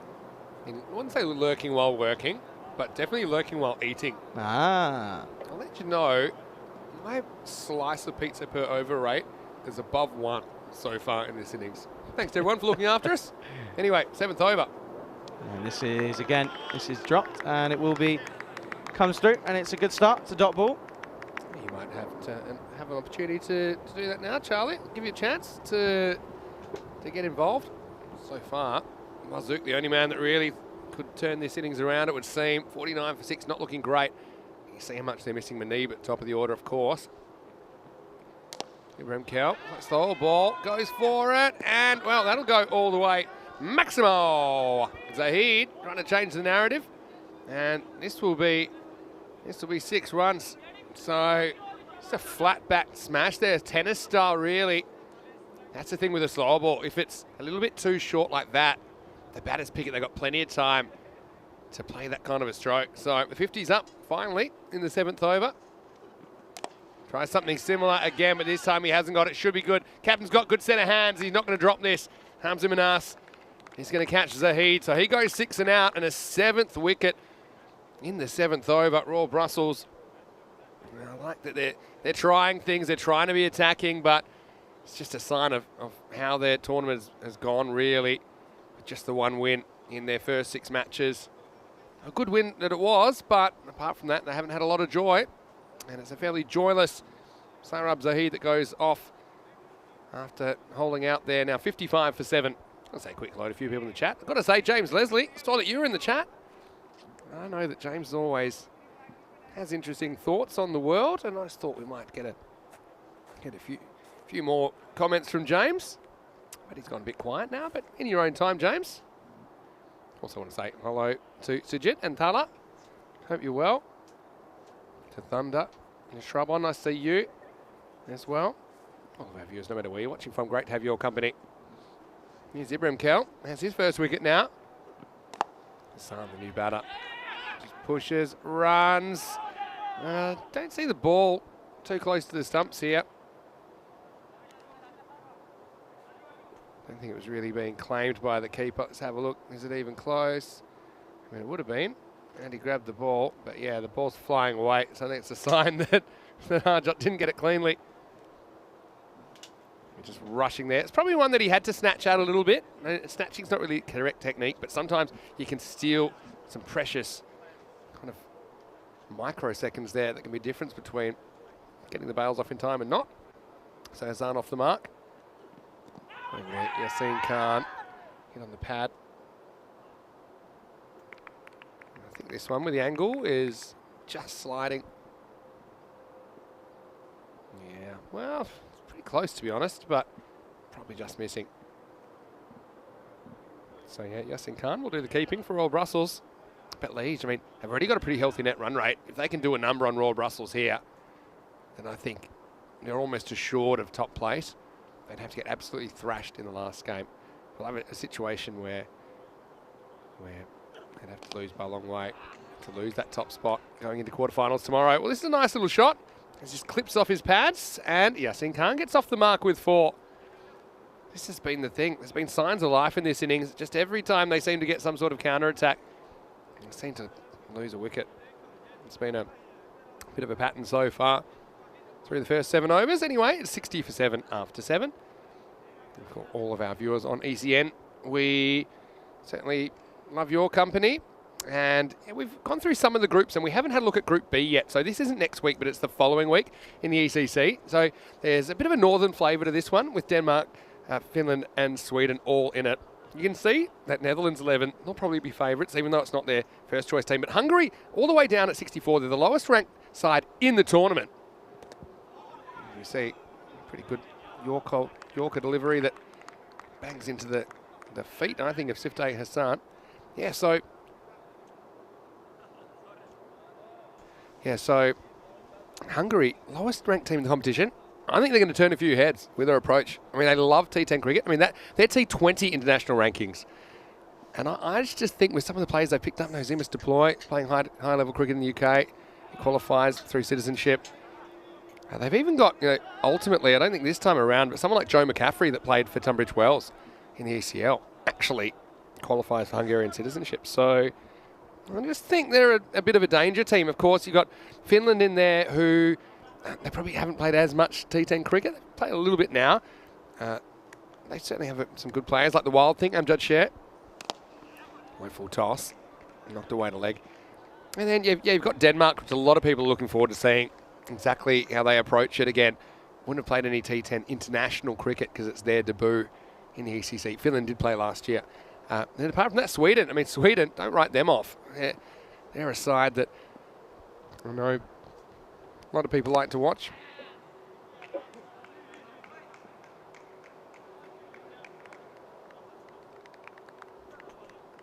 Just a single there to Hassan. Moves to 3. Yeah, so Sweden, the team, they've got players like Azam Khalil, of course. They've even got someone like Nusratullah Sultan, who's come into the side. We've seen from Lance Krona. Ariana CC plays his cricket. And Ariana Keefe, their arch rivals, actually have qualified for the ECL. So, yeah, a bit of a win for that Lance Krona region where we've had ECS cricket the last couple of years in Sweden. The last 3 years, actually, we've been there. All right. Can they get some boundaries here, Royal Brussels? Well, short. It's hit pretty hard. Straight at the fielder.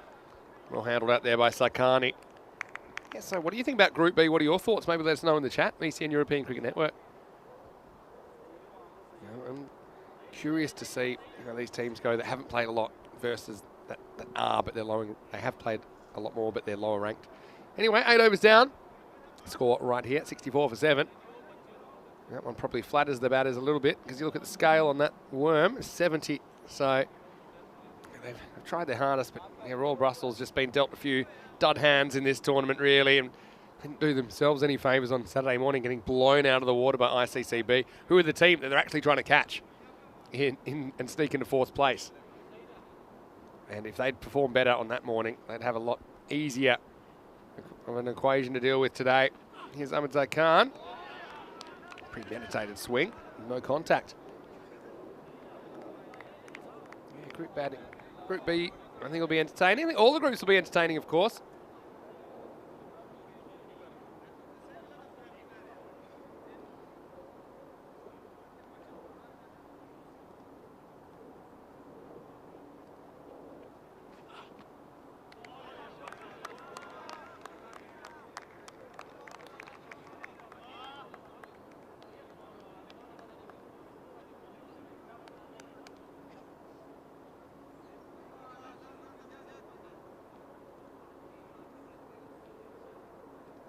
Apologies for that slight break in the audio there. It's an issue we're working on. Well, there's an issue here, and I think he's bowled.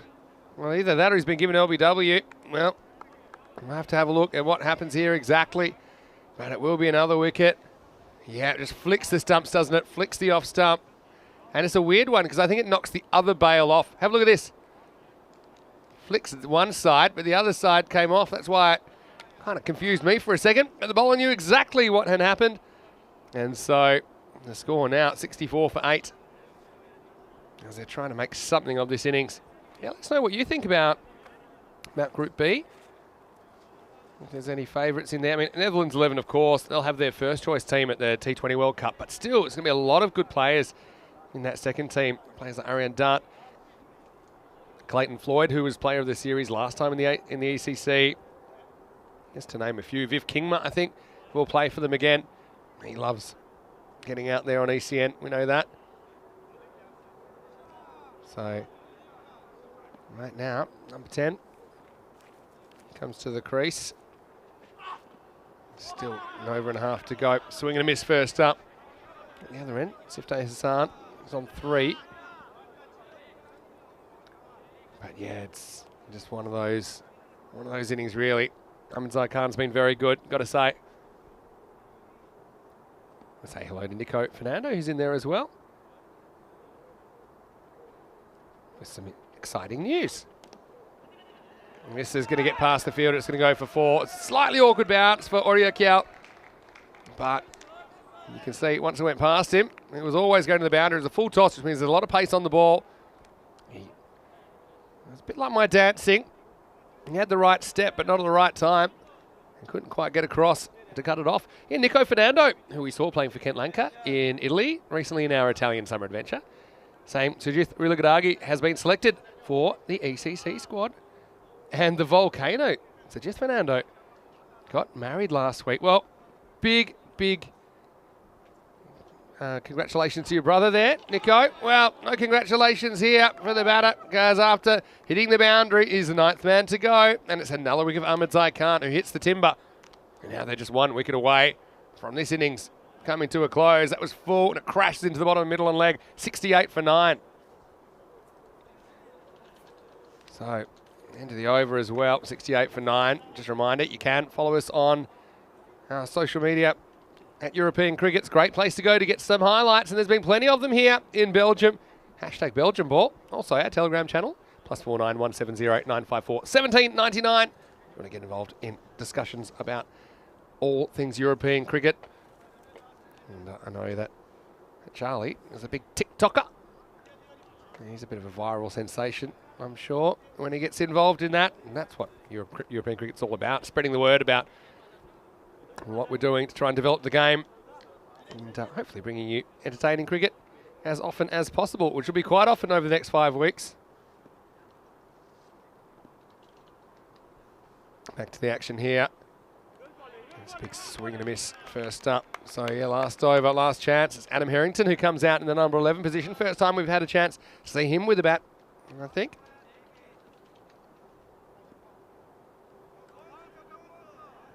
So Nico, yeah, all the best to you and your family. Great to see you in the chat.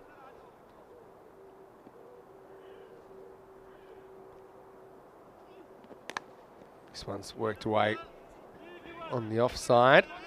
I'm going to go for a dodgy 2. And, well, they get away with it. Harjot, it gets full body checked, and so they'll take a 3rd. And when you're 9 down, desperate times, desperate measures. What happens here? No, a good throw had him dead here. Let's have a look at it. And he just has a look at one end and throws the other, Umair Butt. And he's flicked it. That's what's happened. So no wonder they went for another one. And then just using the keeper as a bit of as a spring off. So it'll be 3 runs, a rare 3, and over to Adam Harrington. Yeah, swings and misses at this one. Just 3 remaining now. So yeah.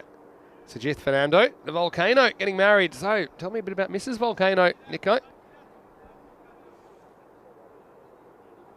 And then, got some more questions in the chat. Well, we see, little brother trying big brother's tricks. Got that one out of the toy box, but couldn't quite connect with it. Always like it when number 11 goes for these kind of shots. But I've got questions about Raheem Safi in the chat. Oh, he's a very good player, isn't he? Another swing and a miss, so still 1 to come now. Yeah, Safi is a guy. I don't know if I have a little peek at the Sweden squad. Obviously, he's a player that we've seen impact the game pretty solidly. I mean, there's a lot of guys in Sweden that'll do that. Emil Zuvak, I mean, I'm not sure if he's in the 13, but he should be, I think. He won that game in the Impossible Chase last year. All right, and now he's a bit caught behind. Well, that's hard to do. It was the reverse paddle, but with the keeper back, he didn't get enough of a deflection on it to get past the keeper. And Harjot does the rest. Adam might have to take him out the back and give him a few little pointers. I do like that he's trying something there, Adam, but unfortunately he's going to have to go without scoring. And in the end, they will be all out for 71 off the very last ball. So yeah, just going back to the question about the Swedish squad, I don't know if Raheem Safi's in it. Again, I'll keep an eye on the website for all those squads in Group A and Group B. Should be there before too long. Anyway, let's have a look at some of the highlights. Well, that was probably one of the bright moments, which says a lot about this innings from Royal Brussels, who could not get too much going. They end up getting bundled out right on the 10 over mark. But I mean, we just saw Liege, they just seemed to have the answers, didn't they? They took wickets all the way along. We saw that was a bit of friendly fire there, but at least they're all going for the ball. They're all feeling pretty aggressive, I think, and they were just consistent wickets. In fact, the 8th over was the only over that didn't contain a wicket, to give you an idea. And even that over only went for 4 runs. And then the 9th, they got 2, so they made up for it. So we saw 8 overs with 1 wicket and 1 over with 2. Just that other 1 over that didn't contain 1, which says they never really got a partnership going. That's normally what you have to do.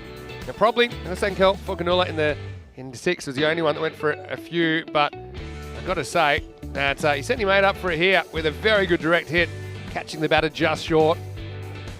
And yeah, you got to feel for all Brussels a bit, because they've got a real task, I think, pulling this one out of the fire.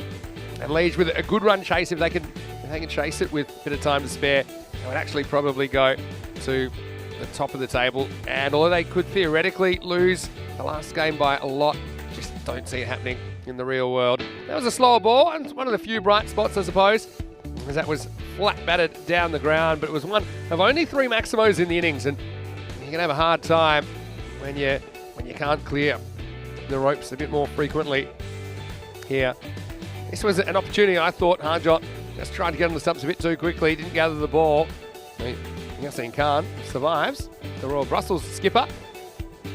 Yeah, late in the piece, I think he tried hard, got a boundary, but then he was bowled. There was a little bit of the house of cards falling there, one bail nudging off the other. This was a bright spot, I suppose, because it was a 4, but that would be the last boundary to be scored. There's that wicket, and then there was the 3 in the last over. It was the only runs. It included an overthrow. But Adam Harrington trying the reverse wrap. Just gets a fair piece of bat on that, but flew through fairly comfortably to the keeper. And Harjot Singh did the rest. Looking at the scorecard, well, not too much to write home about, was it? But who's the acting captain in Muneeb's absence? He ends up top scoring with 19 off 8. And apart from that, Nayan Khalil with 12 for. He was run out sensationally by Hussein Kel Fokanula. But you can see nobody even makes it to 10 balls in the innings. Nobody got in. In fact, I think that 8 was the most from Wazik Bhatt and also Yasin Khan towards the end, who tried to repair it, but the damage was done, wasn't it? And just 4 wides in the innings as well. So pretty disciplined stuff as well from Liege, who have pretty decent bowling figures across the board. Ahmed Zai Khan opened up, did very well, 3 for 6. 2 for 9 to Sarkani. 2 wickets also for Orya Kyal, who looked good in his outing. 1 each for Ibrahim Kyal and Fokanula with the 1, although he did concede the most expensive over. Also, very, very good in the field. So 71 to defend, not too many. Royal Brussels hanging in there, but only just when we return. It will be Liege's turn to grab the bat. They'll need 72 for victory. Vinny Sandu here, Mr. Maximo. Charlie Hunt with me as well. We'll see you shortly for more action just around the corner on ECN. You're watching the FanCode European Cricket Series.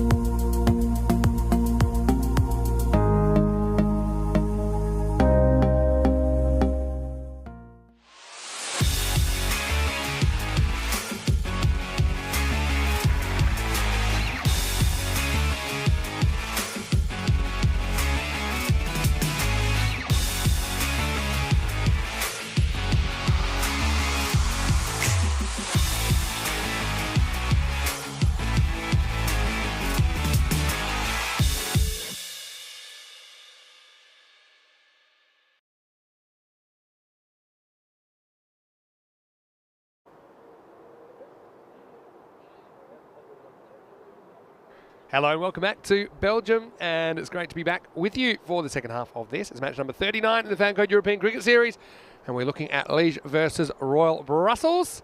In the first half of this one, Royal Brussels getting bundled out for 71, so they certainly have their work cut out for them. There you saw. It's not a scoreline that they want to look at. Now, it's going to be pretty tough, I think. You see, Wasik Butt, 19, was the best performer for them with the bat. Like I say, no batter faced more than 8 balls in that innings. That's really an indication that no one was there for any length of time. Look, I didn't mind their intent. It was there, but I think just Liège a bit too good with the ball. And they were pretty ruthless, I've got to say.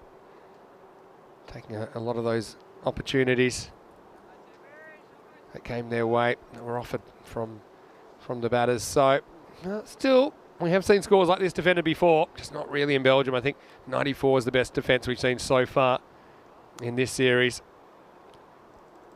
In Belgium is high scoring, but maybe not as high scoring as we thought it might have been after what we saw on Saturday with a record 1,104 runs in the day.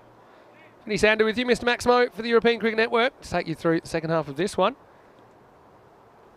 And let's go.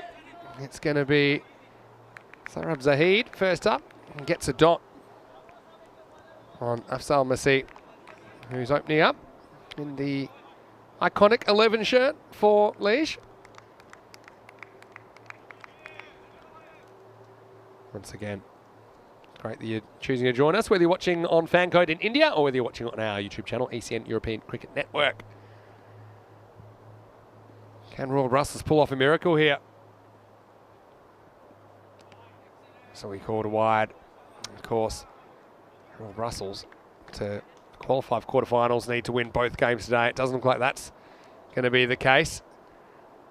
But I think regardless, they'll want to at least give a good account of themselves. Not every day that the ECS rolls into town. So let's see if they can make a fist of this defence. There's no real hurry at the moment from Masih. He just defends this one out. So he's been a pretty good performer. Took a pile of wickets on Saturday. But yeah, Royal Brussels just had some issues all the way from Saturday morning. That's why they're in this predicament, to be honest. And 2 pretty heavy losses to ICCB.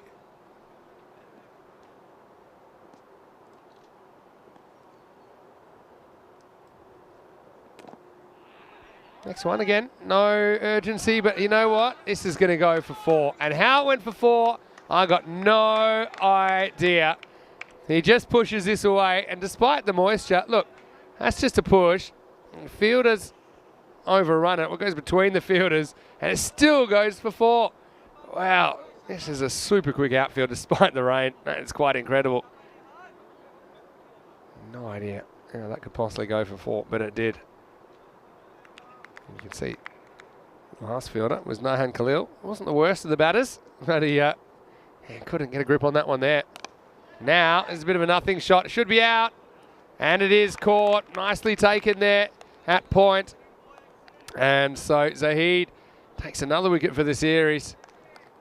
And that is Ollie Harrington, who is a tough man to get over. No doubt about that. But takes it with a minimum of fuss, and so the first wicket does fall. Yeah, just forcing it, bit of a nothing shot in the end, I suppose. But the score now is 5 for 1. So maybe it was a genius move to concede the boundary. It meant that Masih was back on strike, and he had to go. I don't think they've got that many runs to play with. So, new batter comes to the crease, and it's Hussein Kelforkanullah, and if he gets in the mood, this could be over pretty quickly. He's a guy that really hits the ball well.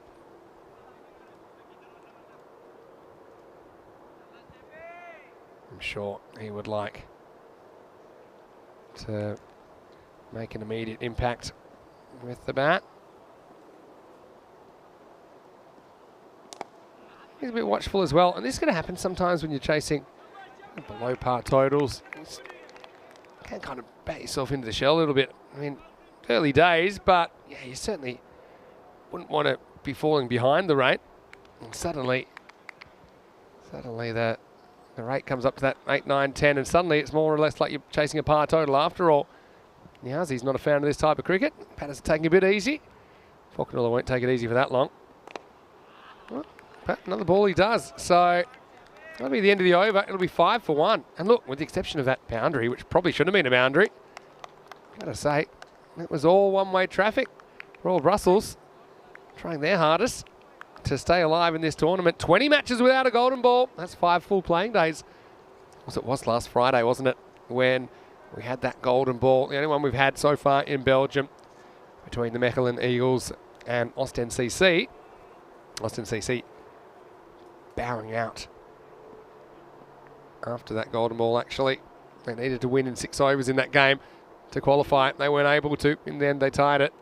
And now we see a wicket. So a second one now. Wasuk Butt, who is the best of the batters for Royal Brussels. He's captaining the team in Muneeb's absence, and he gets right on target first up. It's Ali Raza who has to go.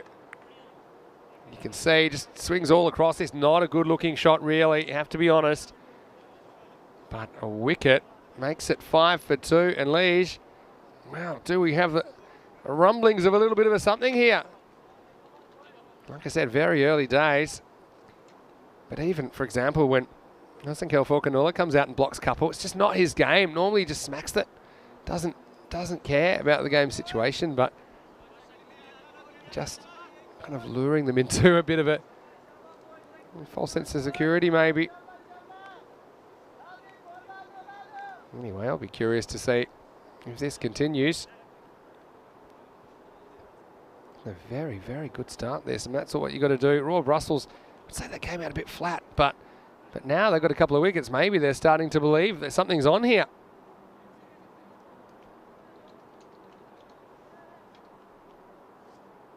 Like I said, very early days to make that kind of conclusion.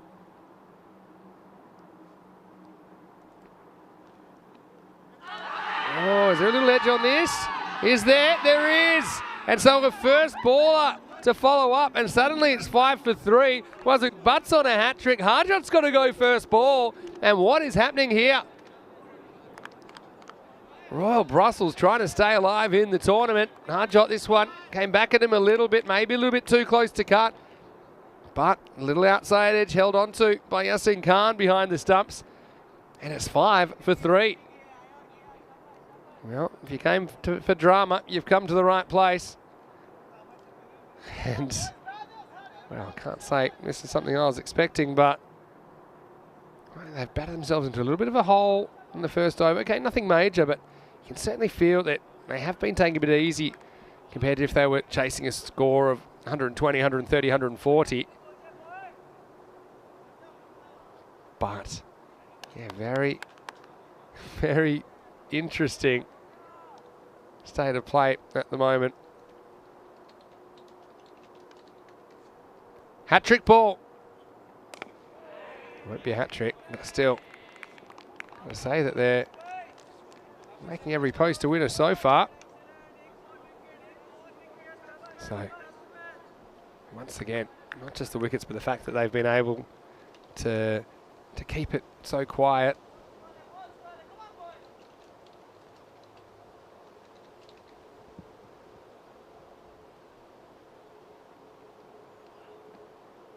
Another dot ball. So Wasuk, maybe he believes. I'm liking what I'm seeing, I have to be honest.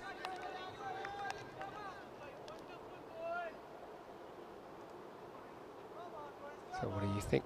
Do you think they've got this in them? Hard to say. But 5 for 3.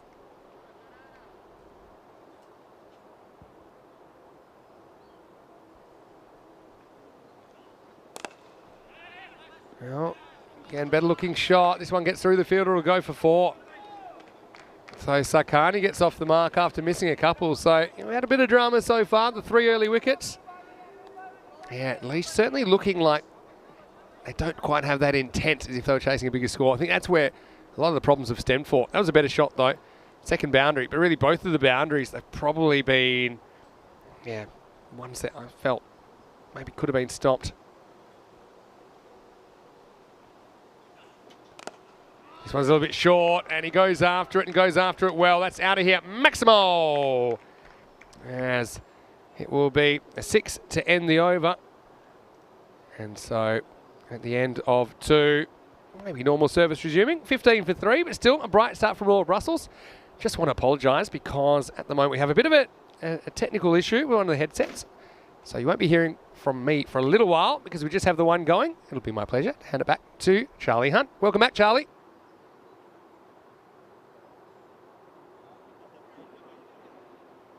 Thank you very much, Vinny. Nice to be back. And yeah, again, I do apologise for the issues that we're having here. Not much we can do about it at the moment. Yeah, there we go. So, wow, what a start this has been, hey? Incredible to see. Not just the 1-4 for Massi, and then, oh, Ali Raza, Harjot Singh, all getting ducks. So, well, this doesn't matter, though, because Forcanella, he's getting in on the action, and it's going to go down the ground. 6 more.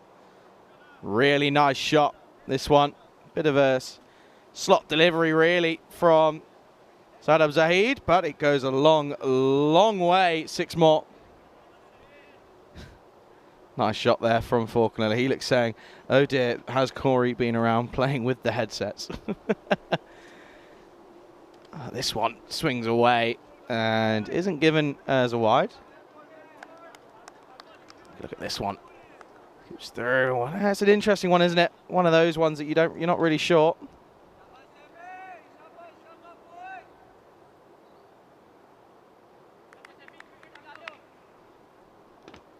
Yeah, so once again, this is looking like it's going to be an interesting one here, isn't it? After a couple of early wickets, if they can take a couple more, they'll be right in this game. But if you're going to bowl like this, it's just going to invite shots like that. And, well, they won't get a boundary. Gets the boot in there, does Oriakel. And it will just be a single. So bring Sakani on strike, who's gone 10 off for 4 so far. Yeah, but that top order failing completely, isn't they? Ali Raza getting a golden. Osama C only getting 4 as well. And then Harjot getting a golden as well. So 2 and 2. The skipper leading from the front, Wazig Butt.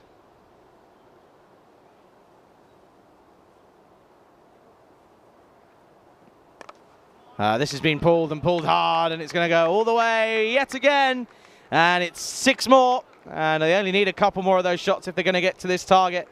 And it's a lovely shot. 6 into the leg side.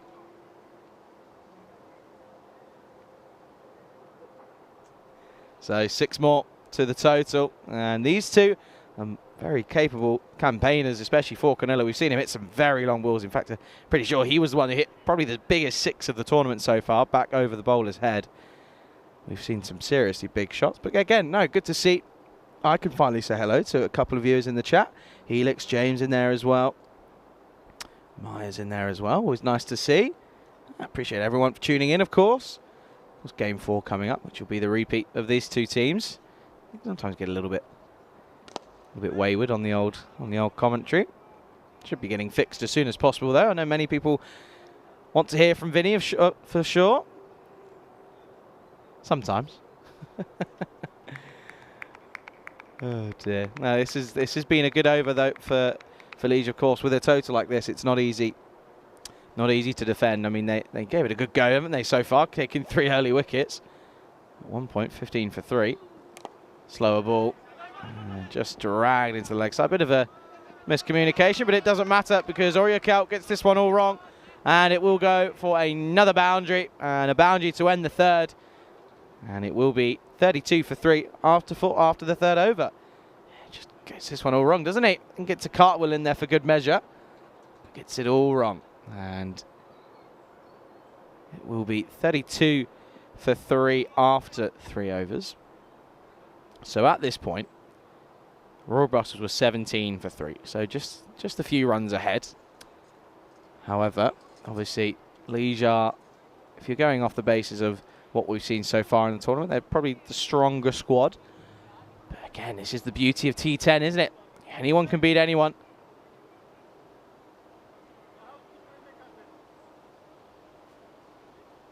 So we're now going to see Salim Chowdhury. He's going to come into the attack. And an interesting time with the ball.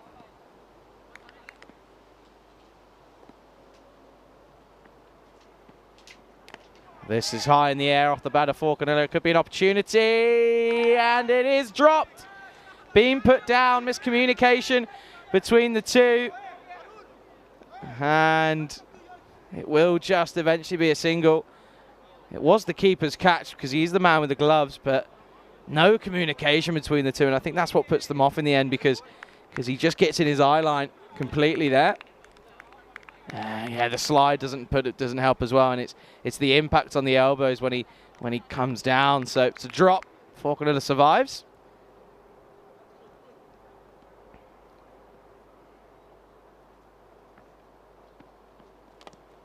And this is a big swipe from Sakani. Inside edge onto the pads. Oh, Tariq's in here as well. Good afternoon to you, Tariq. And good to see everyone in there as well. Always appreciate everyone's input on the chat. But he loves a lurk as well. Maybe whilst he's busy doing some preparation. I know that for sure. Not just sitting and doing nothing. He's busy. Flicked nicely, and it will be another boundary. 4 more. Sakani, well, he's seeing it pretty well here, isn't he? Moves on to 24 off only 9. Sits deep in the crease and just flicks this off the pad and goes all the way. And then, just as I say that, Vinny gets involved. Yeah, so if you want to know what the actual current setup is at the moment, so Vinny is sat next to me. He is sat next to me. He is doing work. I can confirm. He is busy. He's not just sat here eating pizza and and doing nothing. That was last innings apparently. So don't worry, he will return at some point. Only time will tell when it will be though. And this will be a wicket caught behind. Good delivery again, good comeback from Chowdhury. But Sakani goes for that one too many, and you can just see by the reserved celebrations though as they feel it's already a little bit too late. Too many runs on the board so far.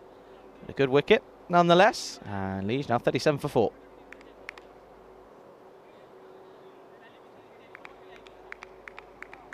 So he makes the long walk back to Sakani, not after making a pretty healthy contribution though. He goes for 24 off only 10 deliveries.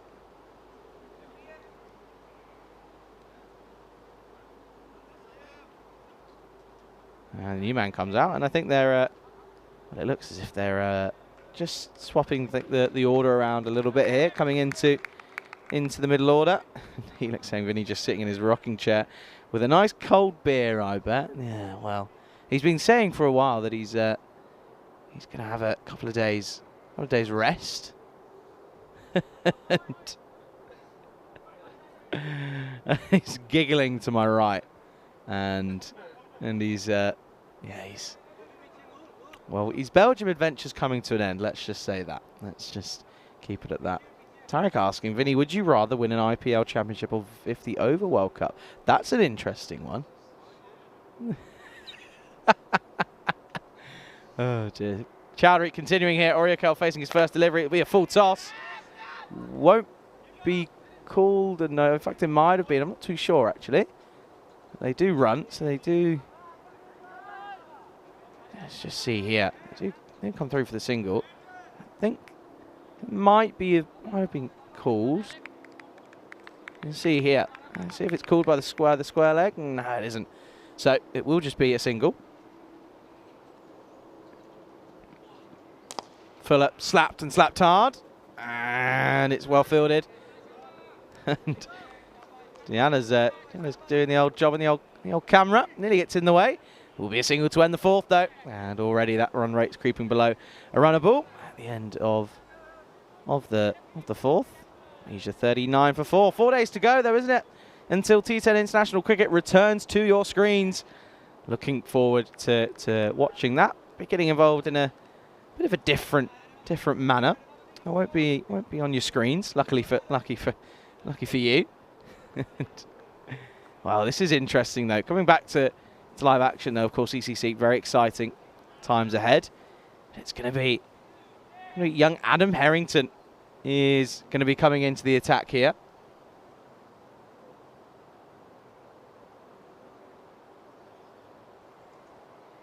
Yeah, so young Adam Harrington having a discussion there with Emil Hayat. This is going to be interesting. Well, he's got a very long run-up. So that's one thing to go off.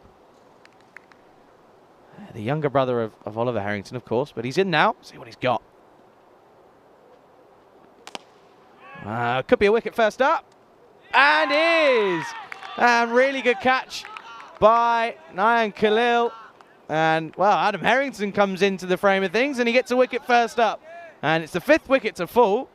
Nish, 39 for 5. Just asking a few questions now, Royal Brussels. It's nice to see that there's celebrations all round for young Adam, who's got a smile on his face. And I think, you never know, they might just start believing here. They've got a good start. Good action, though, through the crease. My only concern is that he does like to go in front of the umpire, so if he gets an LBW shot, it might not do him some favours. But look at this. I like this. This is really good from Emil Hayat there, because he's obviously having a conversation with Harrington. Just getting those, getting the stretches in.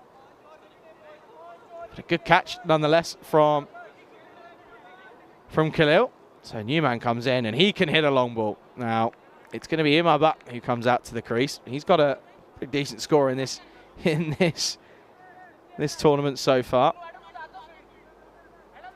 Got a high score of 77. That was against Beveren. So he can hit a long ball. Coming in at number 7. I think they were just trying to rotate the order, which I don't mind. Oh, he's still got a job to do here. Don't want to go early. Another good delivery from Harrington. Could be a mix-up here.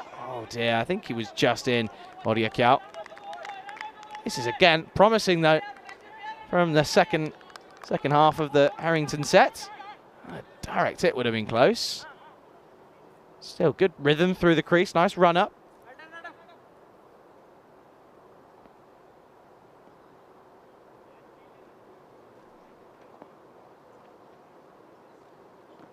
And this time just tries a little bit too hard. And it will be a leg side wide. Of course, just goes to show Harrington brothers very, very tall. So much so that the trousers aren't quite long enough. Still getting those wings going. That's a serious wingspan, though. Tidy over so far, apart from that one wide.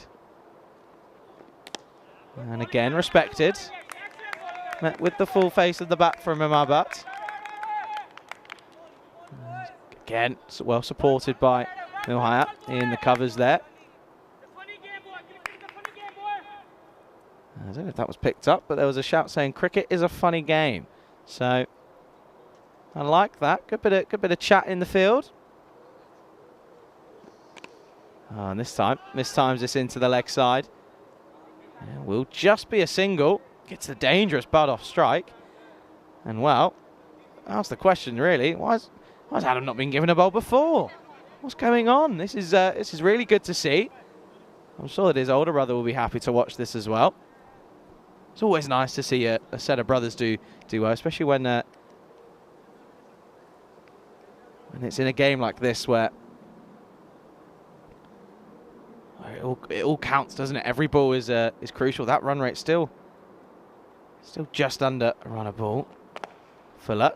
And, well, it gets through the man, so it will be another run. Should just be a single. Again, will be collected by Chowdhury.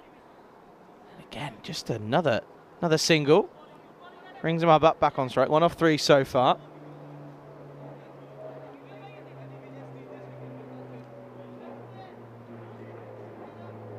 This is good from young Adam. Nice to get a glimpse of him here.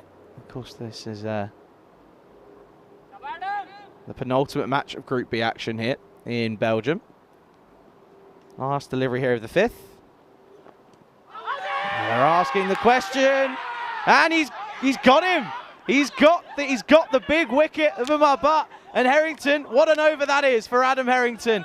He gets 2 wickets, only goes for 3 runs, and it's the 6th wicket to fall. And questions just being asked now as at the end of the 5th. Leisure 42 for 6, and that one strikes him right on the front pad, and it doesn't really get much more plumb than that. And it's the 6th wicket down now, 42 for 6. Not over yet, this game. And look at that, elation, pure elation. Young Adam Harrington, has he changed the game?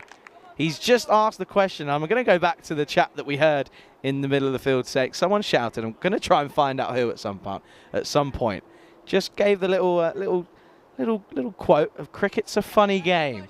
And we've seen some interesting things on the European Cricket Network. But I think that might have just got in the head there of the batsman. But Umar Butt, who is no slouch when it comes to batting, he has to go. And it means that we're now getting towards an interesting couple of batsmen coming in now. Oh, well, that's not going to help proceedings, though. As starts with a wide. Sarim Chowdhury getting all over a little bit there. The old headband, sweatband headband.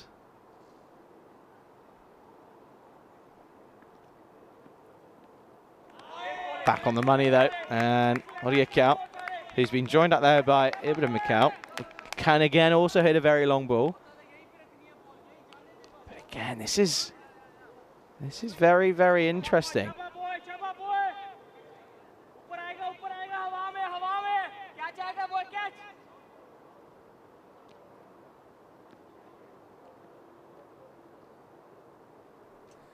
Continuing here is Chowdhury. Wild swing from Odia Kau. Just needs to get bat on ball because that delivery now means that it's now up to just over a run of ball now. So 29 off 28 required. This is out there.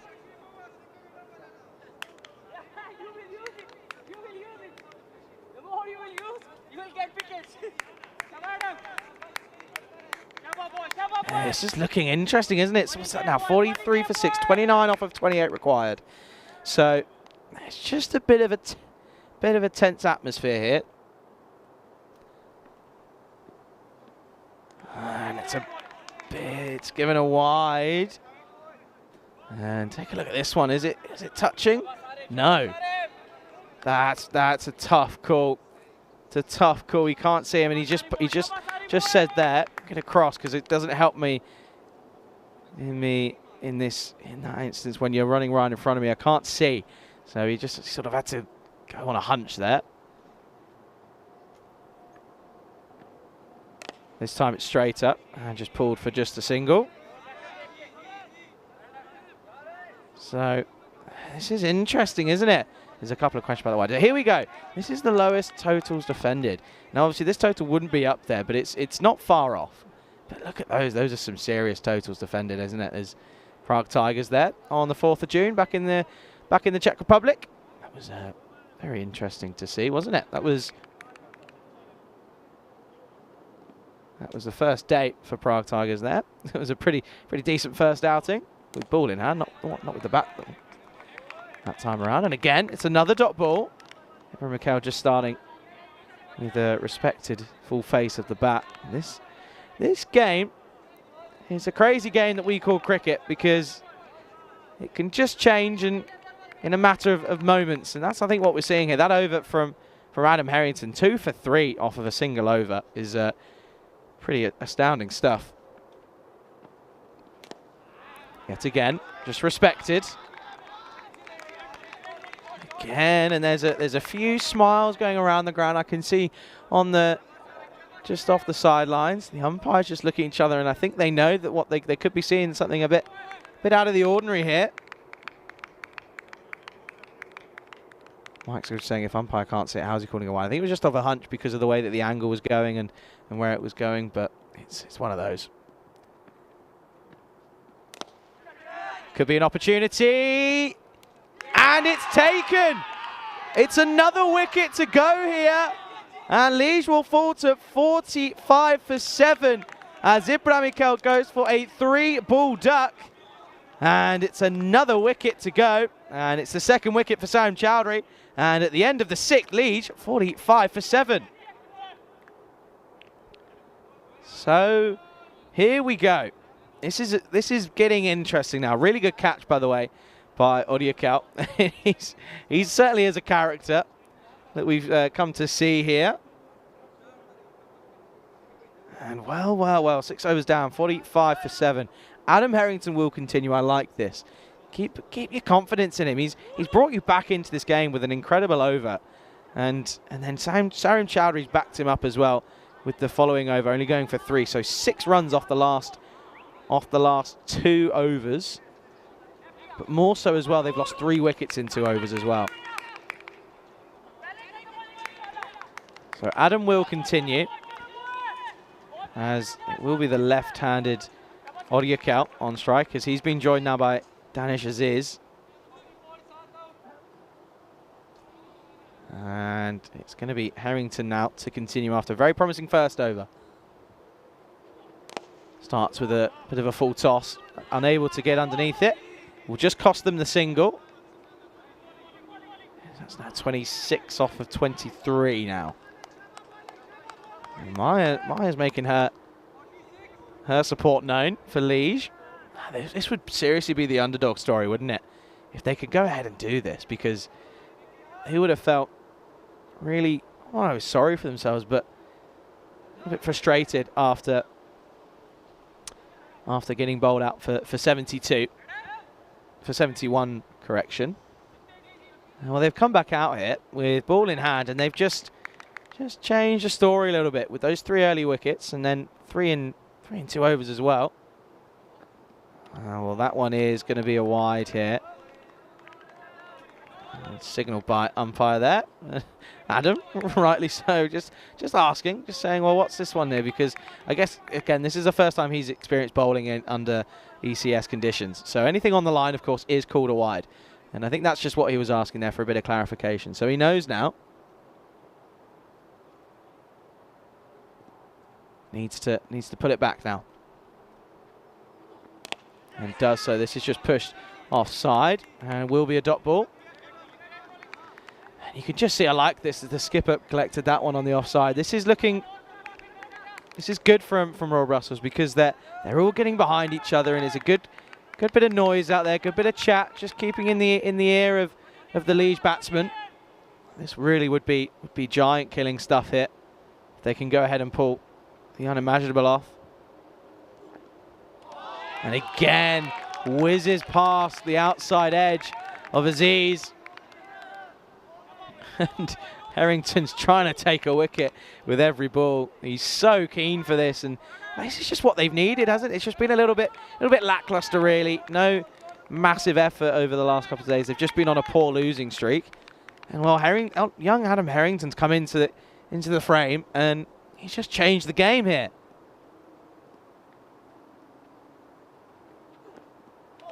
Fuller, and again beats the batsman, sort of goes through the gap between bat and pads. And it's another dot ball. What's that now? That's now 25 off 20. So now we're getting into a bit of a level playing field in terms of what's required. 7.5 and over now. We were down, but at less than 6 now, raced all the way back up to 7.5. Can Harrington finish off this over nicely? And again, it's on a really good line and length.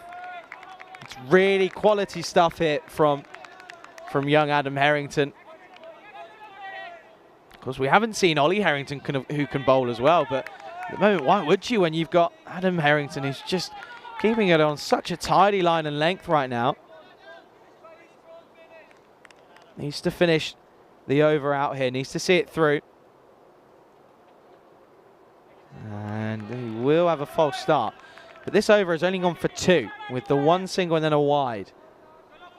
There have been 4 dot balls on the trot, and Aziz has faced all 4 of those dot balls and hasn't got a run yet. It's 5 dot balls, in fact, now. There's Harrington to finish off his over. And it won't be a dot ball, it will just be pushed into the onside for a single.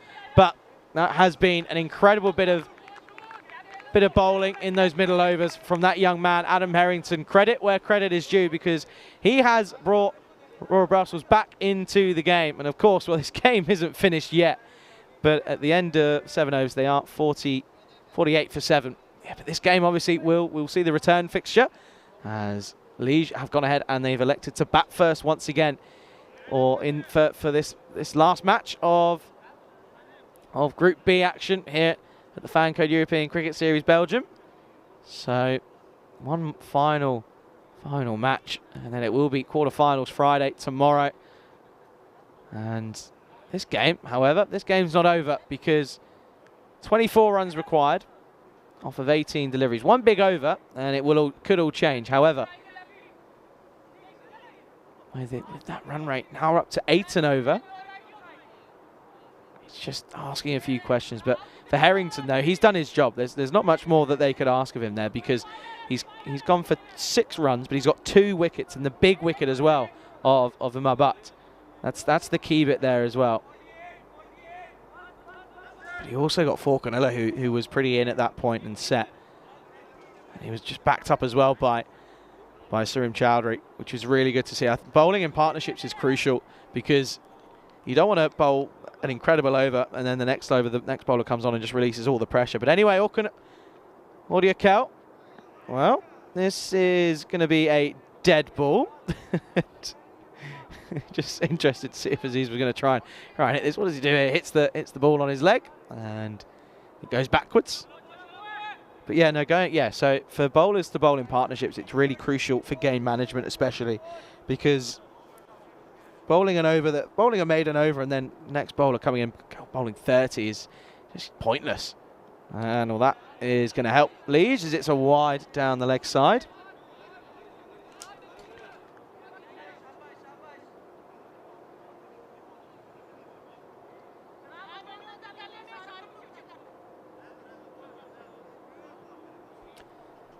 So, Odeko having a conversation there with Zahid, who again has been the highest wicket taker for Royal Brussels in the tournament so far. 23 off 18. Flat batted down the ground. Just a single. Tile up. Putting it pretty much spot on in the chat, saying low scoring games are more interesting. Well, they're just the ones that cause more issues, because I think at the start of the innings for Leeds, there was just a lack of intent from the batsman and a lack of application. Again, if you come in knowing you've got to hit 130, 120, then you're going to have to swing for some balls that you probably stereotypically wouldn't go for. So this time around, they've come out. They know that it's just over a runnable at the start. So they tried to just nerd it around, and it didn't get them anywhere for those first couple of overs. And now it's coming back to bite them. This is an outside edge, and it's been put down. And he's going to have tipped it round the post, and it's going to be 4 more. Well, if there was ever a man on the field who was going to take an absolute blinder of a catch, it was going to be Adam Harrington. However, wasn't able to cling on. He tips it round the post, and it's 4 more. It's the first boundary in a very long time. First boundary since the 4th over. It's exactly 4 overs since we've had a boundary. So, so much so they're going to double up, and Oriakal might be bowling his side out of the game here. And this time it's into the offside, and it is going to be another boundary. This time it's 6. And well, it wasn't caught on screen, but Adam Harrington, such as the young mentality of the youth, he was furious after he saw that ball go for 6, because he feels as if he's gifted in the game here, but you never know. And this time it's driven. Should just be the single collected by Khalil. That's just could be a big turning point. It's the half chances, especially in when you're defending a total such as just 72. It's the half chances you need to try and take.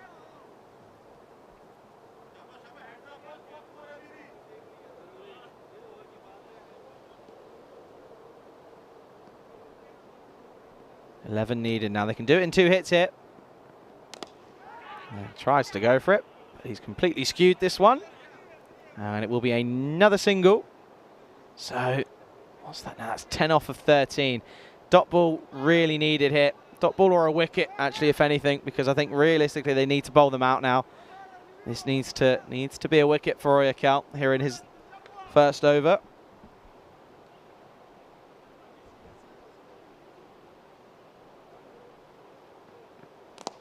swings hard, and all the way. Just evades the man at long off. And it will be 6 more. And well, that might seal the deal for Liège. And it might be the nail in the coffin for Royal Brussels in their pursuit of quarterfinals Friday. 6 more. And at the end of the 8th over, Liège 68 for 7. You can see the clouds are there in and amongst us here in Mechelen at the Vibo Cricket Ground. Just 4 needed for victory here. And that drop, again, I don't want to harm on the negatives, but it's just the half chance that went a begging. And it's come to cost them here as he's hit 4. He went 4, 6, and then another 6 after that as well. So, well, they need a miracle to Royal Brussels here if they're going to. And it's, again, they need a miracle here. They need to see something special.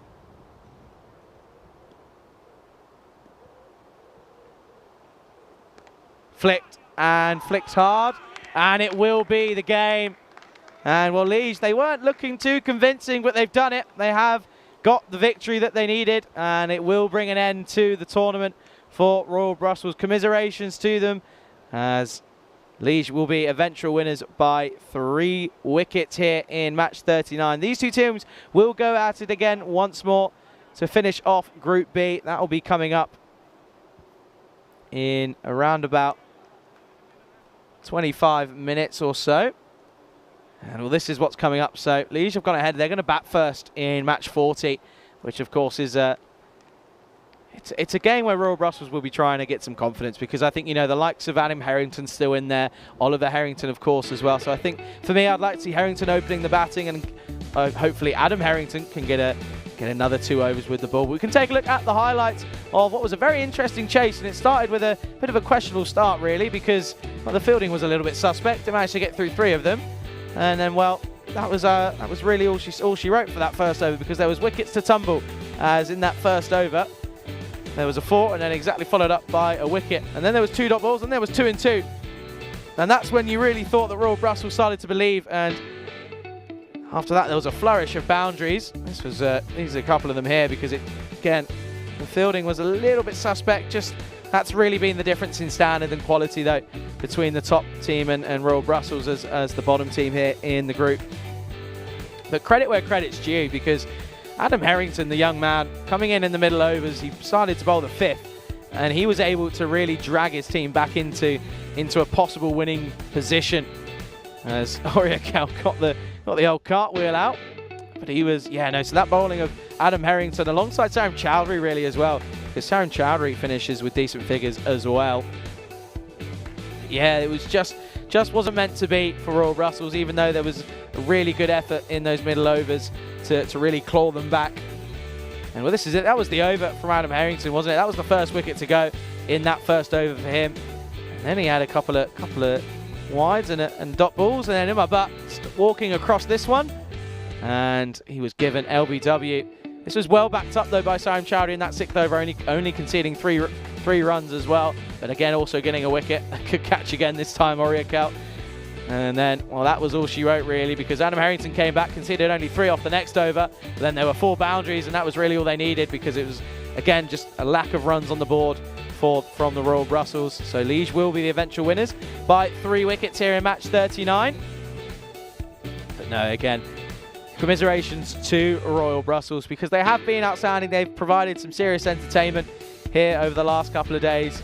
Of course, we won't be finished, because we will be coming back in 20 minutes or so. But we can take a look at a very interesting scorecard, because look at that top order failing completely. 4 duck, 9 duck. And then it was the likes of Sakani, Oriakal, who were able to do the almost impossible task of getting them over the line. We weren't asking too many questions, but that spell from Adam Harrington, getting them right back into the thick of things, and was able just to make a bit of a game of it. Just asking a few questions, and well, they didn't really have much of an answer. But this is the story for the bowlers. 2 apiece for Butt, Chowdhury and Harrington. Yeah, no, I think Harrington really was the star man there. Again, wasn't able to to get a couple more wickets, but 2 for 6 off his 2 overs is still something to be proud about. But these two teams will go at it again, and as I mentioned, that's going to be in around about 20 minutes. But your eventual winners here in match 39, Liege will beat Royal Brussels by 3 wickets here in match 39. You are watching the FanCode European Cricket Series here in Belgium at the Beveren Cricket Ground in Mechelen with myself, Charlie Hunt, here alongside Vinny Sandu, aka Mr. Maximo, on the European Cricket Network.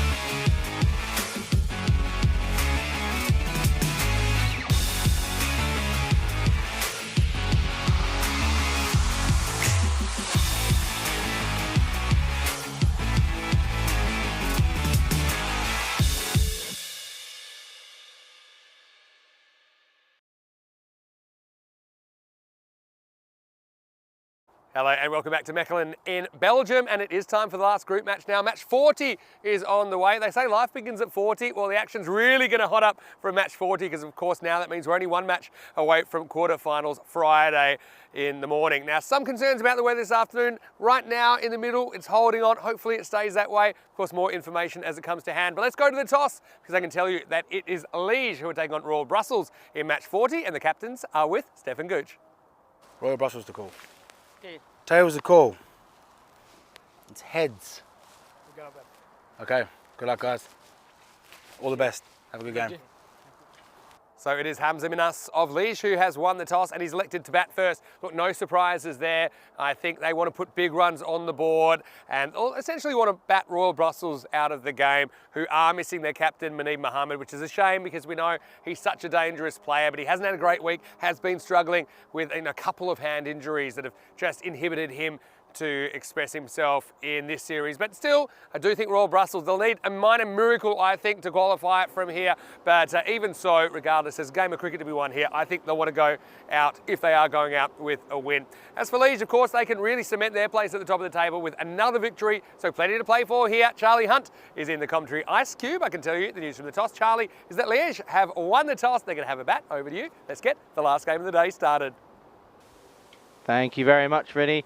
Good afternoon to everybody around the world tuning in here on the European Cricket Network for the final game of group action here for the FanCode European Cricket Series here in Belgium. And it is going to be between Liège and Royal Brussels. Of course, Royal Brussels are confirmed as the team that will miss out from Group B. But Liège, they still need to go ahead and confirm their place at the top of the table, because if they don't go ahead and do so, then it's going to be a very interesting next couple of days for them. And this is the lineup again for both teams. Adam Harrington in there, of course. He's coming off the back of a very, very good first time out with ball in hand in that first game, of course, this afternoon, which was always nice to see. And again, a couple of the Liège openers failing, of course, in that last game due to probably a lack of application and a lack of intent, really. And take a look at the bat versus ball here. The supercomputer is saying that it's pretty much exactly as where it was last time around due to that win there for Liège. So expected score around 120. Royal Brussels at 98. Well, they only got to 72 in that first game this afternoon. So that'll be interesting to see how things go here. And I'm certainly looking forward to this one. Of course, as I mentioned, Royal Brussels, they are confirmed as the team that will exit the group. They won't make it through to quarterfinals Friday tomorrow. So they will be looking to try and build a bit of confidence here in a couple of the players and just see where they can get themselves after the tournament and hopefully kick on. And I'm sure we'll be seeing them again at some point in the future. But a warm welcome to everybody tuning in on the ECN European Cricket Network YouTube channel. I hope you're all well. If you are watching on YouTube, go ahead, get involved in the live chat. Let us know your thoughts, and we'll have some random questions as well. I think we'll get that started, and other questions and queries as well. And a very warm good afternoon to those watching on FanCode in India. Hope you're all well, and I'm certainly looking forward to what is going to be a very interesting game, number 40, the final game of group action, as I've mentioned already. And of course, no Muneeb Mohammed yet again for Royal Brussels, who just on first inspection on there, whilst they're out in the field, just look a little bit deflated, and understandably so, really. They haven't quite come off for them here this tournament. So they will finish bottom of their group and will be exiting the tournament. Yeah, they just look a little bit defeated, really, and understandably so, a little bit frustrated as well. Just waiting for the clock to turn over to that half-an-hour mark, and we can get the game underway here.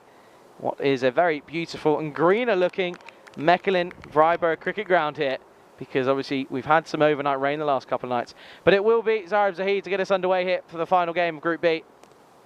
And, well, it's up in the air, and it will fall short as Sifte Hassan didn't really have much of an idea as to where anything was. And that's Afzal Masih who gets an early life.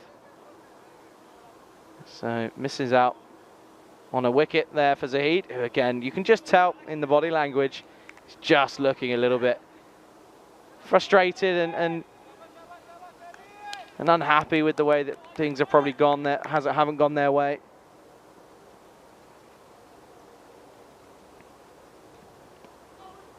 And well, this will be just dropped off the pad, asking a little bit of a question. The umpires for the final game here today, I can inform you that we have got Said Moiz Ali and Said Abbas Ali. They are the two on-field umpires for match number 40 this afternoon.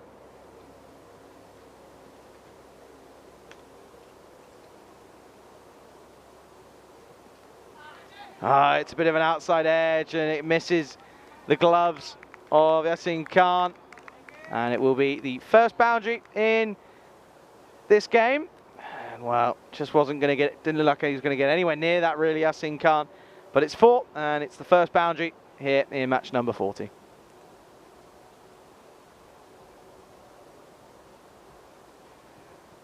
Harjot Singh off the mark with an unconvincing boundary down to third man.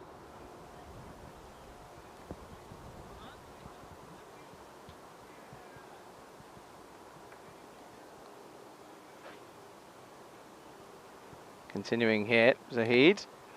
This is a good delivery, just pushed into the offside and will be a single.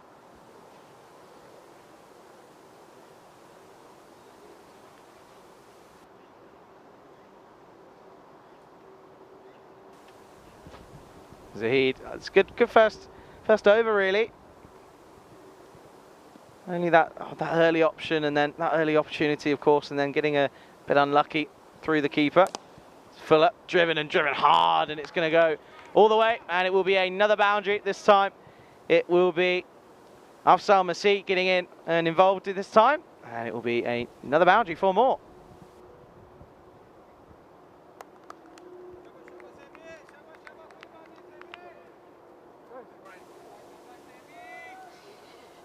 And this is another boundary, of course, so good, promising start. And again, it was just due to a lack of intent, really, in that first match. And well, this is going to be going down leg, and it will be a dot ball to finish. So 10 off the first over for Liège, and they are 10 for none after 1. And well, there you go. 4 days to go until the European Cricket Championship. That will be getting underway on the 12th September, Monday morning. It starts with Spain versus Austria. Certainly looking forward to that. That'll be Vinny and Rico. They'll be taking you into the action. I'm certainly looking forward to watching that from home. And it's a very, very good Group A, isn't it? Ireland, Spain, Czech Republic, Austria and Portugal. Well, Czech Republic and Portugal are mostly, and Austria more than Czech Republic and Portugal. I'm missing a few names, but this going to see the skipper, Wazik Butt, here. And comes down the track and sails over the boundary. 6 more, and a really nice shot. Bit more convincing from Harjot Singh. Comes down the track, and this sails over the boundary. 6 runs.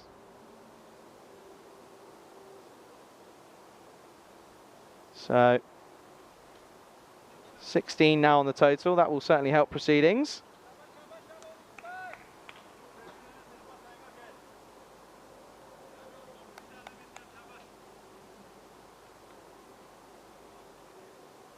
Needs a response here, does Wazik, but of course he's got options as well, hasn't he?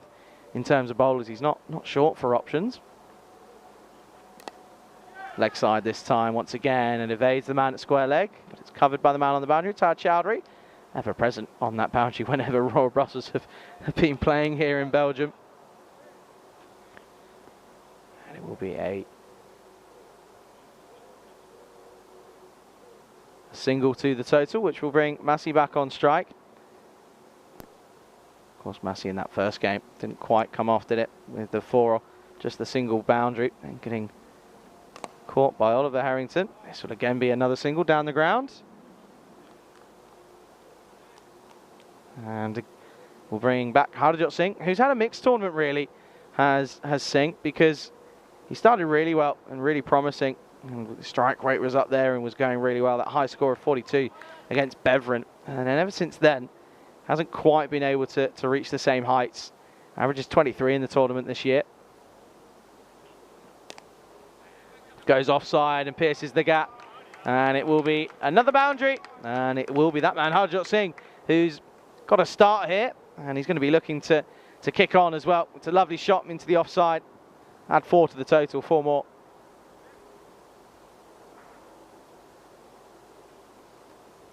Yeah, really good shot from Harjot Singh, just waiting on it, using the extra bit of pace from Butt, and just piercing through the infield. And again, races away on the electric outfield, even though we've had rain overnight the last couple of evenings. Still electric. This time down the ground, straight to the fielder. But they will come through for a single. Good running. Asking questions. Good to see.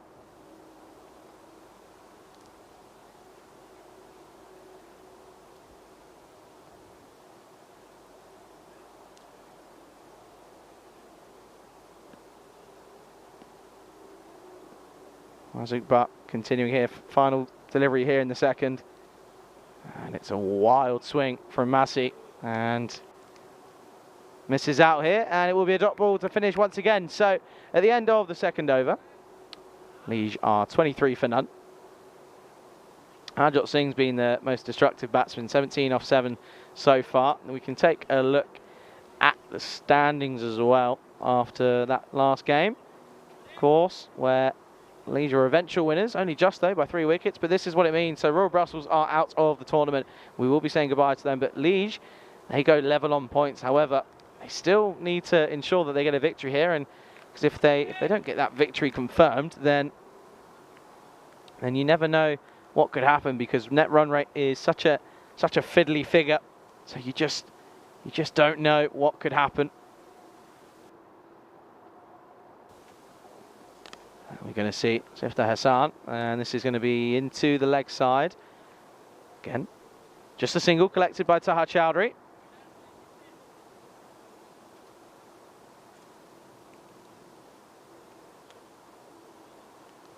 So Hassan coming into the attack now for Royal Brussels here.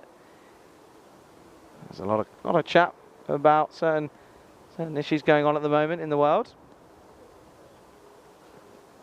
This time, cuts back on him, and it will just be another single.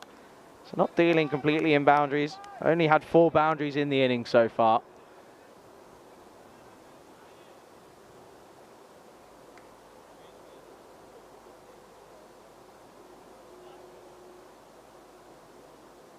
And look, he's backing out of his crease, isn't he? They've either been quite a fair distance outside of the crease, or they've gone deep. This time gets this one wrong, and it will be the first extras of this game. It's a tight one, but it just nips off the seam, doesn't it? Neville asking, am I home alone? Well, I currently am at the moment, and we had a few issues with technology in the last hour or so. This is down the ground, powerfully struck. 6 more. That's a really nice shot from Harjot Singh, taking this from outside off, and it gets the treatment because it's back of a length. And it's in the arc, and it goes 6 more. You know, we had a few audio and technical issues in the last game or so, so we're just trying to fix those in the break. So it's just a bit of a different setup at the moment.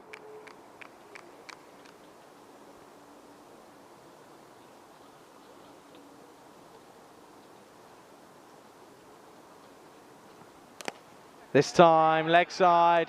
And it'll be another maximum, 6 more. And this time, a bit more of a conventional swipe across the line, if anything.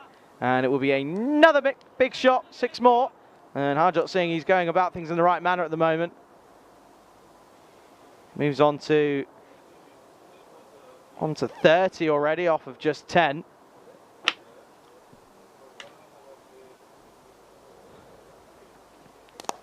Offside this time, pierces through the infield. It'll be another boundary. And this time, it won't be a 6, it'll be a 4. But it's still a lovely shot. Pierces through, and on this outfield, it's going to race away. And it's another boundary. So that's now 19 off this over so far.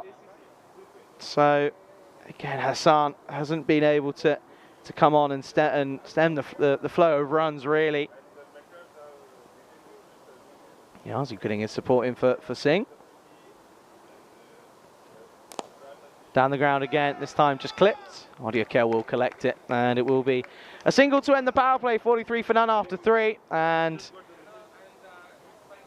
they have just struggled a little bit, have Royal Brussels, to stem the flow of runs for Liege here.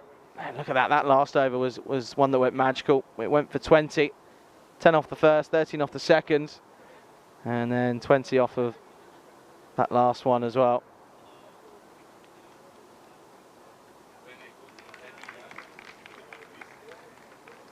So the new bowler will come on here. It will be Sarim Chowdhury. And well, hopefully I'm going to be able to bring back Vinny Sandhu to the ice cube. I think you're here. Testing, testing. I think you're here. You hearing me? I'm definitely hearing me. I'll put my earplugs in because it's not the standard setup. But you know what? These guys at Swing Productions, they're so good. When something doesn't work perfectly, there's always a workaround. So I am here and I'm back and I'm ready. And so is Sarim Chowdhury for over number 4. Starts with a wide. So what do you make of the start so far? Pretty good pace in the power play, 43. Make that 44 now after 3 overs. And yeah, Liege looking dangerous. Yeah, they certainly are. They're just looking to continue here, though, won't they? Because again, they know that they need to win here, because if they do lose, their net run rate could take a big hit. So they need to make sure that they can come across here and take the victory. Harjot advances, and this one is going and gone. Maximo brings up the 50 for Liege, looking dangerous. And well, you got to feel for all Brussels again. They threw everything at Liege in that last game, trying to defend the 71. But right now, they got the team with a bit of the dead man walking look, and right now they're getting put to the sword. Certainly are. This is looking to be a very interesting battle here, because Sarim Chowdhury, he's gone for 7 off of just 1 legal delivery, so needs a comeback. Some stays at home, goes back and cuts and gets 4 more. It might have been a wide. He was flirting with a wide line. Well, Harjot didn't care. He moves to 45. Yeah, it's a really nice shot, if anything. If you're going to flash hard. That's exactly what he does. It races away. 4 more. It's good advice in cricket, but be careful just in the wider community with that bit of advice. Which reminds me, Game 4's underway, isn't it? It's random questions time. I came back. I made them fix the microphone just because it is 4th match of the day. So food chat. I may have had 2 pizzas within the last 24-hour period. But yeah, food chat, random question chat. Throw it in there. Last game of the group stage as well, so this can be big. You sound like you're getting deafened as well on that. Anyway, it's going to be a swing and a miss. And now, fake run, fake throw, fake cricket. And score moves up to 54. Charlie's fiddling with all kinds of knobs over there. I'm trying. How are you doing there? I think I'm still here, aren't I? At least you know you're not deaf yet, because you're hearing. What? So what's happened? Well, yeah, exactly. What's happened is our normal headset interface went down. We've had to improvise a solution, thanks to Andrews and the team at Spring. This is going to be gone now. It was pitched up and it's been dragged back onto the stumps. And you see Harjot's annoyed with himself. He's going to go just short of the half century. He goes for 45 off just 16 balls. And finally, Royal Brussels do have their wicket. And the score has raced along past 50, but they have something to show for it now. And it's that man, Sarim Chowdhury, that takes it. It's 54 for 1. Yeah, just going for the big shot once again, trying to bring up his half century in style. Chops on, doesn't he? He has to go. Well, Shogat's saying, Vinny and Charlie, talk about Naseem Shah. Did you see last night? Good player. Well, I didn't see it live, but I mean, he's still a guy that was the oldest looking 16-year-old I've ever seen. Well, when he made his debut in Australia. Did you see what happened? Okay, tell me what happened. So I think it was, there were 9 wickets down in the last over. Yeah. Needed 12 to win, and the young man went back to back. Six, boom. 6, Yes, and he won. Well, yeah, he's got a bit of the boom about him. Yeah, a little bit. Yeah, a little bit. Slightly different body shape, but yeah, I mean, it's been a really exciting tournament, really, hasn't it? For sure. Australia, New Zealand, I'm still waiting for an update on what happened there. New Zealand are a bit spottable the last I checked. This one will be pulled away to leg. Ali Raza, the new batter, coming in at number 3. Bowled out for not very many, I can tell you that. Yep. That's up in Cairns. That's a beautiful part of the world as well. It certainly is. Certainly is. Yeah, continuing here though is Chowdhury. Been a pretty tidy over, realistically. We conceded 12 in the grand scheme of things, isn't too bad. And this time, leg side. And it will just be a single to finish the over. So they will finish 56 for 1 after 4. And I can welcome you back to the Ice Cube here in Mechelen. And look, it's been good to us, the weather as well. We had some concerns there might be a storm coming. It has held off. I don't mind rain after we finished for the day. That's fine. If we have as much rain as you like then, I mean, the country needs it for sure. But at the moment, we've had dry skies, which is good. Hey, bit of news. Beveren, who we've seen playing here in Group A, and we've also seen him playing in the Netherlands for VOC and representing Belgium in the national team. He's been picked up in the rookie draft, I heard, for the Pakistan Super League. Has he? So he's one of those players. There's been a few they've been scouting, so it's in development role. Okay. So a bit more information about that as it comes to hand. Very and we'll nice. see Beveren tomorrow on quarterfinals Friday. Anyway, start of a new over. It's short. Batter takes it on and gets 4. So it's a classical hook shot, really. It's above the shoulder.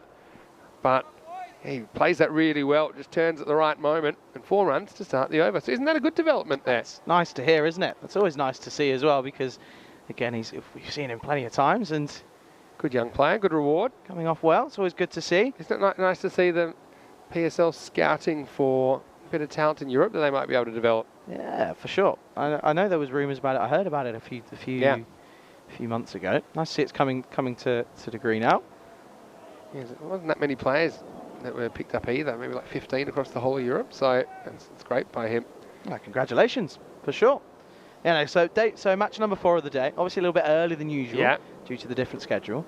So what do we have in random questions? Random questions is a good Just place random to start. questions. I just was thinking, maybe we should have put up your video of hitting the 6 a couple more times and maybe you would have got it. You would have been picked up. Maybe. Anyway, this is picked up as well. It's over the leg side and it's going to travel out of the ground. Maximo! And, well, you see, not wasting too much time, are they? Leeds, despite losing that wicket, Ali Raza's come out. He's gone bang, bang. And they are still on very good pace in this first innings. Yeah, they certainly are. It's a nice shot, really. Just clips us into the leg side. Well, I don't know if Andreas if he's got that clip. Yeah. You're talking about it. I'm not too bothered if you want to bring it up. It's amazing what your strike rate is when just the highlights that you post, right? Anyway, this is in the air, hanging up. I think this is an opportunity. And no, it goes all the way. Maximo! Didn't seem like he got all that, Ali Raza. It seemed like more of a chip, you see. Certainly not off the middle, but flies through the air. And just like that, another 6 runs. Yeah, no, nice shot once again. Taking him away on down the ground. Nice shot. We had a bit of fun, haven't we, today? I don't think the fun's finished either. This one is one that doesn't bounce as much as Ali Raza thought. Of course, a lot of chat about my green suit today as well. That's what could be projected onto it, and there's been a bit of that from Andrus already. Might have 1 or 2 more up his sleeve. Yeah. You've just fallen into a hole. In there, Yep, yes I have. I've done it a lot today. Good fun. Alright. All good fun. This is hit, and it's hit pretty hard square of the wicket, but straight at the fielder. So it will just be 1. Raza's gone out there and he's overtaken Messi in pretty quick time. 14-13 between the batters.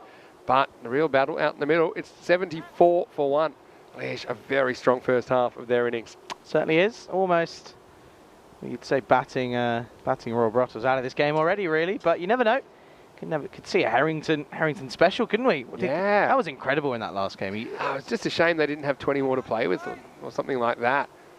But it was a spirited effort. They were playing for their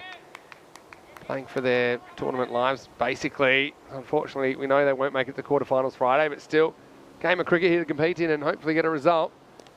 And this is Soam Chowdhury, who just gets a little bit straight to Raza, who's come out flying, hasn't he? He's 18 off the first over. He's faced basically 18 off 6, and the score up to 78. Yeah, no, nice shot again. He's just sort of looking pretty nice at the moment, isn't he? Pretty comfortable. Yeah, I know there's a bit of news happening in the world right now. Hopefully it's not as serious as it seems, the situation in the UK there. Yeah, a lot of clouds around, but they haven't dropped anything yet. Not yet. What is the forecast saying? I haven't checked. The way that Royal Brussels are going, they might be starting to rain down soon because it hasn't been happening for them. This guy's been pretty good though. picked up the only wicket. Full toss though this time. Easy pickings for one. So yeah, Belgium ball. We saw it in Group A. We've seen it. We definitely saw it on Saturday in Group B. But I think, yeah, the difference between Group B and Group A is I just think that we haven't really seen the middle and lower order replicating that kind of hitting like we did in Group A. But of course, they will lock horns tomorrow, don't forget. Chowdhury. This one about straight over middle stump. I see, can't catch up with it. A question here from Anish Krishna. Do you guys go looking for the balls after the game that go into the woods? By you guys, if you mean me personally, it's a hard no. But I know that typically people will have a quick look. But also, there's a fair few spikes on some of these bushes, as I found out yesterday when my leg got slashed as I was walking past. You make it sound a lot worse than what it was. Pretty sore. Another swing and a miss. Yeah, so well, sometimes is probably the answer. Depends how desperate and sometimes the one gets hit and you'll have a quick look and you'll find 3 balls in there, which are not even from the same game. I know. Depends how desperate we are. It depends if we're desperately looking for a couple of balls. Looking forward to random question time though. Throw the random questions in. We love it. Food chat. All I can tell you, not much to report. Had another nacho pizza last night. I think that means 3. That makes it 3 in 5 days. Dear. Next. Yeah, clever bowling this from Chowdhury. They're going to go for the single. They're going to get home in the end. Nacho pizza. Well, yeah, in Italy that would be a crime. It's what you've had, but you didn't know you wanted it until you saw it. Full disclosure, I did have a couple of Belgian beers after work yesterday. No. Yeah, shocker. And it did. One thing led to another, and it was within eye shot of the nacho pizza place in the main square. Well, this will take some stopping. Very good fielding. Wow, that's a proper wipeout there. And now, well, don't think give this one out because he's off the screen. But I've got to say, that was a fantastic bit of work by Nahan Khalil. He hit this pretty well there, didn't he? And it's going to take something pretty decent to cut it off, and that's exactly what we got. Take a look. Gets the arm in there, gets the roll in, the tumble. Yeah, look at that. Yeah, it was a proper wipeout. And, yeah, well, the batter wasn't even on the screen. So normally that means they're out. This time it meant he just ran very wide. So it's the end of the over. And after 6 overs, the score is 82 for 1. 6 over check-in time, I suppose. 2 a ball from here. Gets you up to 130. That's pretty good going. They'll probably want a few more than that considering the platform they've built here. Well, Tarek's got a question. Is ultimate frisbee a sport? Oh, what do you think? Only in Asia. Yeah. I mean, in America, it's kind of... It sounds like something Tarek would say. Doesn't have referees. So does that make it a sport? It's self-refereed. So this is short and doesn't get all of it, but will get 4. And Massey opens his shoulders again. A little bit short. And look who it is. It's Adam Harrington, who's on. But first ball isn't a particularly good one. Too short and pays the penalty, 4 runs. Yeah, no. Nice shot, though. But, yeah, just dropping his leg. That's what he didn't do in that first game. As he was able to really keep them down to minimal runs here. But, yeah, not the start that he would have wanted after last time around. Harrington, again, continuing, though. This flicked well, and it'll be back-to-back boundaries. So that just goes to show why we love the game of cricket, because it can be your game an hour before, and then, well, half an hour later, it could be going against you. 4 more. Yeah, that's cricket, isn't it? And Harrington was very good last time, wasn't he? Certainly had a bit more success with the ball than the bat when he came out at number 11, but yeah, he's trying his hardest. Just love a breakthrough here. Yeah, so I had a question in the chat. What's the highest run chase in the European Cricket Series? And as mentioned, it's 159 in Romania last year by Cluj versus ACCB. That was in qualifier 1, I believe, or qualifier 2 might have been. I think it was qualifier 2 because it knocked ACCB out. That was a game where ACCB scored 77 in the power play, 77 off 3, and then ended up losing the match. Here's next ball from Adam Harrington. Up in the block hole, squeezed out. Just the 1 run. Yeah, we're getting some updates here, obviously in the chat, that Ivan has mentioned. I know we've got a lot of viewers from the UK and around the world. Obviously, thoughts are with the royal family in the UK at the moment, as the Queen seems to have been taken into care for some health issues. So again, we don't have too much first-hand information, but Obviously, just worth mentioning that at the moment. This is off something, and it'll be 4. Probably an edge, judging by how far it went. Yeah, it will be 4. It was close to the hip. You can see he just turns on it. Yeah, it's just a big edge, isn't it? Flies over the keeper, 4 more runs. So nothing really going Adam Harrington's way this time. You know, it's a strange thing. Being on the air so much, which we are. I mean, we're on the air something like 2,000 to 2,500 hours a year on ECN. So it meant that we've been on the air for some big stories. Just like, of course, the sad passing of Shane Warne earlier in the year. That was during the European Cricket League. That's one of those ones that you'll always remember where you were. Yeah, well, that's the thing. And where I am is here. Yeah. It was in the cube. So, like, it's quite incredible. I guess the quantity we're doing here. And so, yeah, definitely thinking about that at the moment. I'm sure a lot of people are. Right here, we'll try and stay with the cricket, though. This will be a single to Raza, who has moved pretty quickly to 26. Harrington still searching for that breakthrough. Yeah, no, certainly is. And he's just looking to try and sort of replicate what he was able to do last time around, isn't he? It's just not coming off here so far. There's the last ball of the over.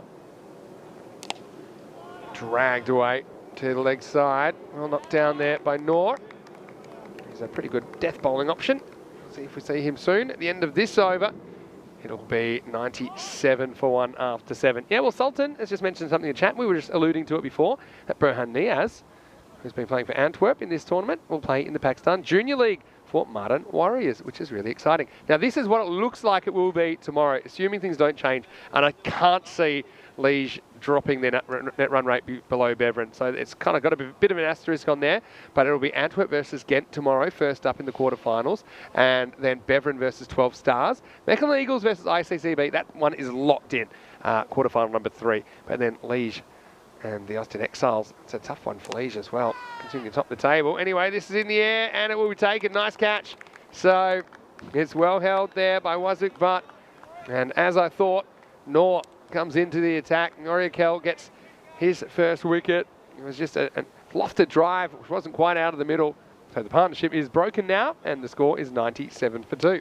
Yeah, no, it's a good catch in the end though on the boundary. It wasn't easy coming around to his left, but yeah, it's a good catch to take, and that'll certainly relieve a bit of pressure on the fielding side of Royal Brussels. Yeah, it's an interesting game for them here, isn't it? Because obviously they'll know that they're out of the tournament, which is not easy. But I think they still need to try and take some positives out of the tournament. And I think the Harrington brothers have been pretty crucial in that, especially Oliver playing the more games. But yeah, I think he's been a real good find and is a real talent for the future for Belgium. Yeah, for sure. And sometimes you do have to look towards the future. Here's one guy who I love watching. That, because I think when he has his attacking instincts about him, he's really exciting. Kind of went to his shell a little bit before. Not this time. He pins his ears back and gets a little bit of bat on this. Out for 1. He's off the mark. It's Hassan Kelt Forkanola. Yeah, so, yeah, Sultan, we did hear that. And, yeah, Burhan, really excited for him. Excited to see him tomorrow as well. I bet he's excited. Yeah, no, I bet he is. He wouldn't be. Quarterfinals Friday. It's my first one tomorrow. I'm looking forward to it. Can't wait for what's coming tomorrow. Well, the robot's popped into the chat. Did you spot that as well, Charlie? I did just see that. The robot is coming to you from Cartama Oval in Malaga in Spain. Sweaty and excited. Building up the stadium in 38 degrees to bring the ECC to you next week, starting Monday. I didn't know that robots sweated. Just oil. It'd be oily, wouldn't it? Anyway, this is another ball dragged out to the leg side for 1. Hello, robot. Hope you're well. Hope you're enjoying the cricket. And we're all very excited to be there. Of course, I'll be there in 3 days. I know you'll be watching intently, Charlie. I will be. I can't wait to be a spectator for that. It's going to be very, very, very interesting. But it's hot over there. That's the thing. I'll give you a weather forecast for next week. Yeah, I've seen it's a bit of a high temperatures next week. This one's a missing leg, but I'll scramble through for a leg bite regardless. Well, I'll tell you what, Vinny. Yeah. I know that we were getting threats of rain within the hour, and the wind's just picking up. You're getting freaked out. I'm getting a bit of a storm feel. You got the feel that it's on the way. It does seem to have gotten a bit darker. Yeah, it has. There we go. Look at it. There, that's where we are. That's what the situation is. Normally, it sort of avoided us, the dark clouds. We've been lucky, to be honest, Yeah, considering we how have much been rain very there has lucky. been this week. It's never been in the hours of play. In fact, I don't even think we've had a drop of rain during play, have we? Doubt it. I think we might be getting some now. I think we might have just called it. Yep. Well, and see. For your count. Oh, no. That's a proper beamer, and it's going to be 4 as well. So Nort completely loses his length here. At least it was a hand-to-head ball. Pretty good hook shot, though. So free hit coming up. 4 plus 1, that's 5, and a free hit. Yeah, add them up because they're all coming. And, well, threat of rain, but there's also a threat of head-high balls, and that's not exactly what he would have wanted. Cloudy with a chance of beamers. That was in the, That's a in good the one. forecast. I like that. It's a good film. Yeah. What's your favourite film? We haven't done that. Have we not done that? Done a few times. Oh, sorry. I'm sorry. That's okay. I tend to say Back to the Future 2. Now, what were we talking about yesterday? And you said you'd seen the musical. Yes, Back to the Future, the musical. In the West End of London. Very good. Very good. Was that between classes at Wembley Stadium? You just nick away? No, that was on Yeah, a... what a life you lead. Spain, London. Hey, I could say the same. Milan. I was going to say, you've not done terribly. Can't really say New York, but normally you throw that in as well. All right, here we go with Nort with the free hit. Again, inside half the bat. Should just be a single. Yeah, look at Cartama weather next week. I'll have a little peek about it. Yeah, it's looking... There's a little bit of a chance of a storm, so hopefully it doesn't materialise. But we're looking at between kind of 28 and 31 in the first week. Bearing in mind we're going into the evening as well. No, very true, very true. Under the lights, of course. Yeah. Switching the flick. Switching the flick. Yeah, that works. Close enough. Spoonerism. It's in the air, and it is going to be out of the ground. Maximo! Falconulla gets enough on this to get it over the rope. So 6 runs to finish the 8th over. At the end of it, it's 112 for 2. I suppose the other good thing about the lights at Cartama means if we were to have a bit of an interruption, we've got the option of kind of pushing back a little bit later because we won't run out of sunlight. And I'm not saying we should finish at 3 or 4 in the morning, but I'm just saying that it does give us a little bit more flexibility with the schedule, which I think is a very good thing. As Corey would say, worms going up, shocker. And It's not wrong. yeah, it's true. I think eventually I'd like to see the heart rate graph, which is basically the run rate for yes, the innings, I because remember that can that go one. up or I down. remember that one. And yeah, I think that's maybe coming in 2023. We're working on it. Anish saying, do we have a reserve day for tomorrow? Unfortunately not. So if tomorrow was to get washed out, hopefully it doesn't. It will be the higher ranked teams will go through. It has happened a couple of times, unfortunately.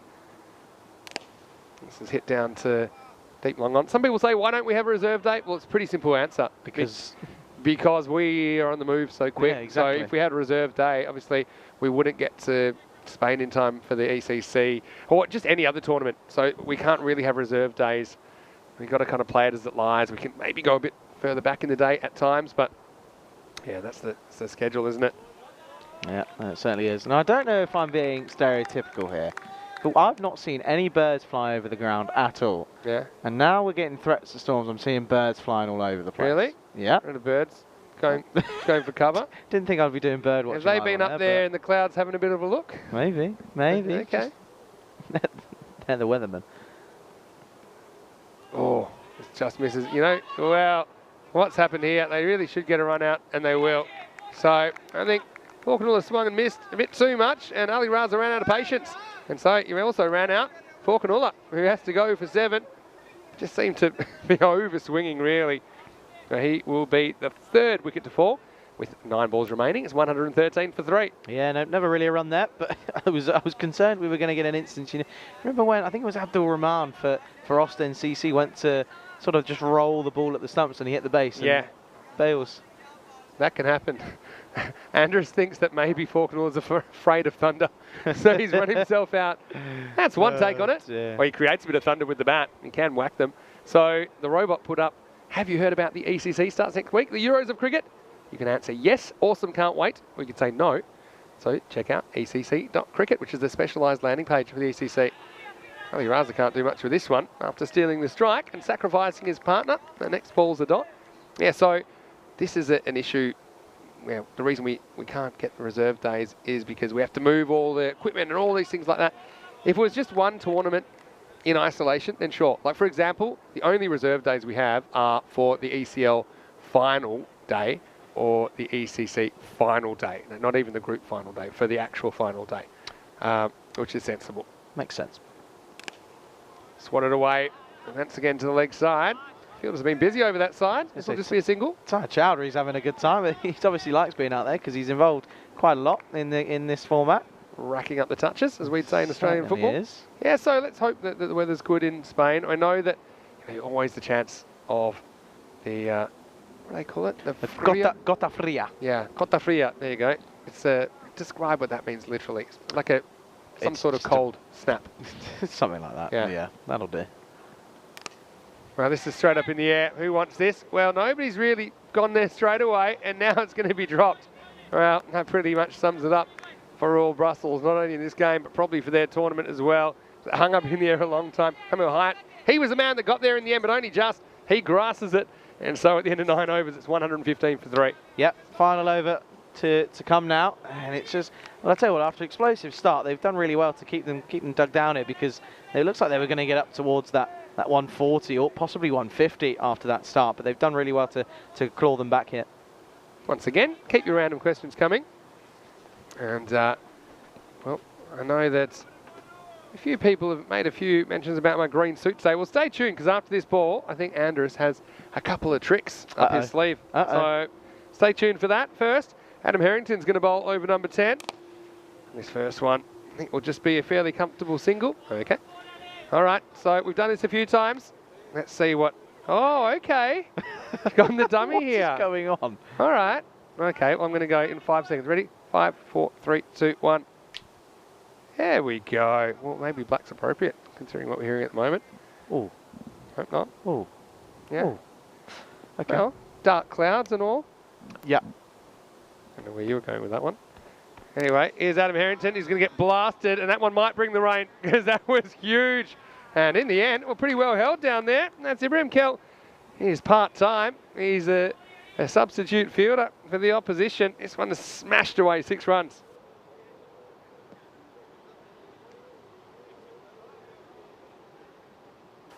Okay. All right. So Talk me through the dummies one. yeah, then. that wasn't me. That was I know. Rico. Rico thought- getting involved. Well- Throw the dummy out of the pram, maybe? Well, I know I've got a fake wife in the chat. Don't I have a fake baby on the way, maybe? Oh, dear. All right, this one is another work for Chowdhury. Well, Chowdhury's going to have leather poisoning, I think. He's had so much of the ball in this innings. Anyway, the score continues to climb. Getting up there now, isn't it? Up towards nearly 130 is expected now. Now Raza quietly just going about his own business now. 41 off 18. Woz has joined us now, so yeah, he's probably just seen that for the first time. There's a bit of that early in the day as well. In fact, there was more of that than cricket in game 1 today. Well, there we go. A bit inventive. It's a fall-down scoop shot and 4 runs. Massey with a fantastic bit of improvisation here as he got across. And man, Massey gets 4. Yeah, really nice shot. Seen that executed a couple of times today. Even throughout this tournament, actually. We've seen it quite a few times. Oliver Harrington going for it as well. We saw the dill scoop. Yeah, that was a good one. The traditional scoop, if there is such a thing, the reverse, the fall-down scoop, the ramp. Yeah, pretty much all the same shot. But anyway, 2 to come. Shot. He gets plenty on this, but he might be out, and he is out. Well, pretty good work from Harrington then. He'll get the wicket, but I've got to say, that's all about the catch. Thought that was a fantastic bit of work from Sifte Hassan out there, because this was really travelling. Look at him throw the hands and get the wrist through the ball. It gets a lot of pace on it, but that's a difficult catch to his left. Well held. That's not easy. Certainly isn't easy, especially because it's windy out there. There's a storm coming. You're a storm chaser, aren't you? I love storm watching. You seem very obsessed with this storm coming in. I love storm watching. I'm just happy I'm not flying today, put it that way. Oh, true. Very true. Anyway, pretty good innings that from Massey as far as the time and the place. He did get that boundary, but he falls soon after. 127 for 4 off 9.5. And Muhammad Someone liked it, saying, what a catch. So, single delivery left. Here we go, last delivery of the innings. All right, buckle up. Well, it's going nowhere except the keeper's foot. Luckily kicks it to one of the fielders. Don't think they'll try for 2 in the end. Thinking about it, in the end, it's given it leg byes. I'd like to see that one again, because I don't think it's leg byes if it comes off the keeper's leg. But anyway, regardless, it'll be 128 for 4. Minas comes out and can't quite move the narrative, but still, it's an above average score. I'd say by about 10 for Liège. But in Royal Brussels, their problem has been with the bat today. They were routed for 71, bowled out in the 10 overs, in fact, earlier on. But let's go back to some of the highlights, and you can see a bit of an unlucky one there early, but Liège, they were off to a lightning start, weren't they? As long as the thunder and lightning is threatening, they were making their own storm out there in the power play. Yeah, no, they certainly were. It was actually a really nice shot, a few shots at the start as they were trying to get away and get things going. And this was, again, some really nice shots. And, well, these are some of the better ones because that was down the ground. That was, that was massive down the ground. And, again, this one, he was even bigger. And once again, there were some really good shots, though. Mostly from Harjot Singh here because he ended up 45 off of just 16 deliveries. And there's the dancing leprechaun behind me. I'm trying to do the highlights here, Vin, but you do you. But I tell you what, a man who eventually had to go was Harjot Singh because he went for 45 off of just 16 with 4 4s and 4 6s. It's there. And at the end of the day, it just looks like it's going to be a good total, isn't it, with 128 for 4 on the board. And there were some really nice shots there down the ground. I can only apologise, ladies and gentlemen. It's not my fault. But that was an excellent bit of work on the boundary. Almost caused a run out as well, but we wouldn't have been able to tell because he wasn't even on the screen. But going towards the rest of the highlights, well, there's some healthy contributions from a couple of the batsmen, for Amzam Masih and Harjot Singh, but then also Ali Raza coming in at number 3, finishing on 41 not out off of 18 deliveries, 3 4s, 3 6s for him. But he actually hit the ball really well. That's a good catch there. That time was the skipper, Wazuk Butt. He was pretty confident with the ball in hand in the field. And then that one didn't quite get down, did Siddhar Hassan, and well, he ended up getting another boundary. Just felt that Royal Brussels were always playing catch-up in this innings, weren't they? And they pretty much had wickets to burn, and they did burn a couple at the end anyway, Liège, but man, that kind of sums it up. And hung in there a long time. Yeah, I've just done my exercises. There's a little bit of everything in this innings, on and off the field. Again, well done Spring Productions for their expertise in fixing the technical issue. That's a pretty good catch out there. But at the end, well, we were pretty excited as well because, you see, I had to just go downstairs to check something as well. And, well, leaving that on a long time. There you go. I was trying to do the highlights at that point as well, by the way. Anyway, I found what I needed, and now I'm back. And when we come back, we'll be watching a big chase, won't we? Oh, dear. There you go. Well, this shows you.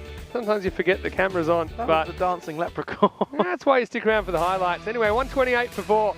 Liège winning the toss, batting, putting a decent score on the board. 45 for Harjot.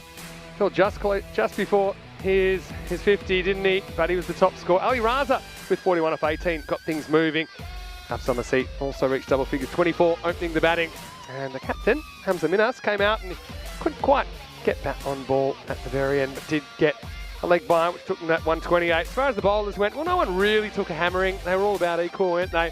Got to say, Chowdhury, probably the best of the bowlers with 1 for 21 for me. Harrington did pick up another wicket, didn't quite have the economy he had last time, though. And nor Yakel, who is a bit of a late innings specialist, just had the 1 over in the 8th in the end. And he ended up going for 14, picking up a wicket as well. So we will take a quick break, and hopefully the rain stays away so we can see the chase. Royal Brussels will be out to chase 129 for a consolation victory in this ECS. Match 40, second half on the way. Vinny Sandu here, Mr. Maximo, dancing the night away with Charlie Hunt. We'll see you shortly for more action and excitement on ECN. You're watching the FanCode European Cricket Series.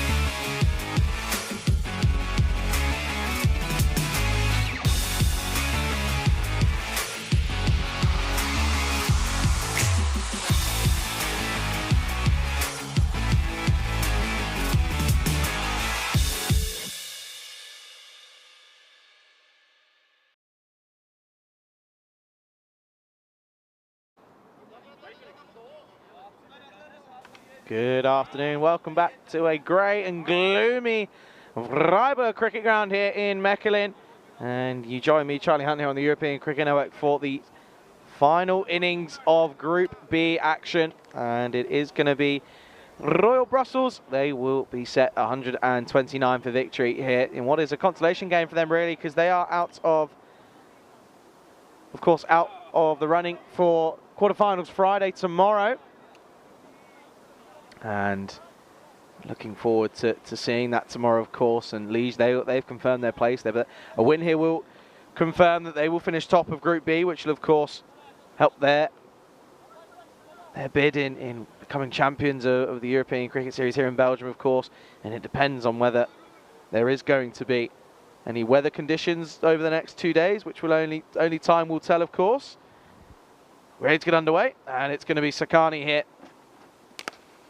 This is driven nicely by Taha Chowdhury, and it's a dot ball to start. So yeah, 129 for victory here is required for Royal Brussels. And he really does need to get a move on straight away to try to do the openers. It's a wild swing from Taha Chowdhury. And well, he's joined at the top of the order by Butt, who, well, he's had a mixture of opportunities. Of course, he's leading the team due to the absence of Munib Mohammed in the lineup today. Of course, nursing that injury, and of course, with the ECC coming up, he won't want to hamper his chances of playing, and that's going to be a wide. So first runs are extras here in the final innings of match 40. And yeah, this is going to be interesting because, of course, Liège, they'll be wanting to set themselves up for a fun day out or an interesting day out tomorrow. Of course, they want to enjoy it and go ahead and be successful, but they need to make the right moves here. This is in the air, but it's through the gap. It's a nice shot, and it will go all the way. It's actually a really nice shot from Taha Chowdhury. Nice way to get off the mark, and this is going to be 4 runs through the covers.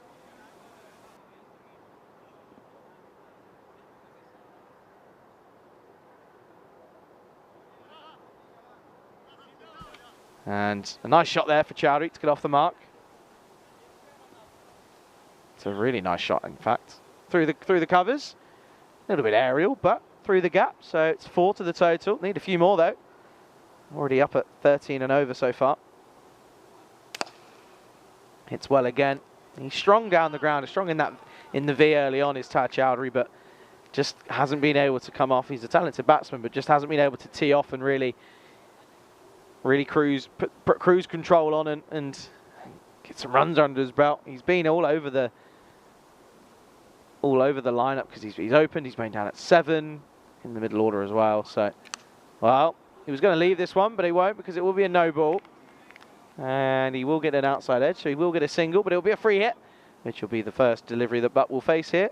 Nice first delivery to face a free hit. Gives you a free license. Sakani opening the bowling here for Liège.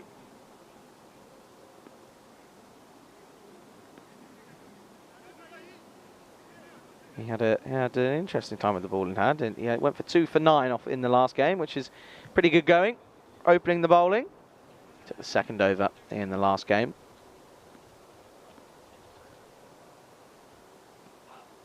Well, that's going to be 2 in 2. So he's on a final warning now because that was very, very dangerous. It will be a no ball, and it will be 4 as well. And, well, Harjot Singh not even able to get anything on this one. Goes right through the legs, and it's going to be 4 more, and it's also another free hit and a final warning. Of course, the official warnings here on the ECN is 3. So on that third, you're gone, and you have to find someone else to bowl the rest of the over.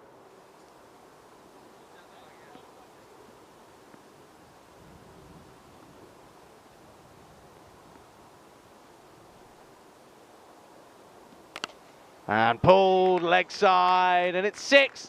Lovely way to get off the mark for Butt as he faces the second free hit on the trot. And this time, it's a legal delivery, and he gets the treatment. 6 more, 6-2 the total. We've seen Butt play many shots in this tournament. That's one of the more favoured ones for himself. Likes to pull in the arc into the leg side. That one might have gone into the bushes. Might have to get a new ball out. I will imagine that Oliver Harrington is going to be coming in at 3. I would have chucked him in at the top because it's a game where you've got nothing to lose. So just chuck him in at the top and see what he can do. See if he can bat 10 overs, how many runs he can rack up. Final delivery here in the first. And pulled into the leg side. There is a man out there, but it won't matter. It'll be 4. Good start to the innings here for Royal Brussels. It goes magical. It's going to be 22 for no loss after the first. Yeah, so 21 matches now without a golden ball. So yet to break the streaks up to 21 now. Of course, it's nothing like the one we had in, was that a couple of months ago now, up to 405 we got up to, and it was Lisbon Capitals and Gorka 11 in Portugal in the night series who broke the streak. Lisbon Capitals, that was their only victory in that tournament, was off that golden ball. And it's going to be Sunil Bramikel to take us into the second over here. Again, he's had an interesting time of it with the ball in hand. Didn't get an opportunity with the bat in the first innings here. Again, incredible hitting from Ali Raza alongside Harjot Singh, both scoring in the 40s. Good start here though for Royal Brussels. Driven, and well, he gets a boot on this one. Luckily so, because I have a feeling that that might have beaten the man at mid-on. It's actually a really good shot. He'll feel a little bit hard done by to not go ahead and hit the boundary.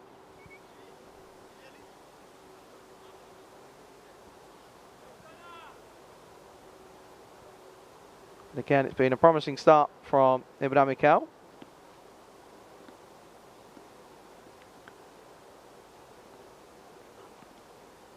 And another wild swing. This has just been the issue for Butt. He's a very one-dimensional batsman because it's all into that leg side. And well, he practices a shot there, bit of shadow batting, trying to play into the offside, but that's not exactly what he went for. Just always tries to go across the line into that leg side, and it just proves to only come off when it's in the arc. Anything else, it's pretty difficult to get away.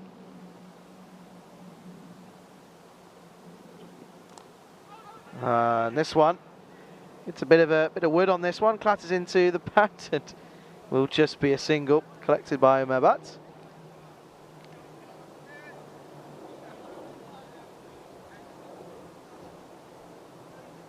So that's now 24 on the board. It's been a pretty promising start for Royal Brussels. Again, I want to see them come out and play with freedom because they have nothing to lose.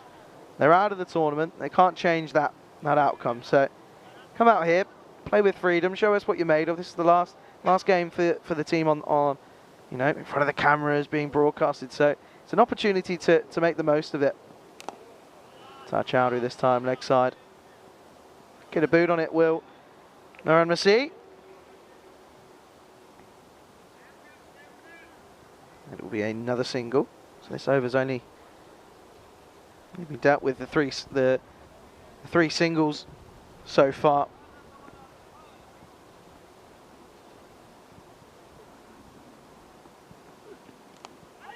He swings and swings hard, and he'll find the outside edge, and it's going to race away, and it's going to be 4 more.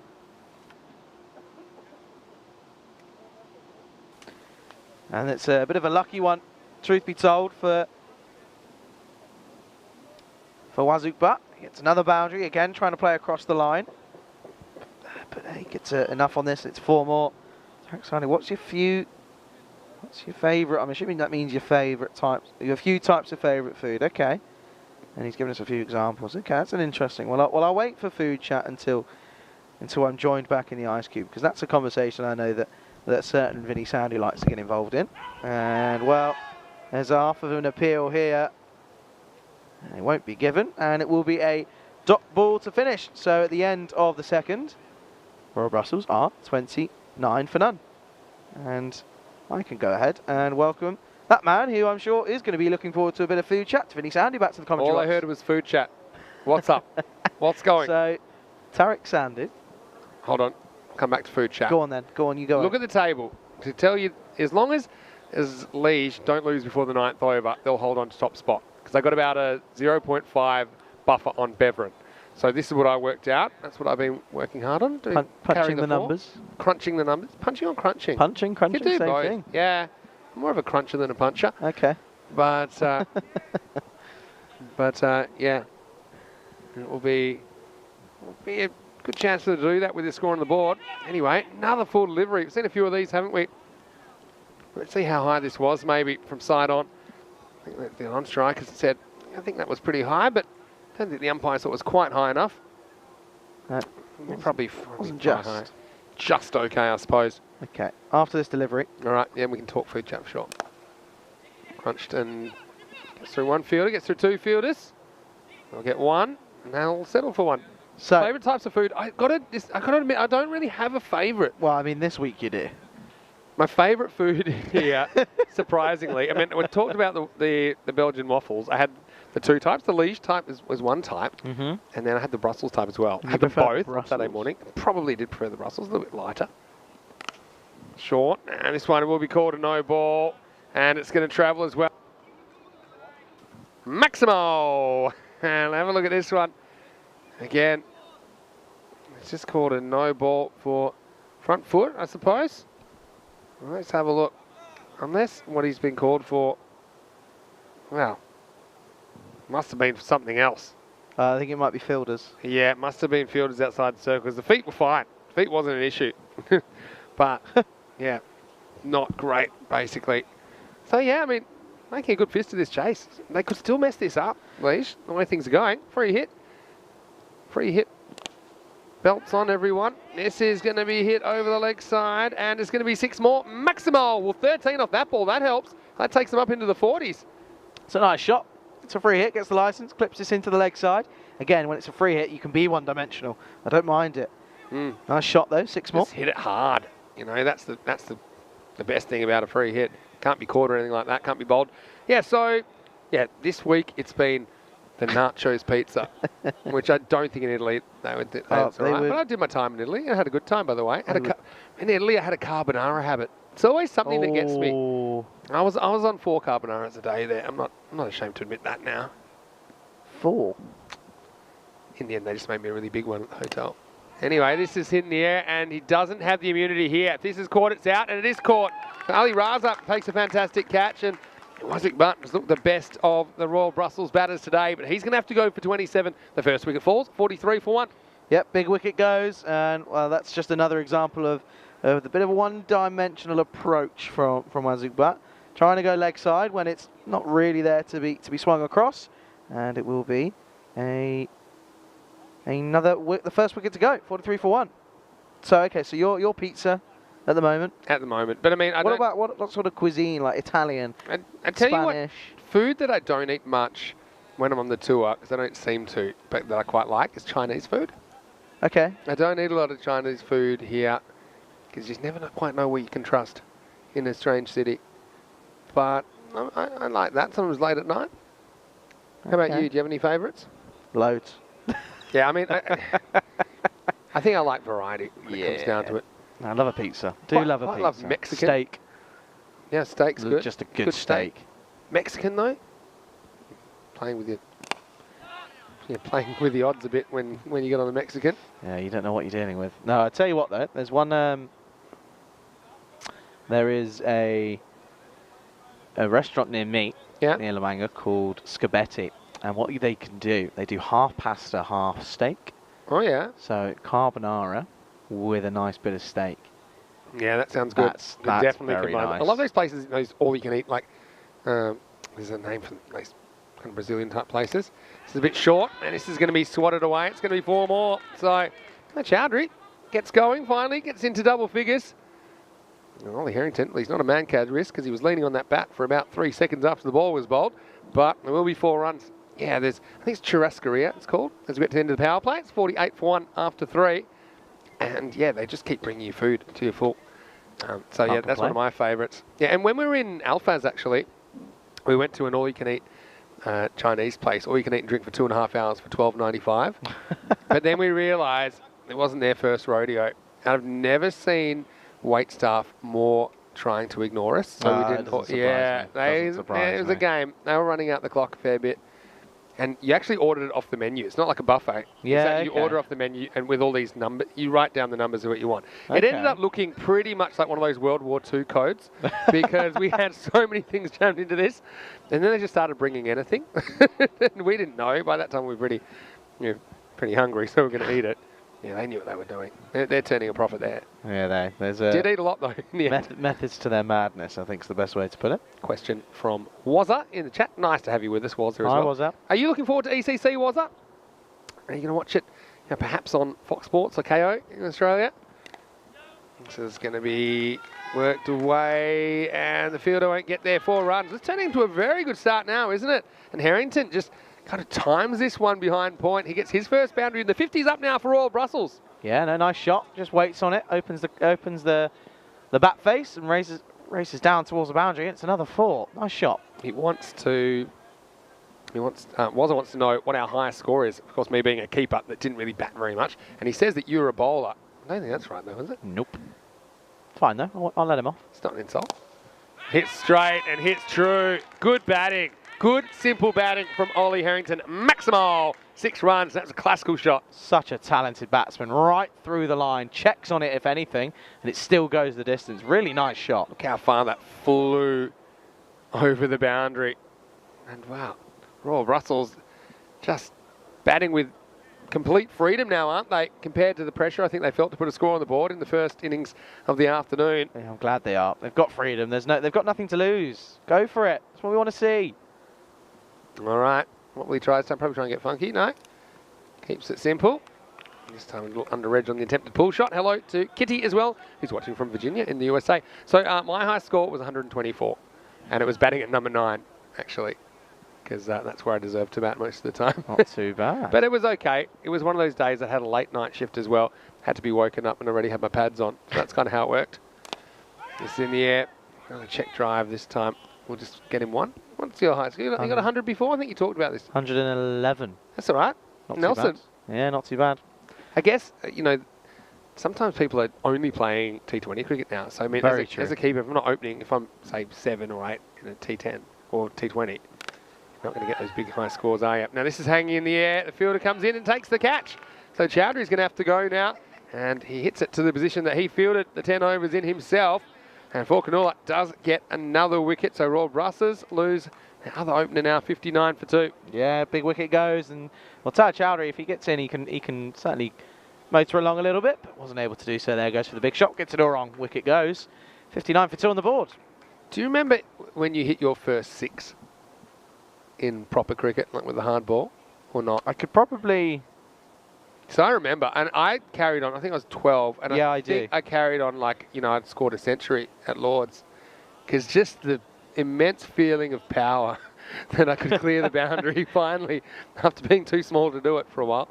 Yeah, when was your first 6, remember it? Yeah, I can remember it. I can remember it was once, it was after, it was sort of right at the back end of a season. Yeah. And I hadn't really batted, so I was still quite young. And I think and I'll continue with this after this ball. All right, we can. And it will be no run in the end. I think Harrington wants to strike, and he'll get it because it's the end of the 4th over. The score is 59 for 2. Very bright start here for Royal Brussels. Vinny Sandu here, Mr. Maximo. I'm here with Charlie Hunt, and it's last game of the day. Big thank you to Frederic Constant from Geneva, our official timekeepers here at the European Cricket Network. And we're on a lot of the time. It's 8 hours a day. At the moment, it'll be more. It'll be 10 hours a day next week from the ECC, and that's going to be great. It's going to be 70 hours a week of cricket coverage. And this is what's coming up over the next few weeks. It's Cartum up from the 12th of September, which is Monday, all the way through to the ECC final on the 14th of October. Have a weekend off. We'll need it to recover, I think. And then, actually, I'm taking the week off while Croatia happens, although I will be watching it pretty closely. Recon Corey will take you there for a week before 2 weeks in Malta and 5 weeks in Barcelona to finish the year. There you go. A lot going on. I'm sure you'll be following all those as well. I'll try my best. Particularly Malta, because you spent some time there doing the Valletta Cup earlier in the year. Yeah, no, I really enjoyed my time in Malta, actually. It was a really pleasant surprise after not being scheduled to go there until about 3 days before the tournament started. Yeah. It was a nice surprise. That's all you needed. Thick edge. Third man has to be woken up. He was really... I don't think he was... Is that the same fielder that dropped the catch that was taken? So, which one? The one that he held it and then yeah, just last minute. Yeah, that was a bit of a... I think it is the same one. player. Yeah, he held it and then at the last minute... Put it down. Yeah, put it down. 95% is what you said. Yeah, did 95% of the catch and not the easy 5%. Tarek's got an actual interesting question here. So, yeah, I'm going to put that into discussion in a minute. Clunks into the pad of Harrington. It's going nowhere. Says, what is one of our memorable nature events we've witnessed? Nature? What does he mean by nature? So, like a big storm or something like that, like an earthquake? I've got one. Go on. Yeah, mine was... Actually, I've got two. I've got two. Go for it. I'll do one, you do one, and then I'll finish off. Okay. First one was the earthquake that hit Lorca, which is in Murcia. It was I can't remember the magnitude. I'm going to find it out. Fiver? I think it was more. Really? Probably not. Waiting for this ball, which is going to get blasted. Well, that is going to cause another earthquake when that lands, because that was massive from Harrington. Maximo! Well, if he stays there, they could chase these runs down. What a shot. Yeah, I told you. I've always said it. He should be coming in higher. He's coming in at number 3. I want to see him opening, because that's a really lovely shot. Yeah, I think so. He's got power. Have you noticed he's muted the funky tracks on his mixtape in this innings? He's just batting. And right now, he's batting very well. So, it was 5.1. Yeah. And that was about... I just could go on feel from your voice. This final view. Will be no run. Harrington trying to dominate the strike now. He takes it on. He'll get away with it. Only Raza, slight fumble. Yeah, so no, that was it was a fight, but that was about... Where were you? And so were you somewhere that you were... That was an hour away. That was an hour away. I was at home. Yeah, it was an hour you felt away. it, obviously. I felt it. I was downstairs in the basement, and I thought Mum had put the old the washing machine on. Oh, yeah. Generally what I thought. And then read the news, and it was an earthquake. Don't come from part of the world where there's lots of earthquakes. This will just be a single, I imagine. Well, neither do I, really. Yeah. So if there is one, then I wouldn't really know what to do except get under a table or something. There's a big storm that we talk about in Perth. I'll come back to that in a second. 69 for 2 after 5 overs. They're ahead of where they need to be. They need exactly 2 ball from here. So still a lot of work to do for Royal Brussels. But pretty interesting match here in match 40. Nice to see Harrington up at 3. I think he's really a talent with the bat. But obviously got them off to a very good start with 27 off 10 as well. Yeah, so it was a big storm. It's kind of like they say a once-in-a-century storm. So all sorts of things. There was hail. In fact, for about 1 or 2 years in Perth. I think this is around 2010. If anyone's from Perth, tell me if I'm right. So cars had hail damage for like 2 years afterwards. Like almost all cars did that were outside. And yeah, there was a bit of flooding and stuff like that. Just came out of nowhere. So that's one of them. Probably just some other ones that I've seen on the tour, for example. Like we had this like mini tornado in Rome between matches last year that just knocked everything over. This is in the air, hanging for a long time. It is out of the ground. Maximo, good club selection. And it's going to be Khalil now that gets his first. Umar Butt comes on to bowl, disappears. I thought this one might fall within the fielder's grasp, but no luck. And 6 more runs to Royal Brussels. Getting in on the action this time, Khalil. Nice shot. Just punches it down the ground. Yeah, well bowled this time. Really slows them. I like that after getting hit for 6 balls slower. So yeah, that was probably mine. How about yours? You got one? All right, there was a massive fire on the Manga Club. Oh. So you would have been there, right? And yeah. Not at the time. No. If you're trying to make accusations. No, I'm not. Okay. You remember, I'm trying to think of, you were at the top end for ECL 19. So looking towards Las Lomas. Yes. The mountain on the left. Yep. That went up all in flames. Oh, jeez. Behind the resort. So the wind that day was left. So it was blowing right to left. So... Wait for this ball. It could be a catch. No, it's just over the fielder. I had no idea when that went, did he? Yeah. Yeah, so the wind that night was right to left. Luckily so, because if it was left to right, the Manga Club wouldn't be there. Wow. Wow, that's scary, isn't it? It was a big, big fire. I'll try and find some information on it if I can. Well, goes straight this time, but not really long enough. Fielder comes in. Ali Raza holds on to the catch. So Harrington goes for 20. And he just tried one shot too many, didn't he? I think it was the right shot to try, but he doesn't execute it, and that'll happen sometimes in this form of the game. So he tries to go straight. Ume Butt being pretty clever, I think, slowing it down a little bit and tempting Harrington into that straight drive. And yeah, didn't quite get it right. Nice catch as well by Ali Raza. And so that will be another wicket. Harrington goes, and the score, 76 for 3. Yeah, nice way to get out though, really, because he went for it, and I don't mind that really, because he's come out at number 3 and he's gone for it pretty well and brings an end to his tournament. It's been a pretty successful tournament for him, personally. He's done really well. He's got some runs on the board, took a couple of wickets as well, and fielded pretty well. So he'll be happy. He'll be happy to have put a good name for himself out there. Yeah, so that just gives another person an opportunity.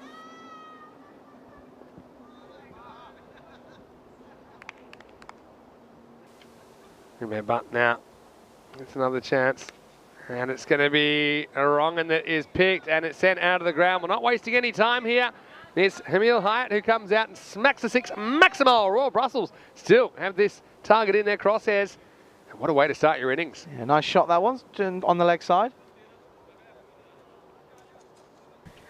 Yeah, nice shot into the leg side. Good end to the over. So 82 for 3 after 6.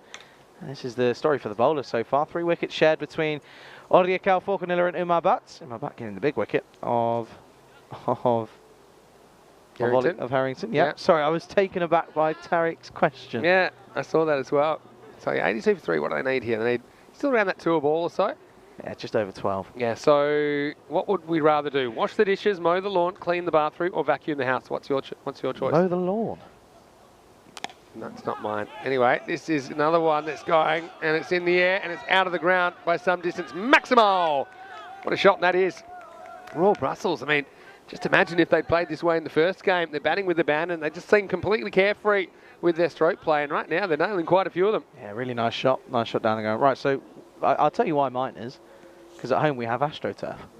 Yeah, but that's almost like saying I don't have dishes, because I'm eating out all the time. Anyway, this is hit straight and hit pretty well as well. This is 6 more. Maximal! Khalil moves into the 20s in quick time. 21 off 9. And right now, Royal Brussels, they could be heading to only their 2nd victory of this tournament. Yeah, no, that was a really nice shot again. He's just playing with freedom. That's all they've really missed as they've lost Manib, haven't they? So it's a pretty good shot, really, down the ground. Nice little way to get into the 20s. Yeah, so this is concerning for Liege, because remember they need to get into the 10th over, otherwise they won't be top. This is pitched up a bit more and driven. Yeah. So so you're still going with mow the lawn? Yeah, of course I am. Yeah? Of course I am. It's a good answer. Seems too dangerous. Don't hate the player, hate the game. I would say I actually don't mind washing dishes compared to those other things. Okay. I'll tell you why in a second. All right? This is going to be to the leg side. By the way, I don't love washing dishes. All right? I've got a dishwasher at home, and I enjoy the fact that I've got that. Use it, sparingly. Try and look after the environment and all. Of course. But, the warm water and stuff, as long as it's not, especially if it's your own dishes and stuff, I don't mind. You get the warm water on your hands compared to cleaning the bathroom or something. Vacuuming the house, that's a bit physical, isn't it? Robots should be doing that these days. That's a bit physical. Come on. Also, I get a bit obsessive if I'm vacuuming the house. You start thinking, manually picking up little bits that I can see and sticking them in the vacuum cleaner. Oh, umpire's dropped his counter. He's picked it up. The action never stops. Here's the last ball of the 7th. Wow, and it's going to be a big swing and a miss. So at the end of 7, the score is 96 for 3. And so just looking at this is what would happen subject to the result of this match. So this actually will change if Royal Brussels chase down the score within 9 overs. And the change will be basically that 1 and 2 will flip. So Beveren will actually go up to the top of the ladder and Liege will finish 2nd to finish 12 stars. Whereas at the moment they're due to face the Ostend Exiles. Ostend Exiles is a good side, but they just couldn't get anything going in their group campaign. So, I mean, regardless, there's no easy games here, are there? But it does look like Liege and Beveren will take the top 2 spots. So, again, a few asterisks on that. Ghent now, it does seem certain, I think, with their net run rate, they'll finish in third. Let's go back to Emir Butt in over number 8. This is swatted away to the leg side. It'll just be one. I'm looking forward to tomorrow, Vinny. Very exciting stuff coming up. And, of course, I think it'll be interesting to see there was a bit of an argument between yourself and Schalke. It was Group A or Group B, which one was more entertaining? Yeah, well, I just said I'm sitting on the fence, and I'm pretty happy on the fence, to be honest. I mean, tomorrow will seal the deal. Yeah, for sure. Very true. Time will tell. And you have to have a bit of patience. This is in the air, and it's hanging up. Should be caught by Ali Raza. And it is caught. He's got a pretty good pair of hands, doesn't he? Had one going to his right now, has to turn to his left, and Khalil goes for 22. And Royal Brussels just stumbling a little bit now, losing a 4th wicket, 97 for 4. Yeah, that's always been their issue, though, isn't it? They lose a couple of wickets, and it's lights out. Good night. But, yeah, they just need to keep fighting here. Question. Yeah. Do you know which one I'm going to? Anish Krishna? Yep. Who would I pick to bat for my life? Charlie or Corey? Oh. I won't be upset if you were to say Corey. I feel like you'd care about my life more than Corey would, so I'm going to say you. Okay. Corey would be trying the millionaire shots. Just go watch his shots from ECL 19 that he's shown everyone 1,000 times. Rightly so. Rightly so.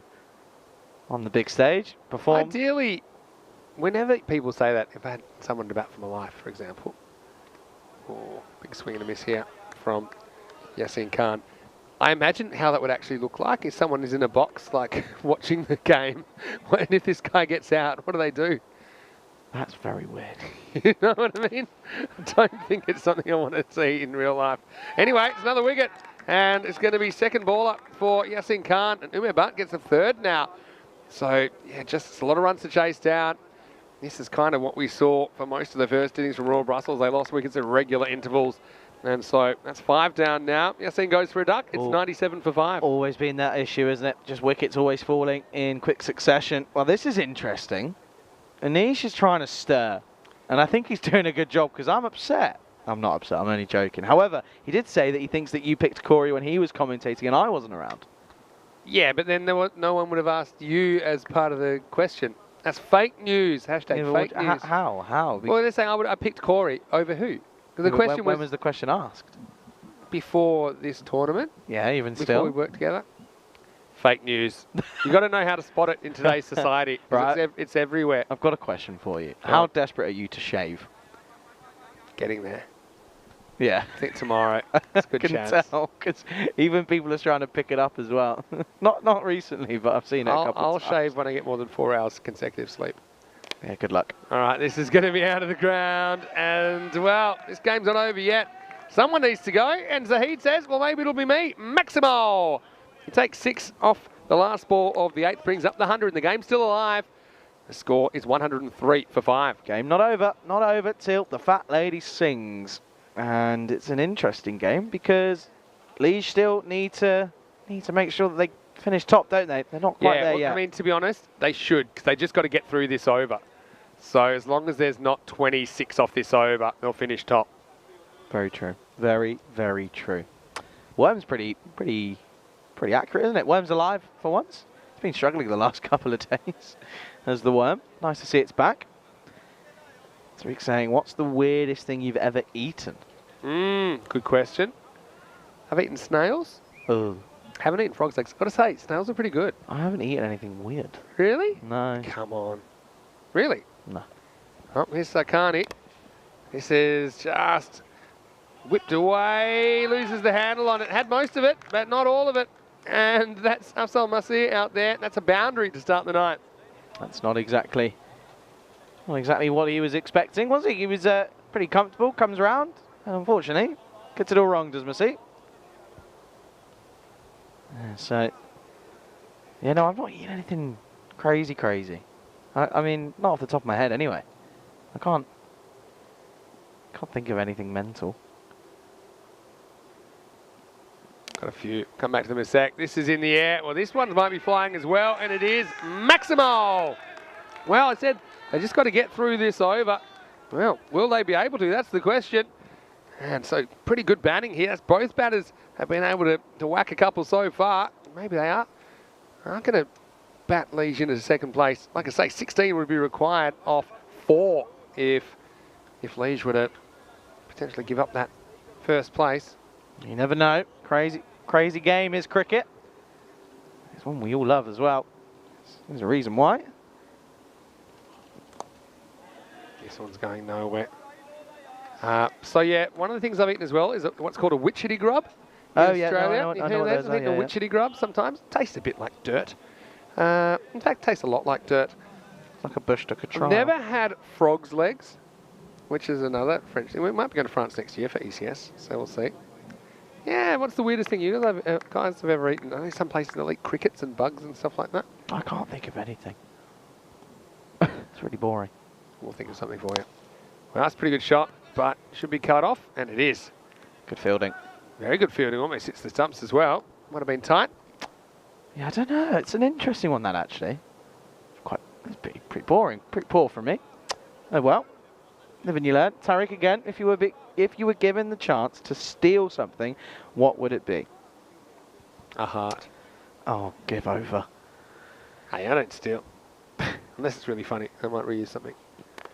Well, this is another one which is a little bit too short. It's going to be another boundary. So we might have a game on here, just saying. I mean, it makes it 10 off 7. Have you got the tingle? You got a sneaky tingle happening? No. They're going to win. You think so? They're going to win. There's still a bit of work to do, though. They'll win. I hope they win. Sarkani's gone the journey here, hasn't he? He has. Not the greatest match for him. He's gone for 34. He really has. And again, just struggling to get things going. He was two for 9. What do you want to steal then? I don't know. Maybe gear.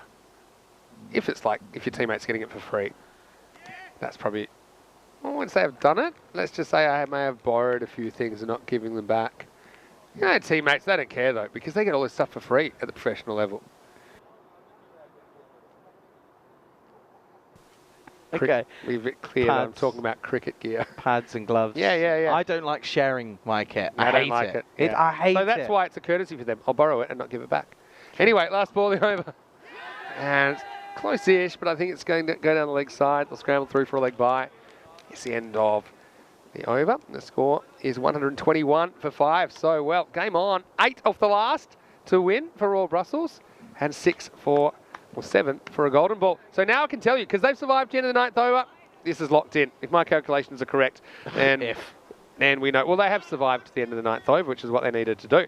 So unless there's like 2-5 wide, then I'm in big trouble actually. But right here, you can see that Liege will play tomorrow in quarterfinal number 4 against Austin Exiles. Fortunately, Royal Brussels, they will miss out on the quarterfinals altogether. Antwerp versus Ghent, interesting one to start the day. Sherry Butt, of course, will be there. And Beveren has, of course, picked up for the Pakistan Junior League. As some of the scouts liked what he was about. And Beveren, 12 stars. CC, that's going to be a big game as well. Beveren haven't really clicked for a lot of the time. 12 stars, well, surely they'd have to get Paramjeet back for that. Yeah. And the Mechelen Eagles tops Group A against ICCB. ICCB, I mean, at their best, they can be anything. And then we already talked about quarterfinal 2. BRQFF tomorrow from 6:30 a.m. GMT, which is 8:30 in Central Europe, and noon in India. Last over of the day, and 8 to win. Let's roll, and it's Oriakel with the ball, and it starts with what looks to be a single, and they'll settle for that. If they get a boundary here, they win. If they don't get a boundary, I don't think they win. There you go. Expert analysis. That's why they pay you the big bucks, yeah, that's it. Yeah, no, you're not wrong though, with respect. Get one boundary here. It's hard to lose. Goes for it. Doesn't quite get it. It's in the air, hanging in the air, and caught. So Zahid goes, and he can't get the boundary they needed. That makes it a bit tougher. That tingle is intensifying here. 4 balls left. They still need 7. The score 1-2-2 for 6. We surely aren't going to see the 2 GBs in a game where it's top versus bottom. Not just that. It was the last game of A. the team that is going out. And last game of Group A, last game of Group B. It wasn't quite the last game of Group A because it was match 18 because it was the last game of Austin CC. Sorry. But getting what you're putting down here. Yeah, this is going right down to the wire. Surely not. Surely People asking how many catches That is for Ali Raza. I'm not sure, was Raza that caught that? I thought, yeah, it was Ali Raza. Yep. He snuck around, hasn't he? That's a very good question. 1, 2, 3, 4. 4 catches. So he's one off the record as well. Madupa Fernando of Bogliasco in Italy has that record. Kitty liked your quote. Anyway. Yeah, Kitty, she knows I got the 4-1-1. Anyway, this will just be a single and saying, well, over to you. You're the big 6-hitter. Emil Hyatt. He's got to be him to do, isn't he? He can win it with one swing of the bat here, but I mean, does he go for it? Well, probably yes. We are in Belgium. Hashtag Belgian ball. Belgium ball's been quiet, actually, hasn't it? It's been an interesting couple of days. Stick to what I said, though. I stick to what I said about the boundary thing. Yeah. Mark my words. They hit a boundary here, they win. If they don't, they won't. 3 to come. Hyatt, over to you. Misses. Doesn't help when your partner's not watching camera 1. But I think they don't really want the single here. Or maybe they do, I don't know. Hassan's not the worst at the other end. It's a bit of a wafting shot. Did he laugh? He's laughing or he's just giggle? Just clearing his throat there, I think, Hassan. All right, well, 6 off 2, and this game's drifting away from Royal Brussels. Swings and misses. Well, there goes the GB and swings himself off his feet. So now, well, they need 5 to tie. It's hard to see a 5 happening. What a good last over this from Oriakel. I just believed, runs on the board here at Royal Brussels. They haven't really impressed with the exception of a couple of batters today. So, well, he can be a hero here. Emil Hyatt, 6 off the last ball of the day. Doesn't matter where you put your fielders now, really, because he wants to clear them. And Oriakel just needs to hold his nerve. Don't lose your position. Hold on to what you know. Shades of Nuttandegate for Roma CC versus Kent Lanka, who hit a 6 off the last ball of the game. That's what they need, 6 to win. And he misses. So Oriakel's the hero, and Liege will top the table. They'll do it comfortably. So it was strike 1, strike 2, strike 3 for Hyatt, who couldn't come out with the winning blow. And once again, runs on the board, holding up. Congratulations to Liege. They top the table and they deserve it. They will be the top seeds going into quarterfinal Friday. And Royal Brussels, well, again, so close, but so far, unfortunately, that's the last action they'll see in this FanCode European Cricket Series. Yeah, credit to them. They have been a very entertaining team. But I tell you what, credit to Oriakel for defending only 8 in that last over. That is exceptional work. Really good bit of death bowling, and that is what Liege needed, because that will be a wealth of confidence going into quarterfinals Friday. This is what's coming up tomorrow. So the first game will be Antwerp taking on Ghent. That's going to be a big, big game. Yeah. All of these games are going to be big because they've all made it through to quarterfinals Friday, of course. Yeah, of course, any team can win from here. And the other thing is the weather. That's the big wild card question mark. I know the forecast isn't great, but it wasn't for today, and we didn't have a drop of rain, so that's fine. You kept thinking it was coming, but it didn't. We had a full day's play. Hopefully the same tomorrow, 6:30 a.m. GMT, which is 8:30 in Central Europe, and noon in India. Let's roll the highlights. It was going to be a big chase, wasn't it? And I'll come down to that last over again when we get there, Charlie. But, well, big brain energy, no boundaries, no win for Royal Brussels. But it was Liege that had a few problems with some high deliveries early, and it was a pretty breakneck start. And you'd have to say, the way that Royal Brussels was going about it, it felt like they didn't feel any pressure in this chase as well. I think Zoot was very good early. And we'll probably see some shots from Harrington. But, yeah, Royal Brussels is a bit of a disappointing series from them. You know, they mixed it with the big boys, I think, when they played well. Unfortunately, with Manib, the situation with his injury ruling him out of today is disappointing as well. But still, wish them all the best, and we hope to see them again in the European Cricket Series. Yeah, for sure. It won't be the last time we ever see them. I'm sure that's same to be said about Ostend CC as well, of course, because they played really well, but it just wasn't meant to be, and it's a pretty similar story for Royal Brussels. They have got a couple of, or a handful of players that are really talented, especially in this format of the game. The likes of Oliver Harrington, who you're seeing here, he hit some really nice shots, but it just wasn't meant to be, was it? But yeah, and also Manib Mohammed, of course, big miss for him to miss out on the last day. Of course, we do wish him well and hope that he really recovers strongly, because he is, of course, I'm sure he's in the thoughts of the selectors for Belgium for the ECC. Yeah, for sure. I mean, there's a few that have certainly pressed their claims. I think they've got the luxury, Belgium, of waiting to see how this series plays out before they finalise their squad. I know they have a fair idea of who they want to pick. But yeah, this guy caught really well, didn't he? Ali Raza with 4 catches. And yeah, outside that, though, we saw a fair few boundaries, and they were on track for so long in this chase. After that good start we mentioned, Harrington, I liked his 20 again. Just probably maturity, couldn't quite go on with it, but I mean, he went out trying to attack, and so don't mind that at all. But when you consider that they needed 8 off the last over, they're only able to get 2. It shows you how well Oriakel did defend. But, I mean, really, one of the reasons that Leeds got back into the game, they held their catches. Yeah, no, they did. And again, Ali Raza ended up with 4 catches as well in the total there. So that's really good work from him. And that's all you need to do, hold your catches. Well, that wasn't a moment of brilliance because even he knew that he messed up there, but it wasn't meant to be, though, was it, for Royal Brussels? Yeah. Gave it a good old go, though. Yeah, you're going to have the odd moment, and normally you see it a bit each way, but I think for the most part, when the big moments came, they held the catches that mattered and removed the batters that probably could have taken the game away from them. And you see another one here, Ali Raza, in very good straight down the ground. It was 1 of 4 catches, as you mentioned. But yeah, the issue here is that they couldn't get that elusive boundary in the last over.